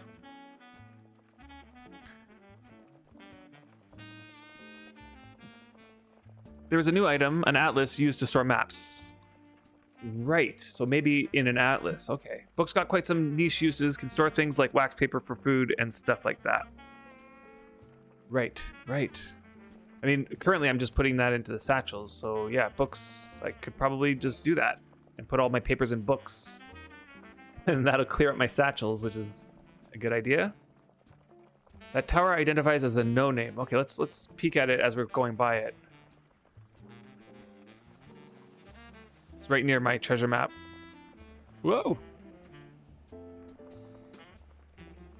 Okay, so this one here is the Uthgard, which is this one. So we should be coming to the ending of this. Okay, so hold on. Because maybe it's not a guard tower. Maybe it's like a shrine or something like that. So if it was anywhere, it would be... So there's the Misery Tower, which is that one there. Or maybe it's just a miss, like somebody put it there and it's actually nothing. Because it should be somewhere here, if it is.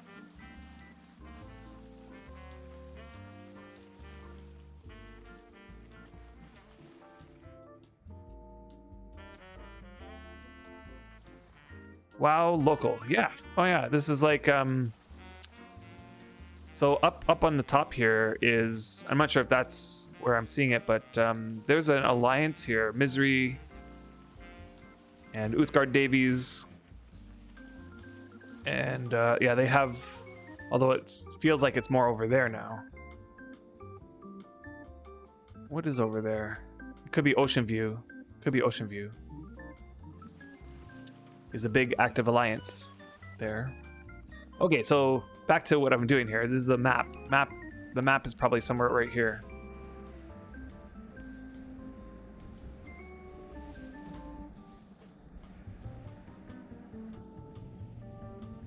I'm guessing if it's not here, I might be just a little bit too far from it. But it's gonna be somewhere over here. I think there's a good area for this that it could be. I did find it. What just happened? That one came out of...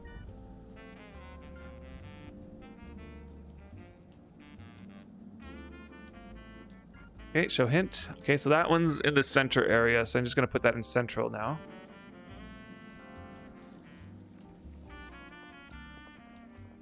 Okay, and then the other two are like way over.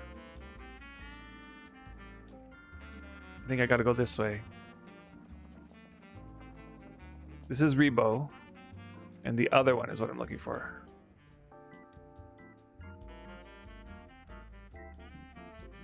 Okay, so this is past...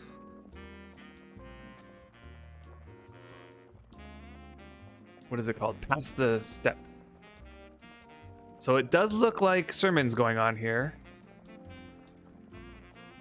That is, if sermons are happening, this is another thing to consider when I want to reprime my priest potentially, and my priest needs sermons. Say hi in local. It's probably happening right here in the chapel.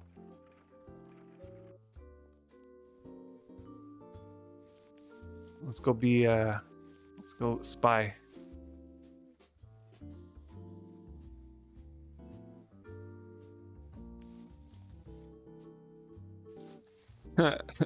When did they add this? Was that this Halloween?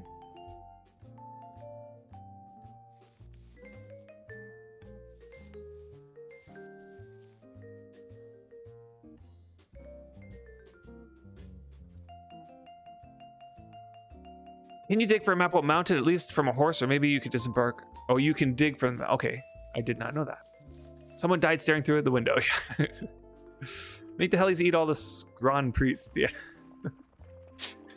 Are you telling me since then that you, or Seppuku, that you don't have a priest? And someone died staring through the window. Yep, and I almost joined him. Okay, where am I now? I'm coming along this road here.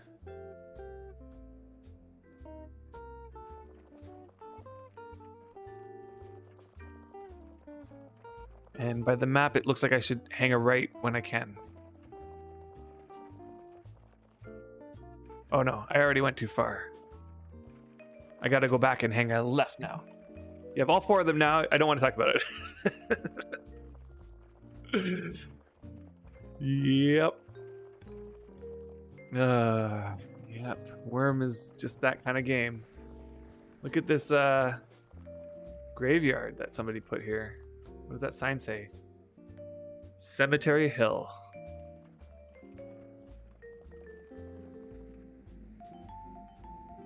And these are all the horses, it looks like. Okay, the turn I missed was right here. So I need to go this way.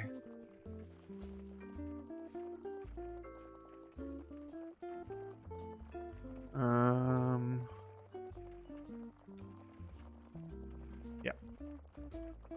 You got lucky with sermon groups, though. No way I would have grinded them on my own. Maybe you can limp to 50 faith, but then after that is a pain. I don't know, that's not true.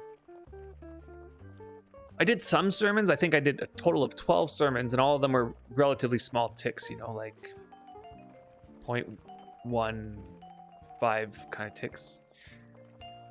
And I've done like a dozen of them, maybe. My priest got to 90... somewhere in the 90s in terms of faith. Probably 95 or something like that. Somewhere there. It doesn't go as slowly as you think when you come in and do a little bit each day. Okay, so I just hit this and I'm heading south now. So I'm going to go down, down, down. So it's going to be 1, 2, 3 of these sort of like swivels. And that will bring me to the bottom corner of this thing. It's 1.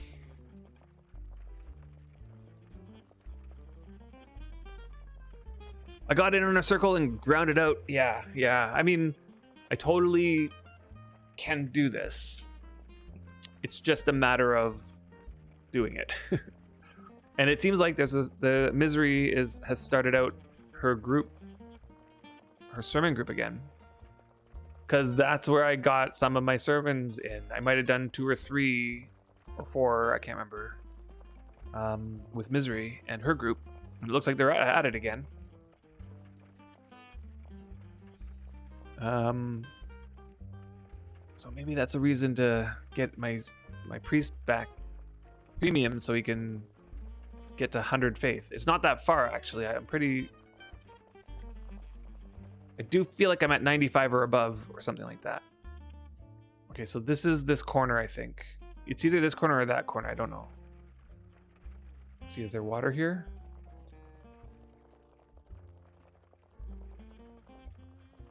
Let's just peek. I'm just gonna peek over here.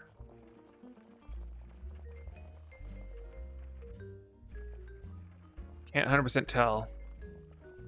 I was counting, but I completely lost count. So the thing that's making me think that it's that one is just because of the rounded corner here. But let's take a look at the map.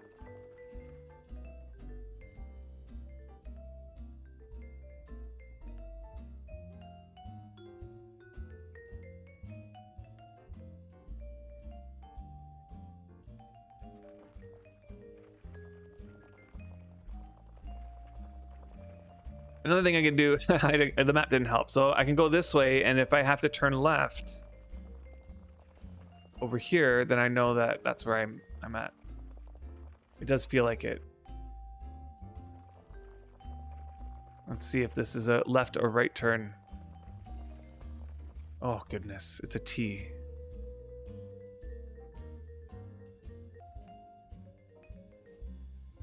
It still could be either. Could be over here now. Anti-human. See if I can find the anti-human. There it is. There's the anti-human. Okay. So I'm over here now. So I gotta go back.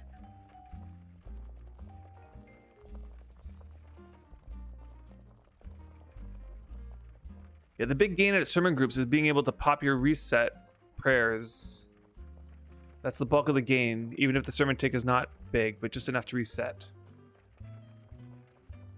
That is true up until 90 faith. Yeah, up until 90 faith. I'd say that's true. Again, my priest is somewhere I'm pretty sure north of 95.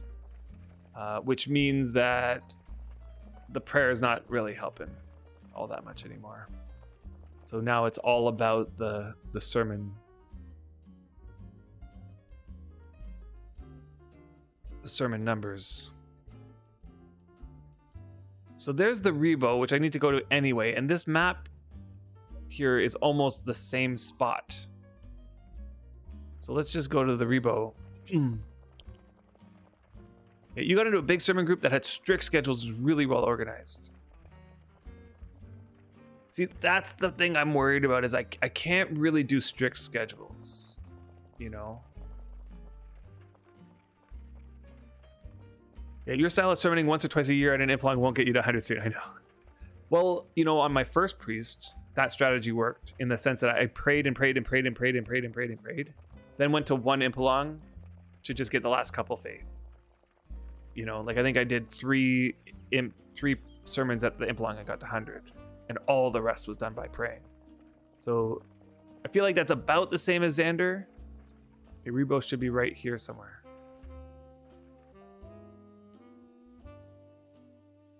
Okay, so this square is this thing, I'm pretty sure.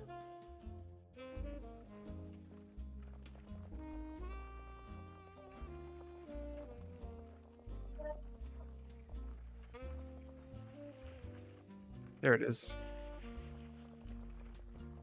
Okay, so you're saying I can dig for treasure from the cart? Yeah. You were off work at the time, so it was mind numbing, but grounded out rather quickly. Yeah. You know, 100 faith doesn't take that long if you're in an optimized sermon group. And you're able to play often.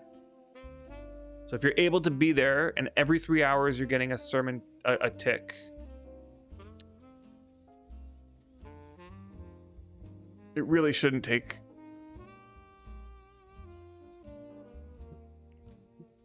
Yeah, it shouldn't take that long. It all depends, right? Because it's like if you're just starting out, you're just a starting out priest, it's going to take quite a bit of time because, you know, if each tick is giving you 0.2, let's say 0.2, okay, which would require a good number of listeners, you know, and you're doing that every 3 hours, so every day you might be able to get a skill, a faith. So if you're really low on the prayer, on the faith level, most of your skill is coming from prayers. So you get 5 prayers, then a reset, then 5 more prayers, then a reset, then 5 more prayers, then a reset, and 5 more prayers, then a reset. right? Because each sermon gives you a reset on your prayers. You can just pray 5 more times. So if you're doing that, you can quickly power through most of the skills of your faith. You know, like in a day, you're going to get, if you can do like 4 sermons, let's say, so you'll get your 5 prayers in the day, and then you do a sermon, 5 more prayers. So you're going to get 25 prayers. You know, you can easily get a bunch of faith that way. It depends on how many listeners, right? Yeah, because when I went to the Impalong, that I got my first priest up to 100 faith, each sermon was giving me 1.6 to 2, depending on what time of the day it was.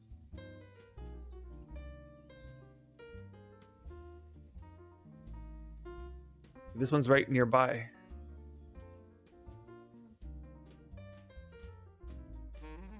Okay, so this one should get... Oh, no, that one's this one.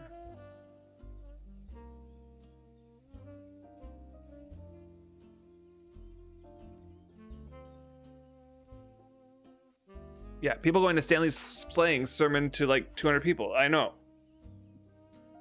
The problem with the slaying ones is that only one person gets the sermon. Yeah, you had to do your time as a listener first before you had a chance to sermon. Totally. What's the fun part? That only one person gets the sermon? That's only fun for one person. Okay, I don't see any... You know what I don't see on this map?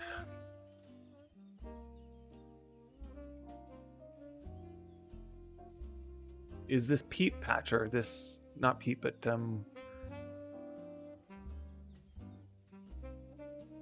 like this, whatever this is. Tundra? I don't even know. It is clear that this map was made a long time ago, and a lot is... Actually, I don't even know. I don't even know. But this road here is not on this map. But let's see if I can find this tundra patch. Okay, so I need to go over to here. We'll go back this way. So I feel like I'm coming north on this road. I'm just gonna, I don't know, here's the tundra patch. Let's just, I don't see any landmark or anything on this thing, so. Hey, Papa, what's going on? Been lurking for a while, but don't remember when you're doing the 24-hour stream. What 24-hour stream? No, there's no 24-hour stream here. Nope. Seems to be a different place. It could be. Let's show the hint again. Let's look at the map again.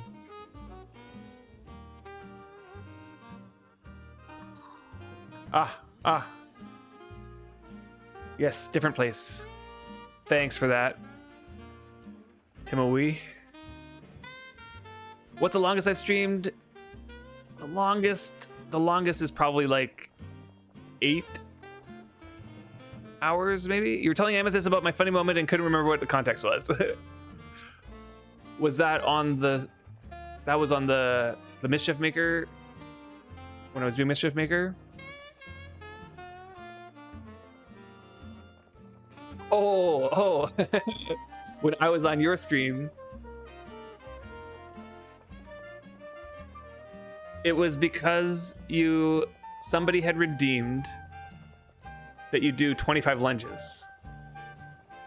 And then you proceeded to say, I'll do the 25 lunges in a second. And then there was a really long conversation that happened. And an hour later, I'm like, so... when are those 25 lunges coming? Yeah, that's what it was. Yeah. Okay, so what have I done? Okay, so where am I? I came across here. I gotta go north. I gotta go all the way around. So I'm wondering if I could just keep going west here, or east rather. Let's do a little bit of off-roading here. I'm gonna regret this, I think, but I'm gonna try to like go across here to that road there. Okay, yeah, already. I didn't get very far before... before I'm starting to regret this. Don't worry, this is just Melody. This is how Melody is. So yeah, in 24 hours stream went? Right. Right. Well, probably never, unfortunately. It looks like we have 3 people looking for that. I know. Well, I'm sure that there's a bunch of people in here who would love it if I did a 24-hour stream. Ooh, who put these thorn hedges here? That's kind of rude. Luckily, this one decayed. 24-hour stream planned for the summer holiday when I'm free. Unfortunately, the summer holiday is usually when I have a harder time finding time to stream. When the school year is going, everything is scheduled, right? Like, you know, the schedule is there. All the time is sort of like allotted. And so I can slot in streaming as a scheduled thing. What's this? Holly Drake. Okay, good. So I made it across, so I should be seeing the road soon. Yeah, and then once the summer hits, it's like literally everything, all the scheduling is out the window. So I want to go south here. So this is the correct way. Just take a day off. Oh, there is no day off. The day, like, I don't know. It's hard to explain when maybe all I have to say is I have 2 kids, and anybody else who has kids knows what I mean. That's enough explanation. But if you don't have kids and you don't know why that means that during the summer holidays your schedule is all over the place and there's no way to schedule things, it's because kids need structure in a day. You can't, I mean, sure, on a weekend, let's say after they had a week of school, you could say, okay, spend the day, no structure. Okay, 1 day, 2 days out of the week, not a big deal. But the summer hits, and all of a sudden, if it's like no structure for the whole summer, it's pretty bad. Yeah, I could say my kids are 12 and 9.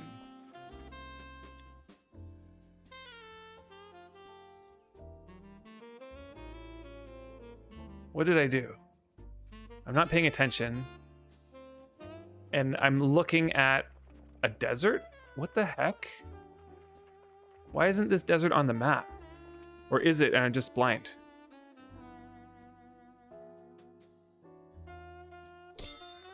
Did somebody make a desert here? Where am I?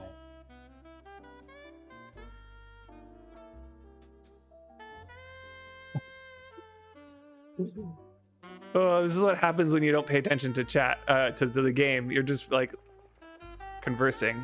Yeah, summers are hard to stream. So many other things to do outside. I know.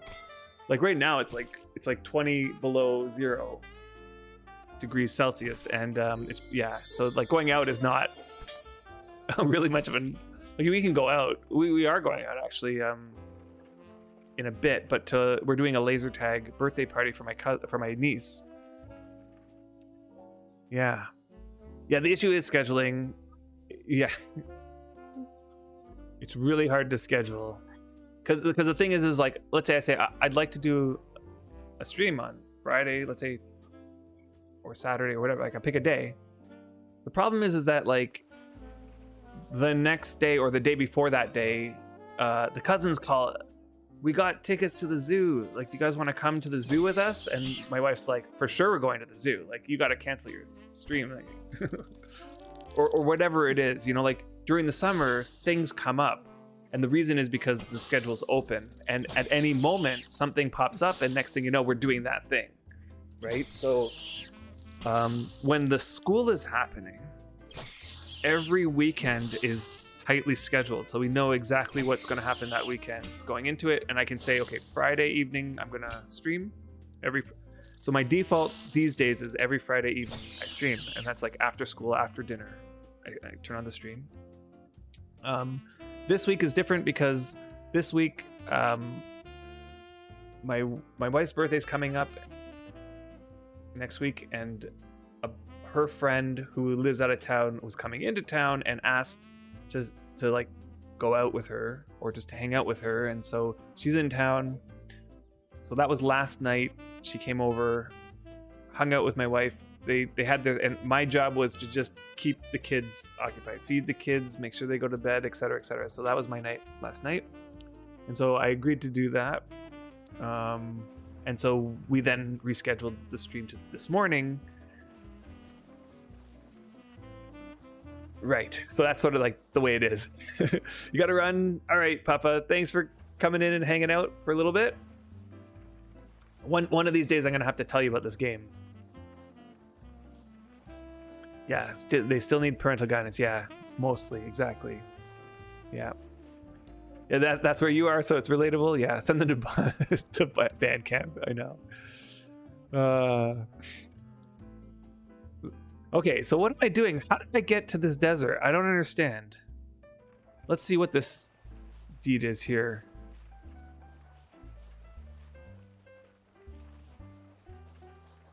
Oh, one more second. It's like I'm here, right? I'm like in this spot here. And this whole thing got turned into a desert, it looks like. Let me just make sure that this is Percy's Reserve.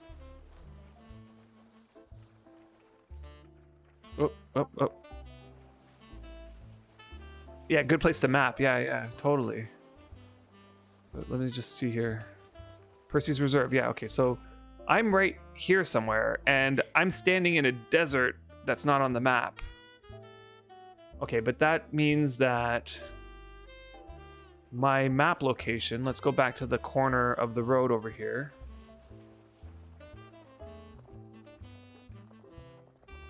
My map location, so I'm going to go south, and it's going to go west a little bit. So south, and let's estimate how many tiles that might be.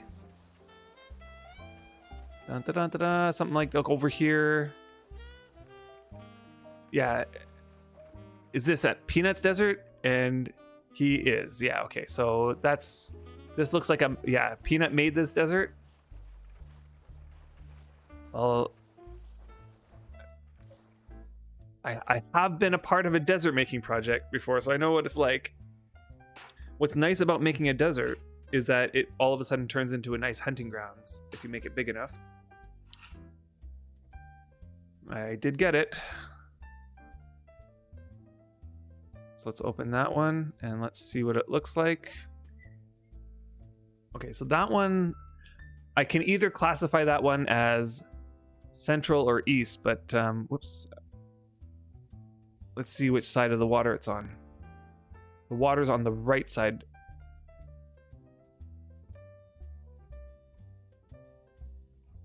Hold on.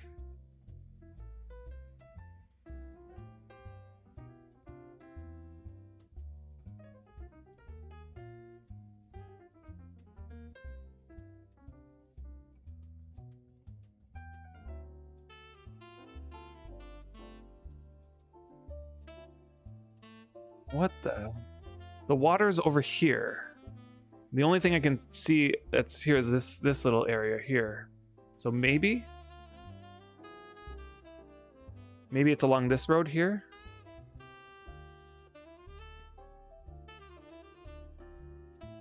Because that water, like where there's like a sand, and then it juts out, and then it juts out a little bit more with sand. And then it has this piece of road, but the rest of the road don't look right. But the problem is these maps are old. These maps are like maybe a year or more old. So I don't know when these map dumps came out. Probably also a year ago. But they could be mismatched in terms of timing. Okay, so that one is going to go in the central bin. And that was this one, right? Yeah, so that's going to go in the central. They did say that new dumps are coming soon. Okay, and you could drop one sand in like the northwest corner and it will sand all 4 connected tiles, you think? Yeah, totally. Definitely the way to do it.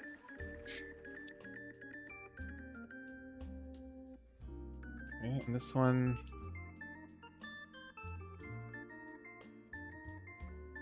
This one is back, so I have to come back. So let's get this one on the way back.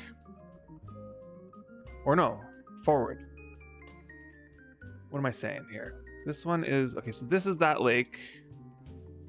And these roads, let's see if I can find, let's get rid of the highways and the bridges and the tunnels. So I can match up the roads here. Even the deeds, let's see, it's probably over here.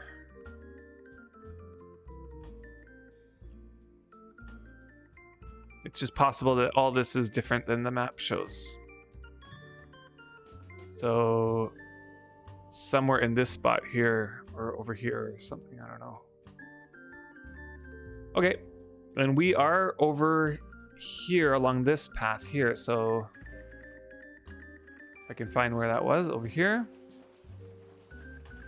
So we'll snag that one, and we'll probably wind down after that.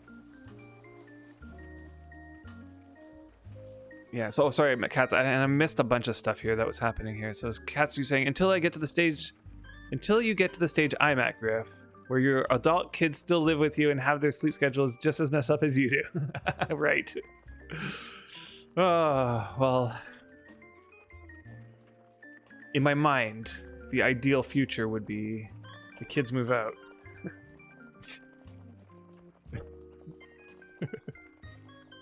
And then my kid over there, my eldest son, is like, how dare you? Yeah, that was a response, and it will send... Okay, hold on. Yeah, that was a response to the structure discussion. Right, like the scheduling. Yeah, I know, totally, yeah. GTFO, I need to schedule my 24-hour stream. Yeah. Okay. Before I get myself all messed up, because I'm not even paying attention to where I am. Okay, so I am right down here. I went up like this, and I'm turning towards the east now, and I'm going to go straight across this road. East. Yes. You thought your kids would move out by this point as well, but life doesn't always go as planned. I know. You never know what's going to happen. And of course, the way that things are now, and, like the cost of living, and... etc., etc. It may very well be that my kids stay in our house for a while. Still got some time before we can worry about that, though. Let's just hope land will still exist in a few decades. I'm not too worried about land existing. Okay, this is a nice built-up area. Huh. Okay, let's put the deeds back on. Let's just see if I can get a deed that I want to aim myself towards, because I was thinking over here. So I'm kind of over here somewhere-ish. I'm not sure exactly, but I'm about to head north, but I want to head east after that as quickly as possible. This looks like it's dead end. I wonder if I could just pop through this way and explore it. Oh. Okay, never mind. This is a pretty epic looking place. I like the slate and the Colossus on top of this interestingly paved raised land. That looks pretty cool. And the silver doors, I think those are silver or steel. I can't tell. Don't know the looks of those. And the nice cool eagle statue. Both of them. This is pretty cool. Okay, I'm guessing I can go along this one, though.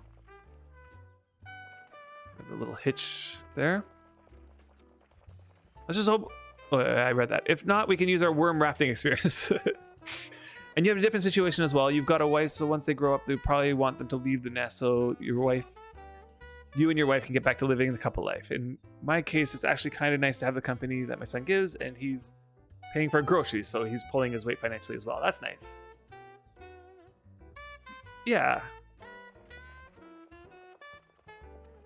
it would be nice. It's like a pros and cons, right? Like when the kids leave, it becomes an empty house, and that's not always ideal. But the hope is that they're going off to start their own life.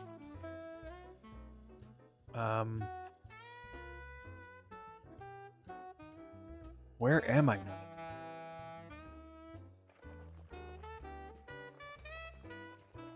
I want to go south here, but something happened to this road. So maybe I want to go around this and keep going south next. Yeah, okay, so there's something here that I can go south. And I think that's this little piece here. Let's hope. And Taurus.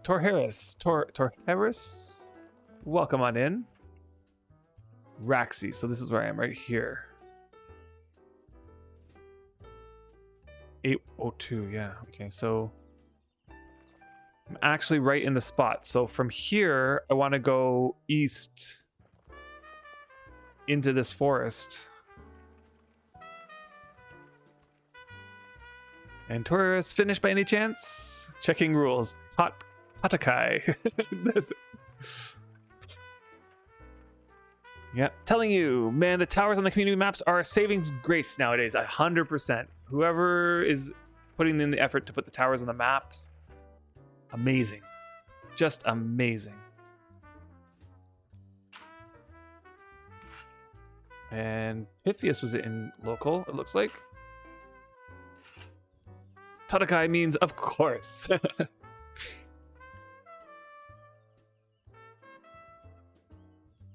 Nothing interesting here. Okay, so let me just estimate where I am now. So I went east from Meraxi, so I'm about here. I probably need to go a little bit more east. And a tad bit south. Let me just double check. Yeah, I kind of want to go a little bit south, actually. It's somewhere in here, so it's like... And there's a pretty big radius. This is only a middle challenging map, or whatever you call it. So the radius should be decently big. Okay, hold on. Let's go back to the Raxius Tower. I am south of it. Okay, hold on. Let's get back on this road and let's try to reorient ourselves here. Problem is, I'm not sure if that is actually in there or is it over here. So I'm just gonna go around this road just a little bit just to see what road I'm on compared to the map. Okay, so I'm actually... This is the diagonal road. This is this diagonal road here. So I'm at this spot right here. So I need to go north and east. Hold on. North and east.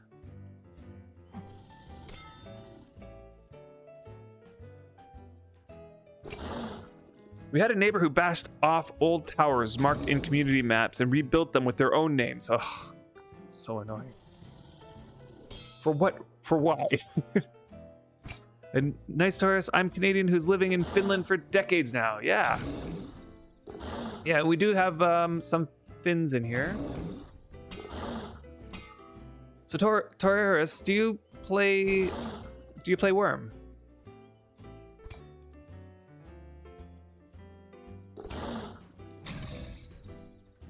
And Jack Wurm, that's actual griefing, to be honest. Oh, that's like it's like towing the line, that's for sure.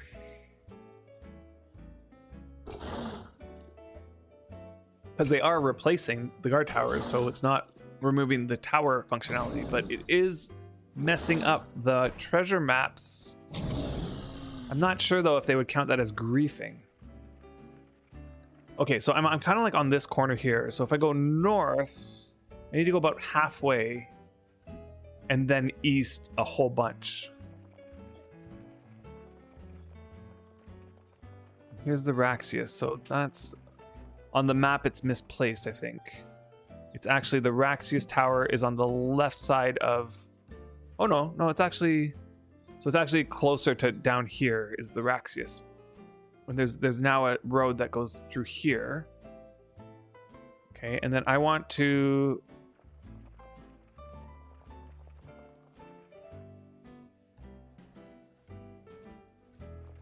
kind of about here, and then go this way a whole bunch. So I need to actually go pretty far here. Let's just keep an eye on this, and I'll check chat just in a second once I feel like I got to the right spot. Somewhere, let's try here. Okay. Yeah, and talk about megalomaniac narcissists, I know. It's only griefing if the GMs don't like the person doing it, otherwise it's fine. Well, I think the problem is that it's the gray areas that are the problem, right? So if the GMs, quote unquote, don't like the person doing it, it's probably due to the fact that that person has caused problems in the past, right? I don't think it's like the GMs are going to form an opinion about you unless they've had GM interactions with you. Yeah. And like I know the GMs, are some of them anyway, and they're not...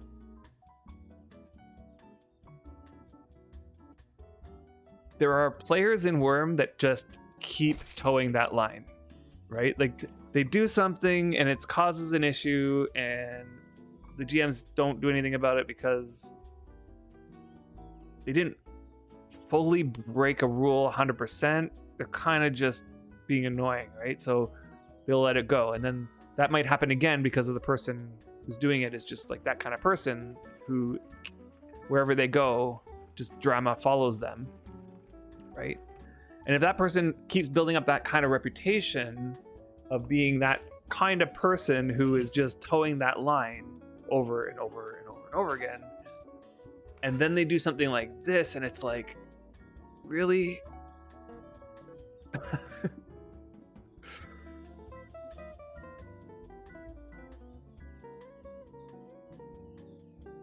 Remains of Whispering Cave. Buried around, somewhere around the remains of Whispering Cave. Boy, that map is something else. Yes, like the binding fragments into a permaband. From what I've observed, GMs always have a good reason for their choices and actions, along the lines of what Griff says. What we, the players, can't always know the bigger picture of what's going on behind the scenes. I think they try their very best to always be fair. And Torres, that explains why you have such good English with the Finnish accent. I played on Wurm Unlimited until main server that I played closed down. Wurm Online monthly cost has kept me away since. Yeah, that is always a thing that I've heard that many times, the monthly cost. And honestly, it all depends on how much you actually play the game, right? Like, if let's say you're kind of like a weekly player, like you can log in once a week, and that's about it. Play for a few hours, maybe 4 hours a week. And the monthly cost doesn't feel like it's worth it there exactly.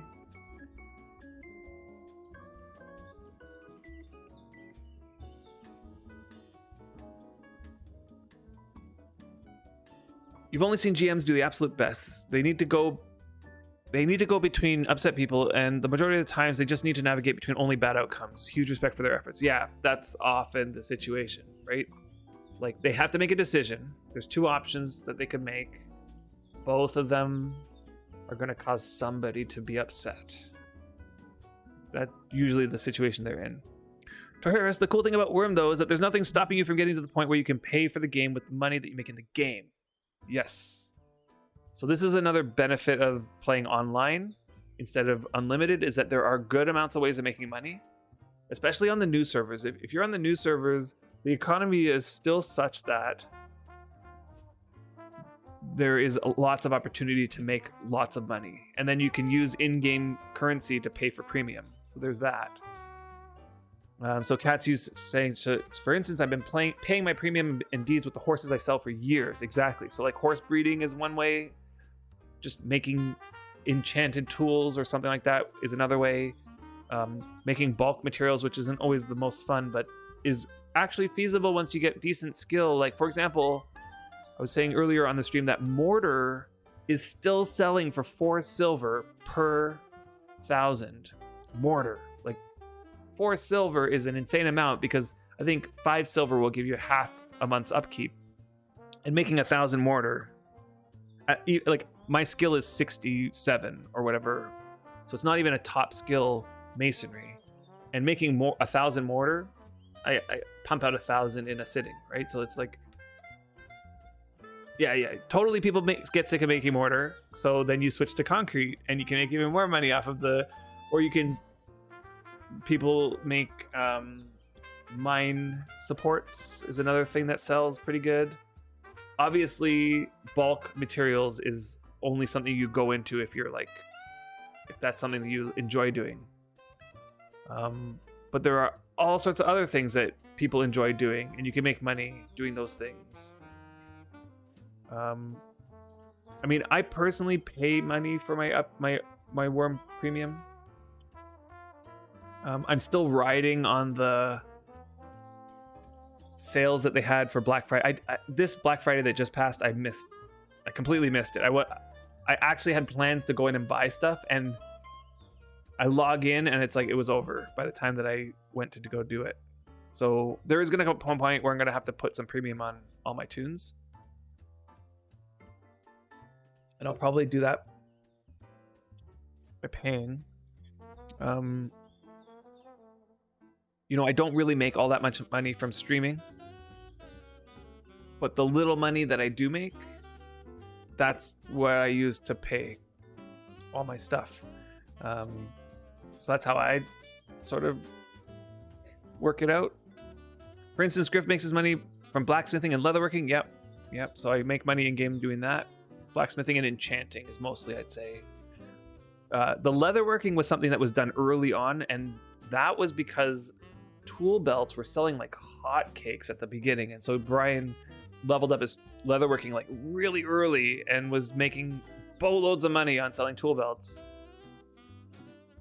Oh yeah, you need to get those merchant location suggestions set up for you. You'll do that now. Okay. Yeah. And rumor has it that nerds bought decades, yes, decades of Wurm Premium to buy affinities with marks. I know, I heard about that.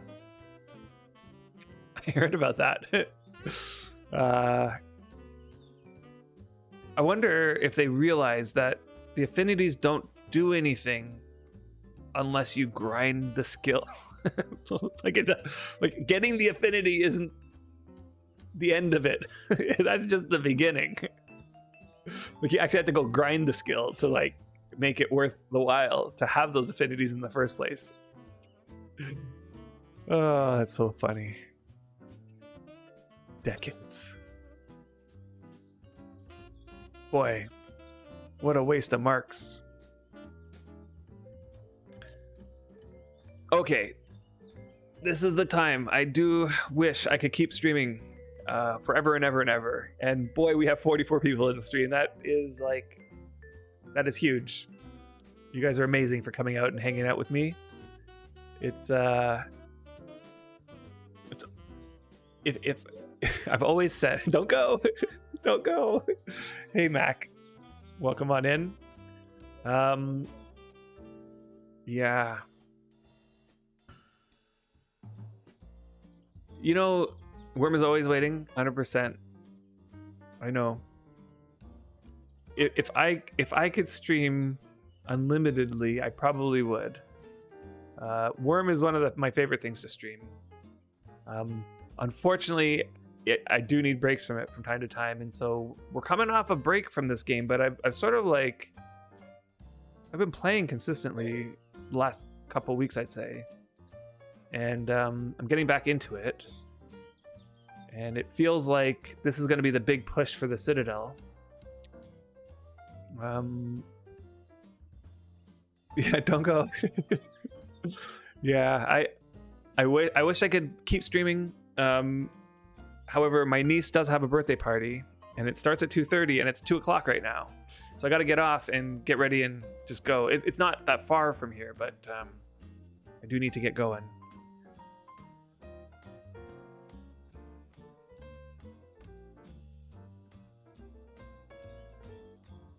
I think I missed the reference. Reaches out her hand to Griffin Wales. Don't go. No, don't go. Where is that from? My niece would understand. Well, she's turning 8, so probably not. Have her make bricks. Just kidding. Have a blast with the family, Griff. Thanks for the awesome stream as always.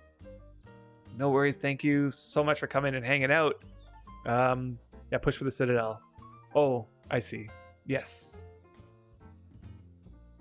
And trying to work on getting full-time streaming while working must be tough. Yeah, no, full-time streaming is out of the question. Yeah, just the amount of stream is already pushing the limits.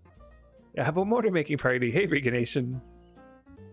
You enjoy me worming around, and that map is a masterpiece. I know. My quality 3 map that looks like I painted it with my fingers. Yeah. And Jack Dryden, welcome back. You just got off the call with Lily. Going to rewatch the VOD later for sure. Really glad I streamed today, man. No worries. I will be back at it next week. Most very likely, I'll be streaming Worm again. It will most likely be Friday night, which I know is not ideal for everybody. Unfortunately, it's the only it's the time that I scheduled that makes the most sense for me and my family. If it ends up being a different day, I'll post it in Discord. If you want to get those announcements and anything that I say about when I'm going to be streaming, I usually post a little thing in Discord. You can scroll down, get the link to the Discord and join it. And I'll let you know when I'm going to be streaming sometime during the week. I'll just put a little message there. I love streaming Saturday mornings. It's like, you know, whenever I turn on the stream Saturday morning and all you guys show up, it's like amazing experience. I love that kind of stream. And then Friday nights obviously aren't ideal because half the world, it's middle of the night for them. And it makes it hard to get to the streams, right? Because my Friday night, I'm in Eastern Standard Time, so that's East Coast America. Anybody on the other side of the Atlantic is 5 or more hours ahead. So if I start at 7 p.m. my time, that's midnight for those in and beyond, midnight and beyond for those people in Europe. So it does make it hard for everybody to make it to my stream. Unfortunately, that's just the time that it is. Like I work during the days. I often have work that I got to take home with me as well. And so Fridays is my allotted night. And then Saturdays is always like, usually it's spending time with the family, and it makes it hard. Yeah, I know. Late night Fridays is not easy for you to make. I know. And you really enjoyed my 7 days, mostly watched via the vlog. Oh, okay. And welcome in, Young Gun. I recognize your name. It's been a long time, if I remember correctly. And yeah, like 7 days is not going anywhere. They're coming out with an update soon, and everybody is waiting with bated breath for any announcement of when it might be coming. It does seem like it's still a couple months away, though, if I had to make a guess, based on what I've been reading about. We should experience dev streams first, and then if the last couple rounds of updates that they've done is any indication, they do the dev streams, and then the release comes about 2 months later than that. Because the dev streams happen, then a month later, the streamer weekends start happening. So people who are streamers can stream the game ahead of launch, and then about a month later, launch happens. So that's sort of the order that we should expect. So it still feels like it might be a few months away.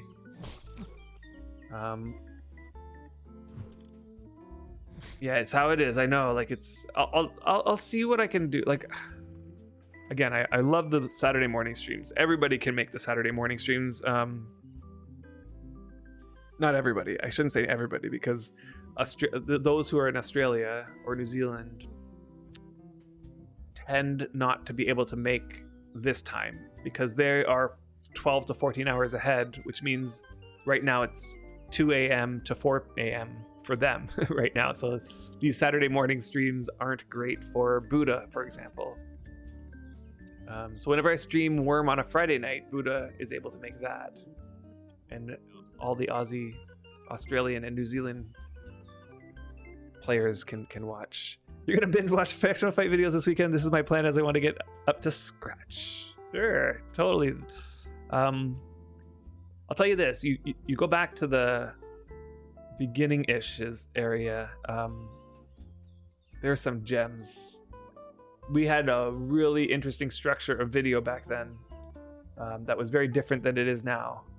Now it's like off the cuff. We just have conversations, right? But back then we were scripted. We scripted most everything, and we did a whole bunch of stuff related to like how to play Wurm, and a lot of it is still relevant. Like most everything.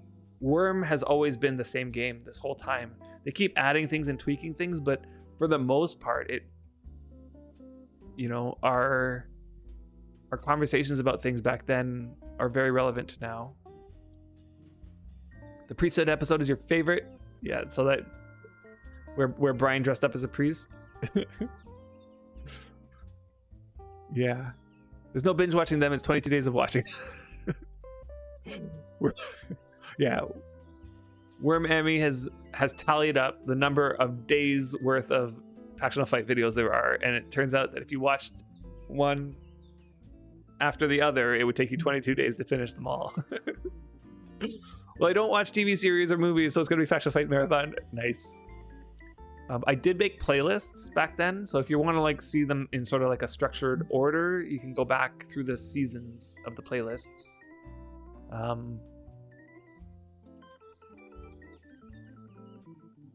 Yeah, the more recent ones are more like casual. Just we turn it on and we have some topics that we're going to converse about, and we just like randomly rambling about stuff while we're doing things. But back in the day, we had very scripted.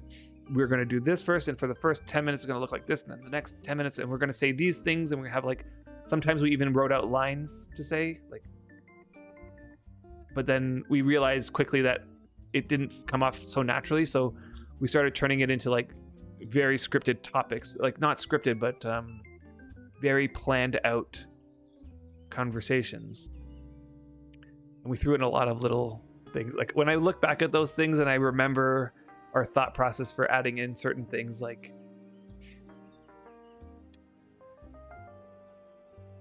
yeah, I shouldn't spoil too much, but yeah, the whole Autumn and Twilight construction. So I created one playlist called the Village Update, which were just I took clips of our videos that, because every video for a whole while we did a Village Update segment of every video that we did. Every stream was like, we started with a Village Update, and then we went into the rest of the stream, and we clipped out all those Village Updates and put them into a playlist so you can watch how Autumn Twilight, the original Autumn Twilight, was sort of like progressed. And it's not 100% complete. You don't get the 100% full picture, but you get a really good picture of that deed. I have gone down nostalgia lane, watched through that whole playlist before, and it's awesome. Like, I miss that place a lot, and I really regret immensely forgetting to put upkeep into that deed, and it fell. And when it did fall, we weren't playing on Deliverance anymore, and in order to redeed the whole place, it would have been an enormous cost. Deed costs were more back then, and to plant that deed would have been over 50 silver.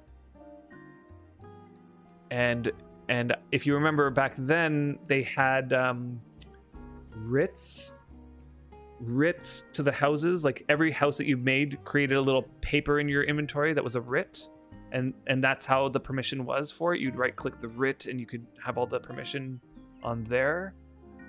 And all the writs for all the buildings on the deed were scattered amongst many players, like because we had a lot of different people on that place. So certain buildings on that deed, we didn't have the writs for.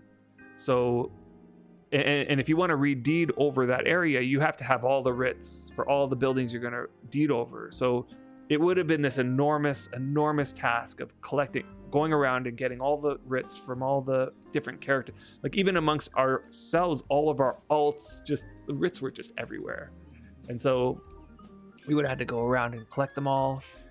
We would have had to sail back to Deliverance. We would have had to replant the deed. It would have been 50 plus silver or something like that. It was a 13 silver upkeep a month or something. All just to hold on to that deed that we don't go there anymore. We don't play there anymore. So at that point, we just decided, we'll just let it go. But I think we regret that now. Like in hindsight, years later, we were thinking about it and we're like, we should have just gone back. We should have put in that effort. It was such a special place. Like, like Jack, how you feel like how the labyrinth is a special place. Like, and I also feel that way. Like the labyrinth is a special place. Autumn Twilight was one of those places too. Like to us, it was, at least anyway. And to those people who explored it, it was a special place. Like just to give you an idea of its immensity. So like the final castle in the labyrinth. So the final castle in the labyrinth is 2 buildings. Each of them is as large as you possibly can construct a building. Hey Drogos, welcome on in. Yeah, it was 13 silver a month. Yeah, and so I don't know if recently they changed it. I kind of feel like I remember reading something about how they changed the maximum size that a house can be, but back then there was a certain maximum. When your skill is 99 in carpentry or whatever, you can create a maximum sized house. Okay, so the labyrinth, the final castle, is 2 maximum sized houses in terms of their area. Autumn Twilight was a deed on which there was a castle that was 7 of the maximum sized houses, all interwoven with each other to make it look like it was 1. Okay, so it's like 7 of the maximum sized houses, interwoven so that they all look like one big castle. And this was before bridges were in. So if bridges were in, we would have connected all those, but it wasn't. So you can only get from one building to another through the ground level. But even when you're going from one building to another, we sort of like decorated it so it felt like you're still inside the castle, like there were hallways and stuff. And then the only way you would know is if you look straight up and you would see between the 2 houses, there's the sky. And then each of those buildings had a theme and a puzzle. So each building had its own puzzle in terms of solving and trying to get to the end of the puzzle. And the idea of it was that it was an escape room puzzle where people would be collaborating and working together in each of the, like they would go, everybody spread out trying to like solve, like, and each time that somebody solved one puzzle, it sort of gave them a piece of the solution to the puzzle that would lead them to a place somewhere else on the deed that had the end prize or whatever. Yeah, and it was just, the puzzles were insanely well thought out. This is all Brian again. Brian he did all the puzzle creating. He was the puzzle master. He did all this like planning of each of the puzzles, and it was a lot of fun when we held the event. And were there dragons there? No, there was no dragons. No. All the time that you put in memories, it does suck. Yeah, totally, to have it fall. Yeah, they added +5 so that newbies can build a 1-tile house at 1 skill instead of 5 skill. Okay, but did they add anything so that at the top end you can make houses slightly bigger than before, or taller than before, or I don't know. Dragons of Autumn Twilight. Yeah, dragons. Yeah. I mean, that's where it came from, the name. Yeah, and you feel like you learn a lot by watching our VODs. Yeah. We do try to impart a lot of information.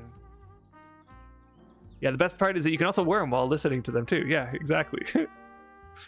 All right, so I am getting this signal. I do have to get going. So, yeah, here's where we're gonna end. I'm gonna put down my bedroll and my goodness. Put my bedroll and my tent. Boy, these guys are feisty. Let's just make sure I'm not in a deed or anything. Yep, no. We'll just come over here. We'll drop my tent. And we'll put my bedroll right somewhere over here. All right. And here's where we're going to sign off. Yeah, you are very welcome. Thank you all for coming and hanging out with me today. It was a lot of fun, and I look forward to doing it again. So until next time, you guys all have a great rest of your day. You keep on worming, and yeah, I'll see you all next time. Yeah, have a good one, everybody.